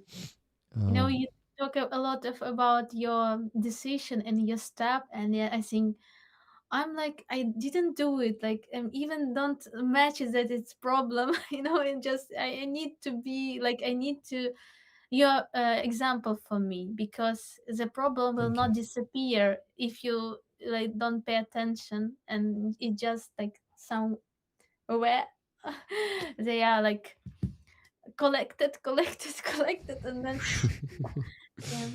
Yeah. Well, Mongol is actually an example of a very strong person, you know, Spirit. strong spirit. Yeah, he basically crushes all those challenges with his spirit, Yeah. and a bit of beer and a video game. With spirit and beer. With spirited beer, but a bit of beer, guys. He's not consuming the liters and liters of beer to calm himself with those panic attacks and stuff. Кажу, що ти приклад дуже сильного духу людини, сильної людини, сильної духом людини. І ти своїм духом всі ці виклики, як це? Давиш. І, духом і трошки пива. Інакше ж не вийде, бо з ума ж зійти можна. Ну так, та ні. Постійно на горло наступати. Це круто. Я, останніми тижнями часто себе називаю слабким перед ролерами. Кажу, що от я, відчуваю себе слабким і так далі. Вони не погоджуються зі мною, кажуть, що говорити навіть про це і про мої там, проблеми з ментальним здоров'ям. Це також, сильно. Ось. Ну, так, звісно, 100%. Я з ним погоджуюсь. Але от у мене немає такої, у мене немає іншого типу сили. Це коли ти, як це? Російське слово в голові. Ну, кажи. Я скажу це з московським акцентом. Преодоліваєш. Не з московським. Долаєш? Це з українським акцентом, да, російське слово. Долаєш, так. Долаєш. Да, коли ти долаєш все на характері, знаєш, на волі. От такої риси у мене немає. Тобто, це інший тип сили. У мене така сила через визнання слабкості якась така. Якщо я не помиляюсь, монголи, у тебе сила через характер, через Так, але я тобі точно з досвіду скажу, вона не нескінченна. Угу. Ото у мене починає вибухати вже. Угу. Так що, ну, ніхто не знає, де його Межа. якийсь придім. Да, межа. Так. Угу. Так що це абсолютно чітко треба розуміти. Що... Mongol says that his character, or like his spirit, his will, his strength is not limitless, and no one knows where the limit of it is, and he feels like that is exploding in him. Yeah, something like that. Вибач, мені здається, що я тебе перебив перекладом своїм, ні? Ні. Добре. My friends, we had an amazing conversation and very fucking interesting. Thank you. Я трохи розумію, але мені не вистачає слів, щоб говорити, Міріам каже. Міріам вчить українську, і вона дякувала нас сьогодні за те, що ми говоримо також українською, і за те, що я покликав україномовних людей, не тільки англомовних. Так що тобі подяка, що не став говорити англійською. Бачиш, є ролери, які це зацінили. Прям. Ні, ти став, до речі, ти трошки сьогодні поговорив англійською все одно. Ну, десь там, що на язик падає, то й можу ляпнути. А коли я розумію, що я буду довго думати, то мені простіше вже оминуть це діло. Угу. Не люблю довго думати. Що це лінь? Лінь довго думати? Да, щось типу того. Okay. So, yeah, basically, I needed to mention the donations. Let me do it. Hillary P. Oh my God, it was already 2 hours ago, guys. 2 hours and 2 minutes ago. I did not mention donations for 2 hours. Fuck. Я 2 години не згадував донати. Уяви собі, 2 години я не казав про... Ну, люди продовжували донати, але вже 2 години я мовчав просто. Як я мовчав. Ми просто... Да, ми просто захопилися. So, Hillary P, $30 for Ukraine with love and prayers. Thank you very much, Hillary. Ronnie Rankin, $20. Roll on. Разом до перемоги. Thank you so much, Ronnie. Then Wizard of Ooze, $10. A donation with a comment, with a quote. Today's quote is for fans of superhero comics and movies. A verse adapted from the Green Lantern's Oath in support of the real superheroes. In brightest day, in blackest night, no evil shall escape my sight. Let those who worship evil's might beware the power of Ukraine's light. Wow. This is fantastic. Перекладу тобі, друже. Дивись.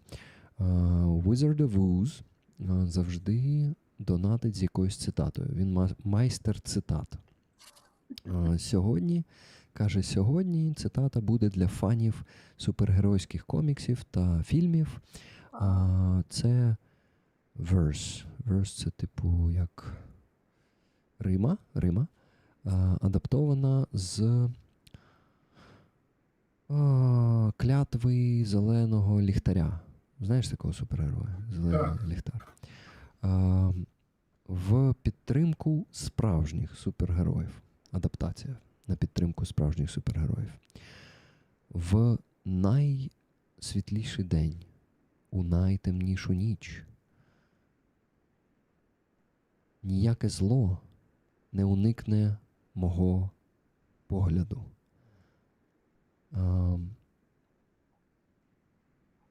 І хай ті, хто бояться могутності зла, бережуться сили українського світла.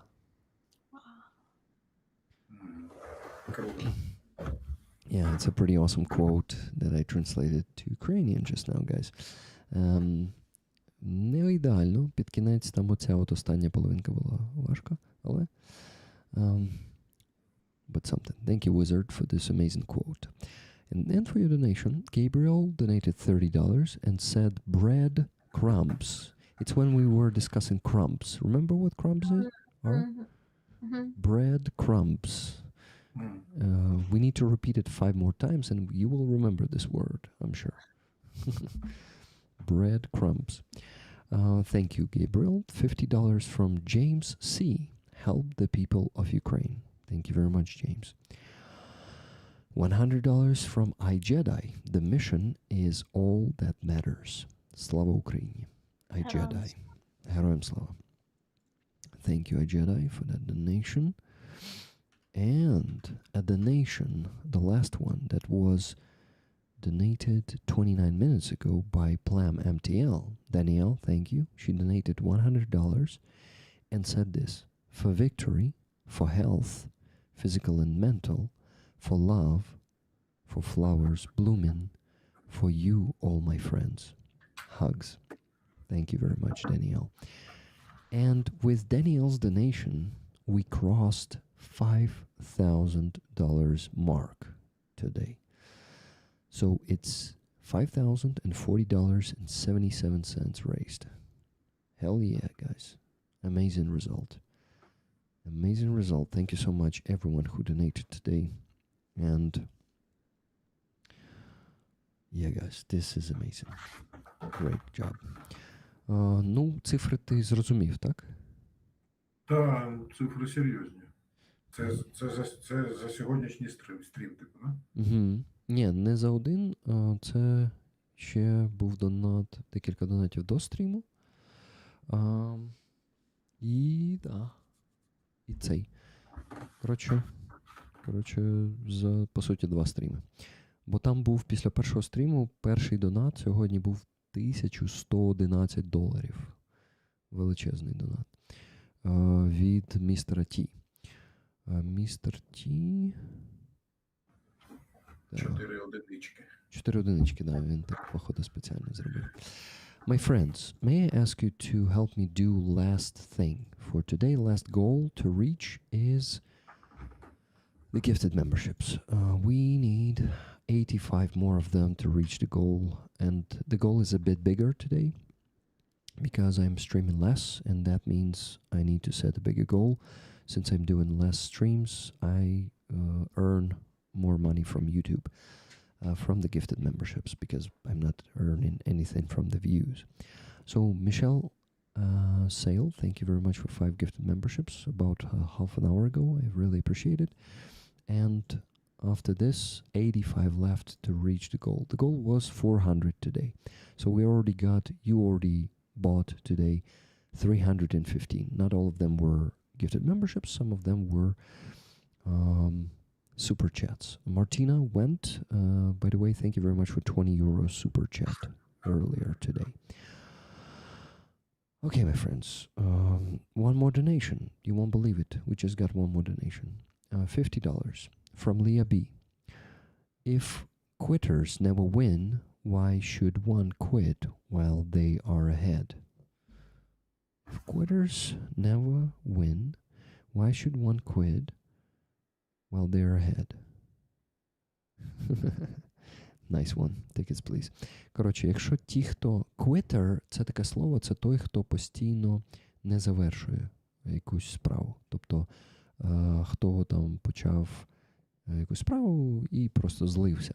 Оце quitter. Коротше, квітери ніколи не перемагають. Так чому ж комусь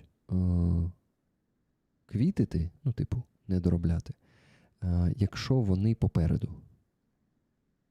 Ну, так важко зрозуміти одразу, чесно кажучи.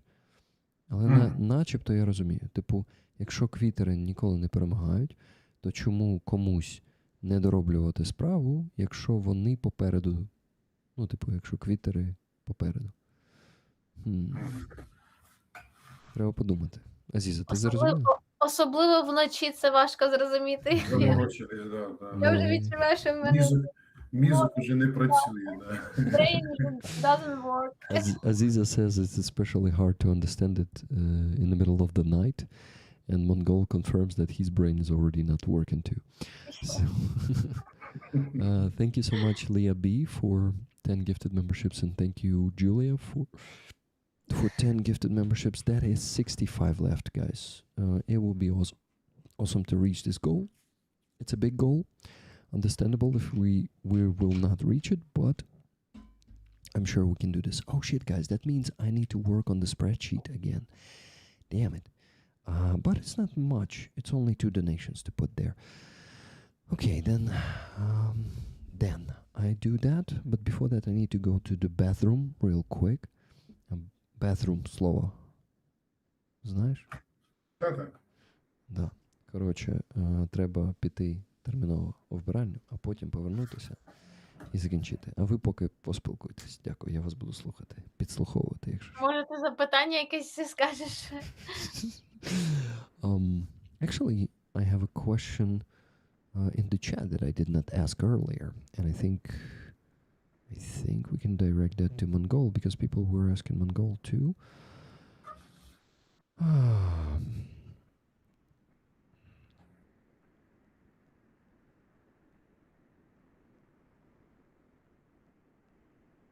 Okay.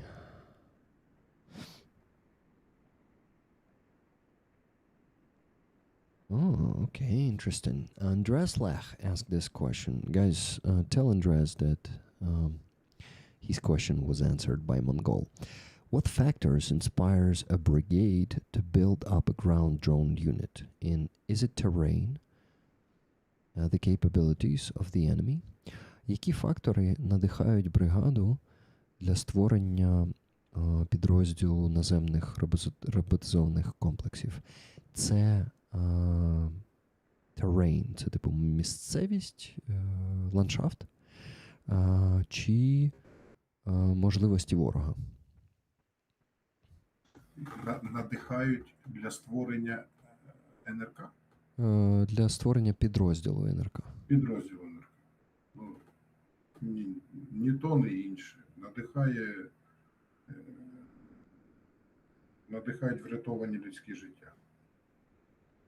Чим більше НРК на полі бою, тим більше життів буде, не буде підпадати, ризикувати своїм, люди не будуть ризикувати своїм життям. Тобто на евакуацію їде водій, плюс їде штурман. Це 2 людини мінімум. Там, не на евакуацію, там на якусь там логістику. Або їде НРК. Жодної людини. От і все. Alexander said that nothing from this but the human lives, because for the evacuation you need 3 persons. Yeah, it's 3 людини. 2 persons. 2 person, and you can save their life, and you can use NRK. You can use this a robotized system that can save the human lives and do it more more safe for the people. And we need it because we need to save the life, because we are not Russian, and we can't spend the lives of the people. And it's only Russian. Let's say that we have millions of people, so we can just kill them. Even in this time, they also change their mind, I think. Yeah, росіяни теж це зараз використовують. Чи є? Я не бачив. So Alexander didn't see this system by Russian, and it's general because they don't care. But we have to save the lives. Вони по старінки шлють людей. Просто логістика, у них люди. Ми їх називаємо верблюдами. Wow. So they are logistic is a people, and they called this camels. So they call these people camels, Russian. A big case. Yeah, they have big case, big baggages. Mm-hmm. So they use human power, human resource for doing this, and it's much cheaper for them. They don't care about human being, but Ukrainian could not do it. And yeah, it's І really шлють щодня, шлють, невзираючи на те, не дивлячись на те, що більшість таких верблюдів не доходять до точки призначення. wow. And they send these people every day, and they don't care that majority of these camels they will not reach the goal. So they didn't they are like died in the middle of this way, and they send, and then they don't care about it. So you can imagine this system, anti-human system. And when that is why when for example it's a Red Army system of Red Army.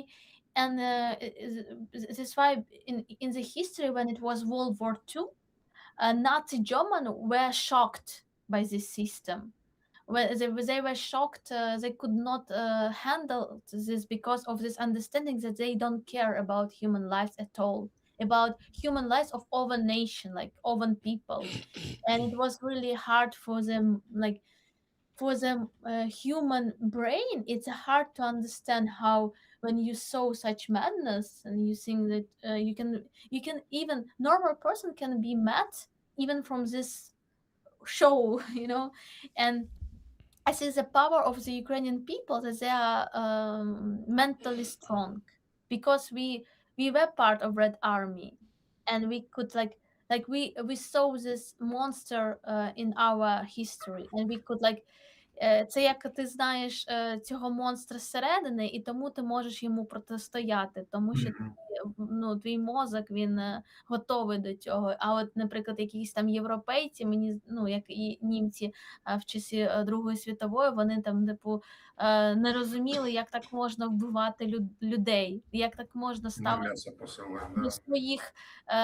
до своїх солдатів, просто як до чмонь, які там реально вони в бруді, в екстрементах, у всьому просто йдуть, і це для нормальної людини, для людини, яка це шок. Так і є. Так і є. Mongol agrees with Aziza. He says, so it is. Yeah. Yeah. Так і є. Це ж, по-моєму, so it is. So it is. Якщо я не помиляюсь. Може помиляюсь. Elvin Archer, thank you very much for 5 gifted memberships. David47, thank you for a gifted membership. And that is 59 left to get to the goal, guys. Can we do it before we finish? I need to raffle the Ocarina already, which is Zozula in Ukrainian. Так от, да. Я ж кота показував, да? Ocarina. Ocarina. Такий милий. Yeah. Did you hear that, by the way? Чути ж було, да? Це супер.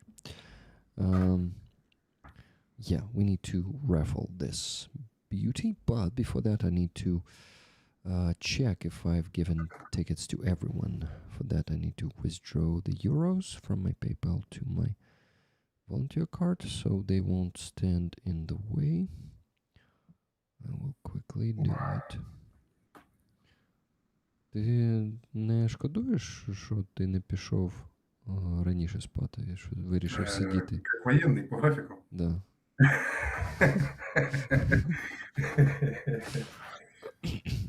Та ні, все нормально. А як, втомився? Хочеш спати, ні? Ну, звичайно. Ну, котрі завтра вставати? Скільки захочу. О, ну, супер, тоді я не буду відчувати себе винним, значить. Ні, абсолютно, взагалі навіть не парся. Добре. Знаєш, це рік, і ти завжди кажеш, якщо ти хочеш піти, ти можеш в будь-який момент піти. Не думай, що ми тебе тримаємо ці заручники. Це, гайс, я пішов спати. Це Роману кажу, да? Завжди. Ну, іноді ти кажеш цим гостям, і Роман завжди сміється з цього. Не знаю чого. Так. Просто він любить попоясничати. Ось і все. Thank you, Big Showdown Under, for 5 gifted. It's 54 left, guys. Піду, напевно, я. тайну комнату. Ну давай. Ми поки розіграємо, поки ти не бачиш. Вже і не чує нас. Щось забув. Так, телефон. Okay, guys. Mongol also went to the bathroom. He called it a secret room. That's how sometimes we call it here in Ukraine. Whoa, Alex, thank you so much for 50 more gifted memberships. I appreciate it very much. And 5 from Michelle. And we reached the goal and exceeded it by 1 gifted membership. Thank you so much, guys. I shut up about gifted memberships. No need for more. No need for more. GG, Alex and Michelle. Indeed. Thank you, guys. Thank you so much. It was a fantastic stream today. Michelle was saying, just want to say thank you, Rick, for all you continue to do. Big thanks to Fuzzy, Mongol, and Aziza for their company tonight. And Atom. Yes, Atom was also there. Here, not there. We're here. Okay, guys, let's raffle the Zazula. Yeah. Zazula cat. Cat Zazula. Yay. This beauty will be one of yours. I will not drop it, I promise you. Be careful. Yeah. Okay, now I need to make the screen a bit smaller. No, wait. I wanted to check if I've given the tickets to everyone. And there are some donations I needed to... I better put it here. Well, I won't smash it. Yeah, so I withdrawn €5. And now I can check how much money should be on my PayPal comparing to the spreadsheet. Let's do it. And mention the donations between Wednesday and today, because there were some donations, and they were these.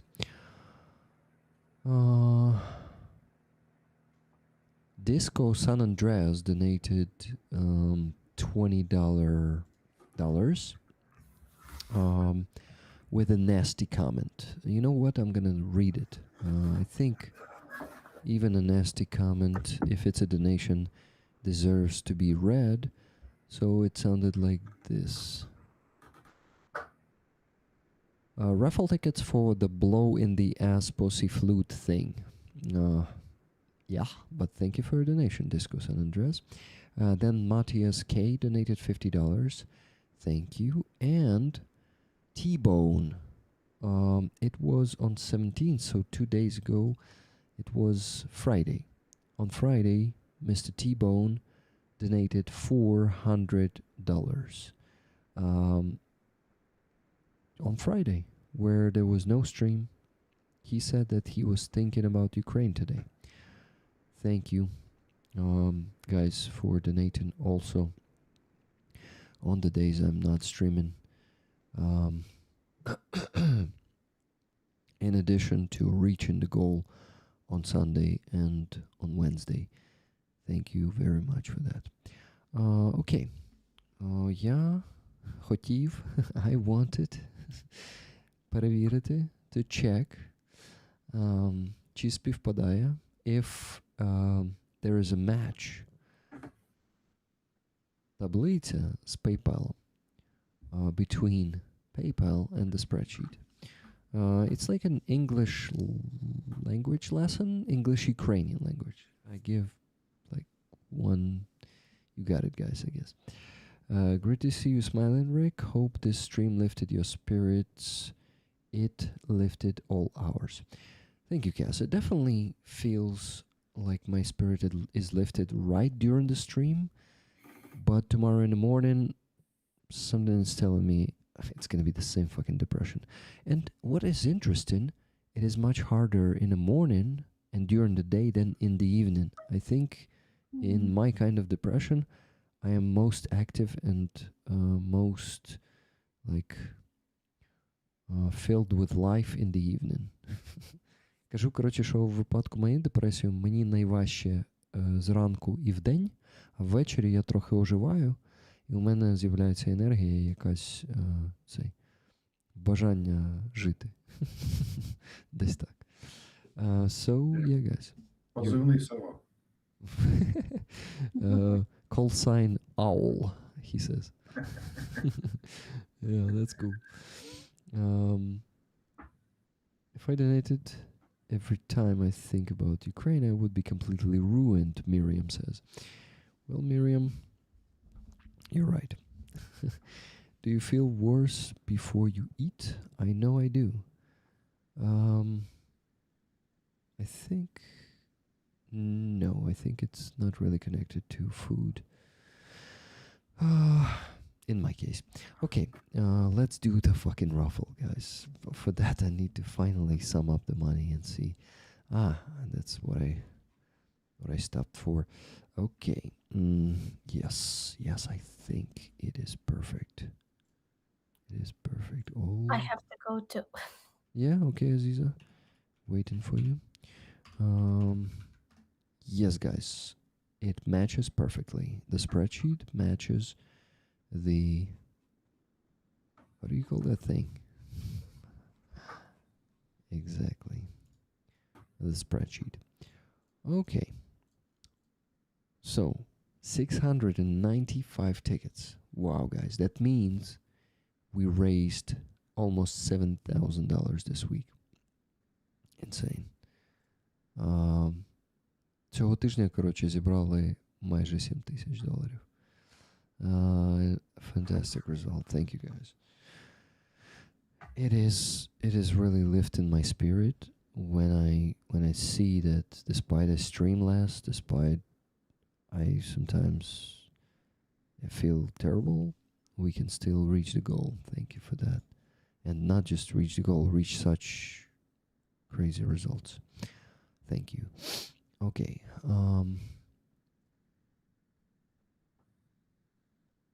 One, two, how many? 695, if I'm not mistaken.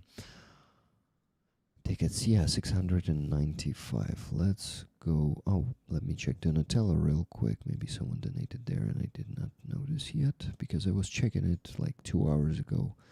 There were no donations on Donatello. Something went wrong. Interesting. Donatello is not working at the moment, so I cannot check it. Well, it happens. Rick, be proud. Thank you, Ronnie. Okay. Okay. Let's do it. Let's raffle. Or should we wait for Aziza to raffle it? Що ми ще будемо чекати Азізу? Oh, Aziza is back. Perfect. Aziza, behold, we're gonna raffle this in 3, 2, 1. I'm spinning the wheel and let's see who is winning this amazing piece of art. You know, I'm gonna be buying more of these things since I see you really like it. And the winner is number 36. Guys, so number 36 is actually from Wednesday's stream. No matter how many tickets you buy, it can be like this. Number 36 is... Ooh, T-Bone is the lucky one this time. Congratulations, Mr. T-Bone. Trevor, you're probably not watching, but if you're watching, react in the chat, please. Congrats.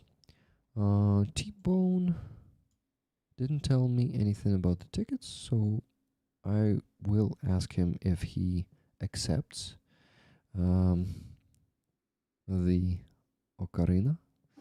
I see, Alex, you're disappointed.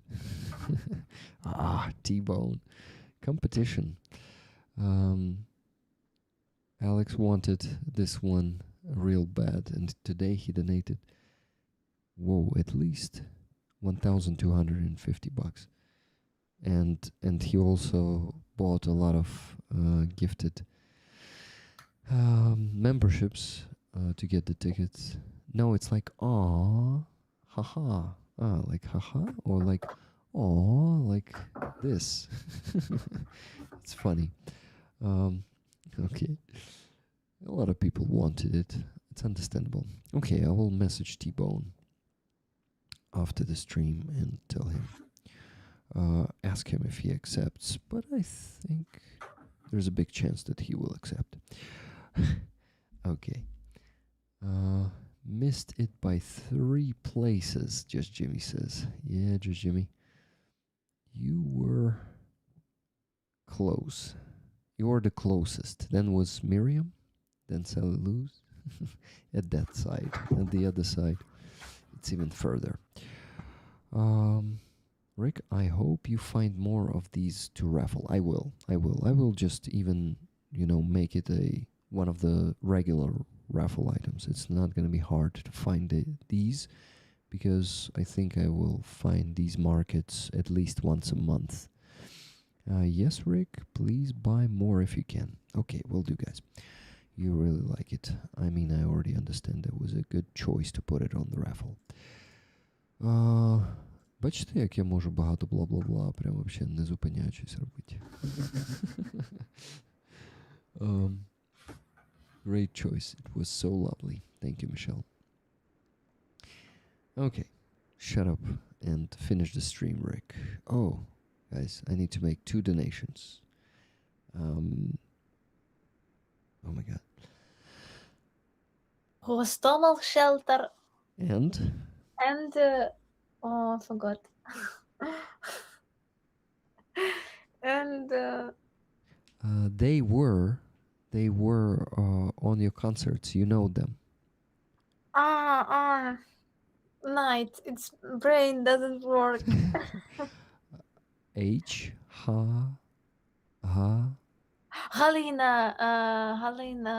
and Hostel. no, Not and Anton, her husband. Kristopel. Anton Krzysztof. And Anton Kristopel and Halina. I don't say Helena's second name usually, but it's Yuhimenko. Your tired brain will 100% remember this. I'm sure. Та я жартую, кажу, що твій стомлений мозок точно запам'ятає її прізвище зараз. Та я ж жартую. Немає запам'ятати. Все ок. Okay, so IFAX Initiative. Це ми скидаємо на аптечки. Я не знаю, розказував тобі. Галина у мене є подруга, яка збирає аптечки для військових безкоштовно. До речі, якщо тобі або комусь побратимів треба буде, може зібрати. І ми донатимо кожного тижня $500 на цю ініціативу. І вони з чоловіком Антоном це роблять разом. Одна аптечка $150. В місяць вони роблять в середньому 50. Тобто, це багато грошей. Це 150 на 50. Це, хороші аптечки дійсно, вони гроші коштують. це $7,5 тисяч вони витрачають. Да, Це і, на жаль, у війську геть небагато де видають дійсно хороші аптечки. Mongol says that, a good IFAC will indeed be expensive. It will be costing $150. And it can be more, but he says in the army, unfortunately, they don't issue a good medkit to soldiers often. Often they don't, so it is a good initiative. Ну, коротше, ми покриваємо в місяць від 2 до $2,5 тисяч на ці аптечки, а вони ще своїх грошей докладають 5 тисяч. 5-5,5 тисяч $. На щастя, Антон заробляє нормально, він сіньор розробник, тобто у нього прям такі скіли айтішника серйозні.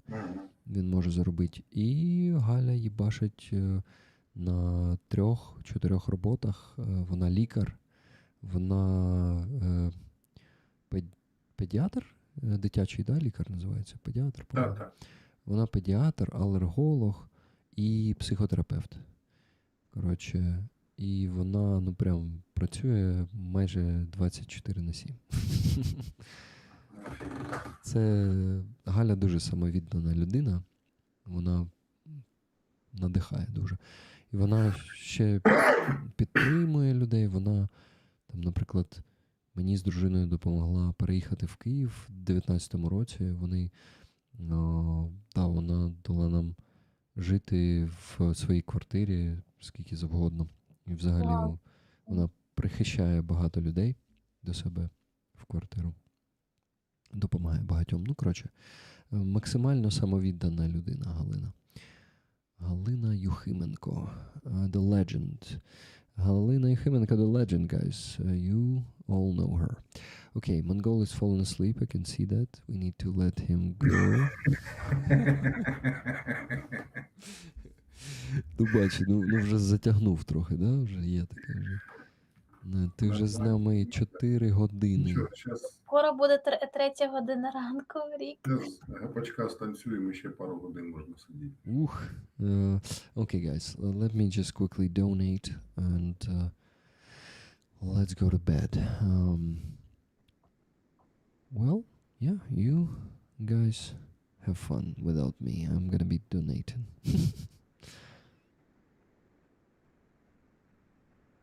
Кажу, що а ви без мене веселіться, я буду донатити. Ми вже не в силах. Ви вже не в силах. Alexander, you have a very great сміх. Буде сміх. Laughter. Laughter. Laughter. Mhm. And very similar with laughter of my father. It's like just I don't remind me. I don't know why.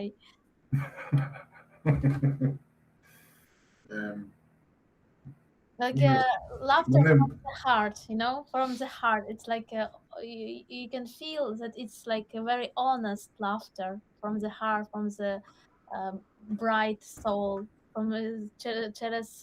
Через серце, це широку душу, і він такий сміх дуже класний. Що тут скажеш? Люблю сміятися. Це класно.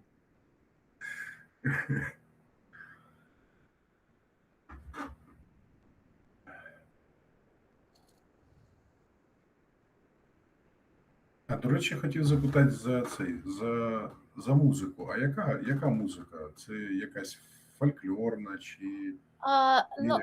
Можна сказати, що це мікс різних стилів, але я називаю це стріп-хоп, є такий стиль.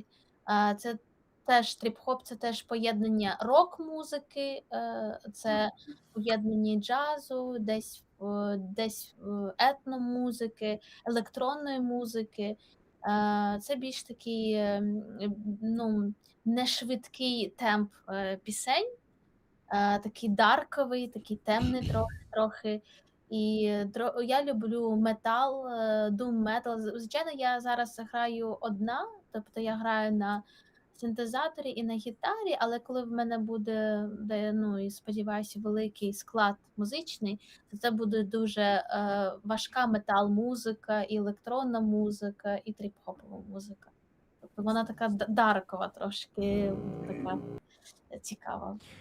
Я тобі скину пару пісень Азізиних, послухай завтра, якщо буде час, або післязавтра, або да, скиньте, дійсно цікаво послухати. Коли буде час. Я першу скину, яка мені здається...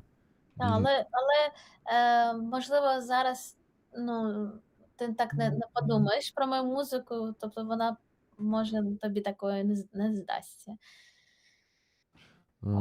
Так, тому що зараз вона більш така акустична, а Азіза хоче її більш, іншою робити.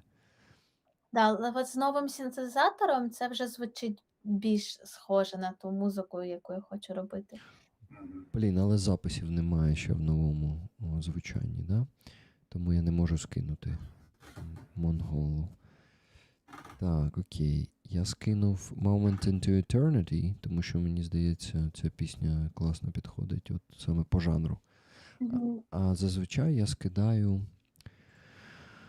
Мене Каракас. Так, так. Треба Найпотужніше. сусіди. Все, треба спати вже. Я вже починаю цей робити. А зазвичай я скидаю ось цю, вона вразила мене найбільше, коли ми тільки з Азізою познайомились. Ця пісня прям вау.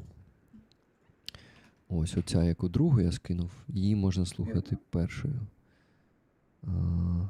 Або можеш в будь-якому порядку, якщо хочеш. Коротше, да. Азіза дуже талановита. І співачка, і музикант, і музикантка, і художниця. І ще, ну, Азіза, я кажу денсер, але це ж, мабуть, не зовсім танець, як це Ну, хореографія. я маю акторську освіту. Я взагалі акторка.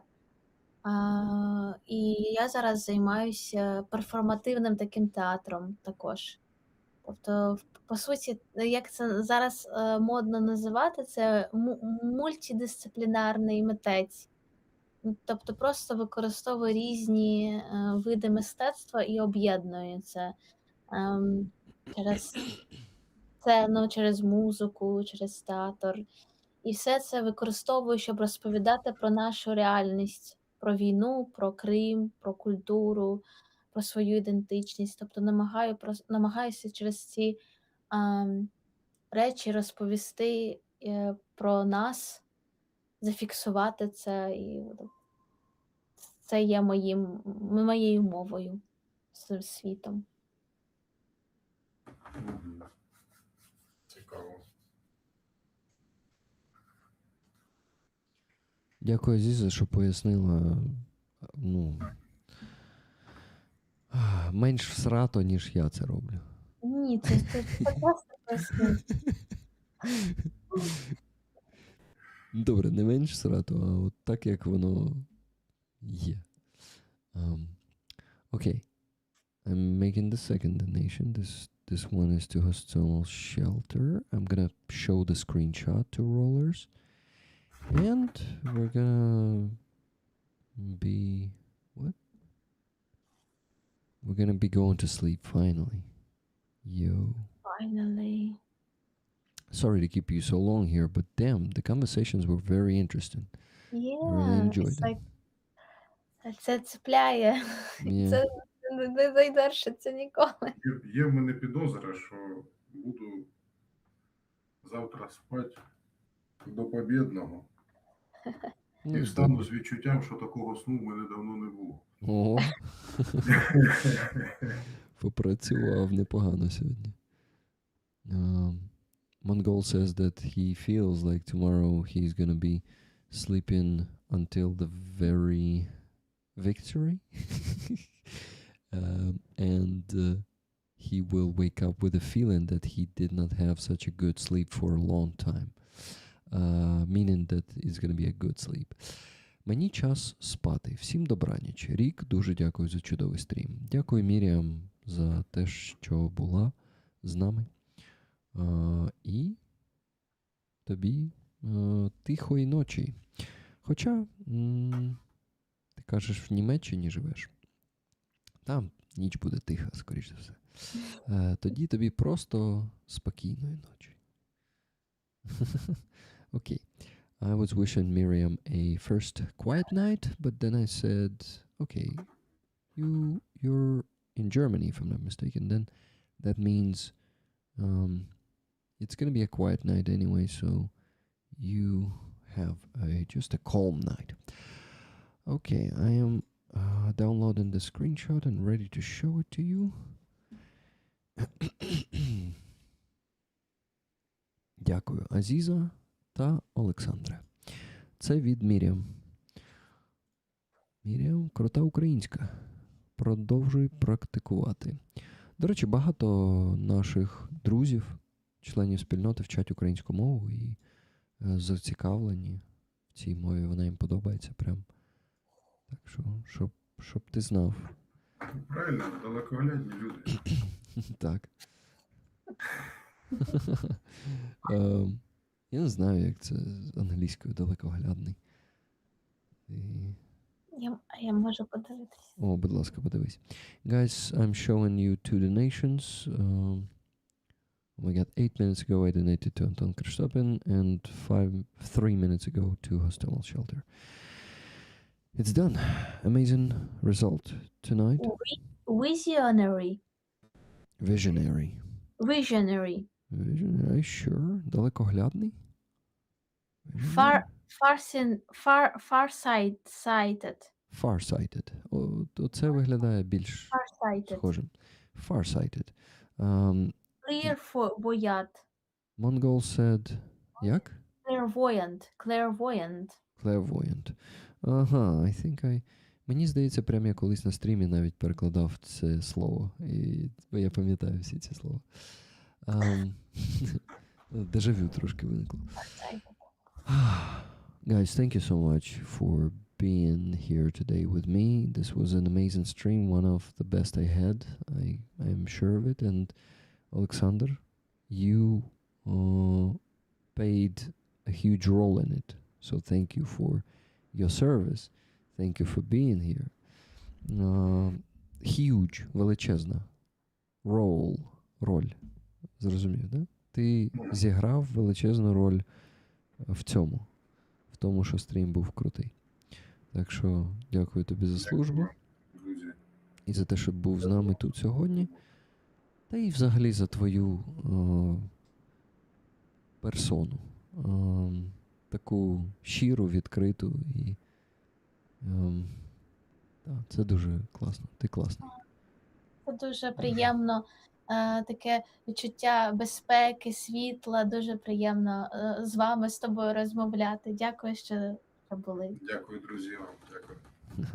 Guys, we were saying that Mongol is a very real, honest, and kind person, and that it was a pleasure to have him here. And yeah, I told him that he's awesome.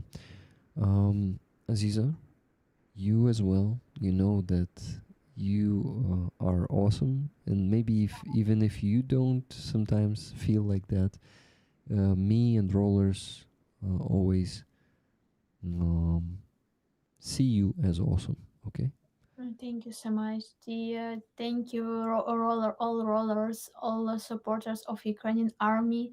You like always, but always different, special, incredible. Thank you so much for supporting Ukrainian army for this night, because every night, every day for us is special, because nobody knows what will be tomorrow, and that is why it's really great that we are together. It's a big opportunity for me to speak with Alexander, to speak with Fazi, to speak with Max. With Max? Max? No, Mike. He's Mike, Mikhailo. He's Mikhailo. Mike, and of course with Rick. Thank you so much, Rick, for this opportunity to meet incredible people. I will never have this opportunity without you. And you are great. Take care of yourself. Hug you guys. Слава Україні! Героям слава. Героям слава. Thank you. And Mongol, I will just ask you to say a few words. Yeah, because if you want to say it. Якщо хочеш щось сказати спільноті, скажи пару слів. Я тільки вдячність, що я можу сказати. Only gratitude. What else can I say? Вдячність за підтримку. Huge gratitude Постійну підтримку. for constant support. Yeah, thank you, guys. І відповідно, Рік, тобі також велика подяка і за допомогу, і за те, що збираєш такі класні компашки. Та я радий, що тобі сподобалася ця компанія. Взагалі супер. Клас. Alexander really liked the company we had here today, and he thanked me for gathering such companies. And he thanked all of you for donating, for supporting, and thank you so much, guys, for your donations today. Mongol, by the way, if you read the chat, you can see a lot of gratitude from rollers. Alex thanked you a few times already. He says, Mongol, thank you so much. It's HSS Labs. That's Alex.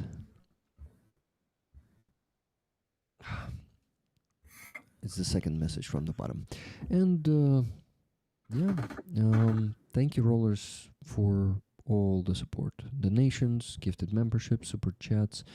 Moderators, thank you so much for your hard work. This has been 5 hours and 24 minutes stream, and it was long because it was really fucking interesting, and I did not want to finish it too fast. And yeah, I'll have less sleep tonight, but it will be a happy sleep because it was a happy time for me. Thank you for this happy time, and let's keep rolling together to our victory.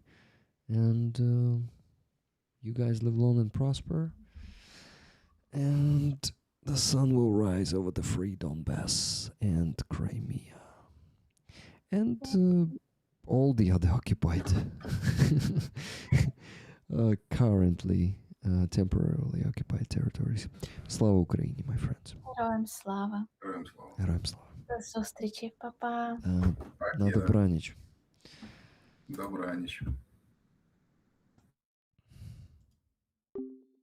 Love you, friends. See you on Wednesday on the donation and report and stream. And thank you for all the support. Thank you for all the comments you left under the Free Azov stream. It is a lot of support. I read them all.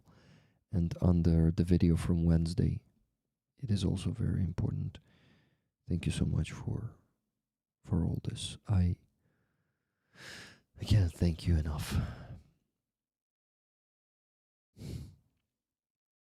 Much love. Love you. And now I finish the stream. Good night.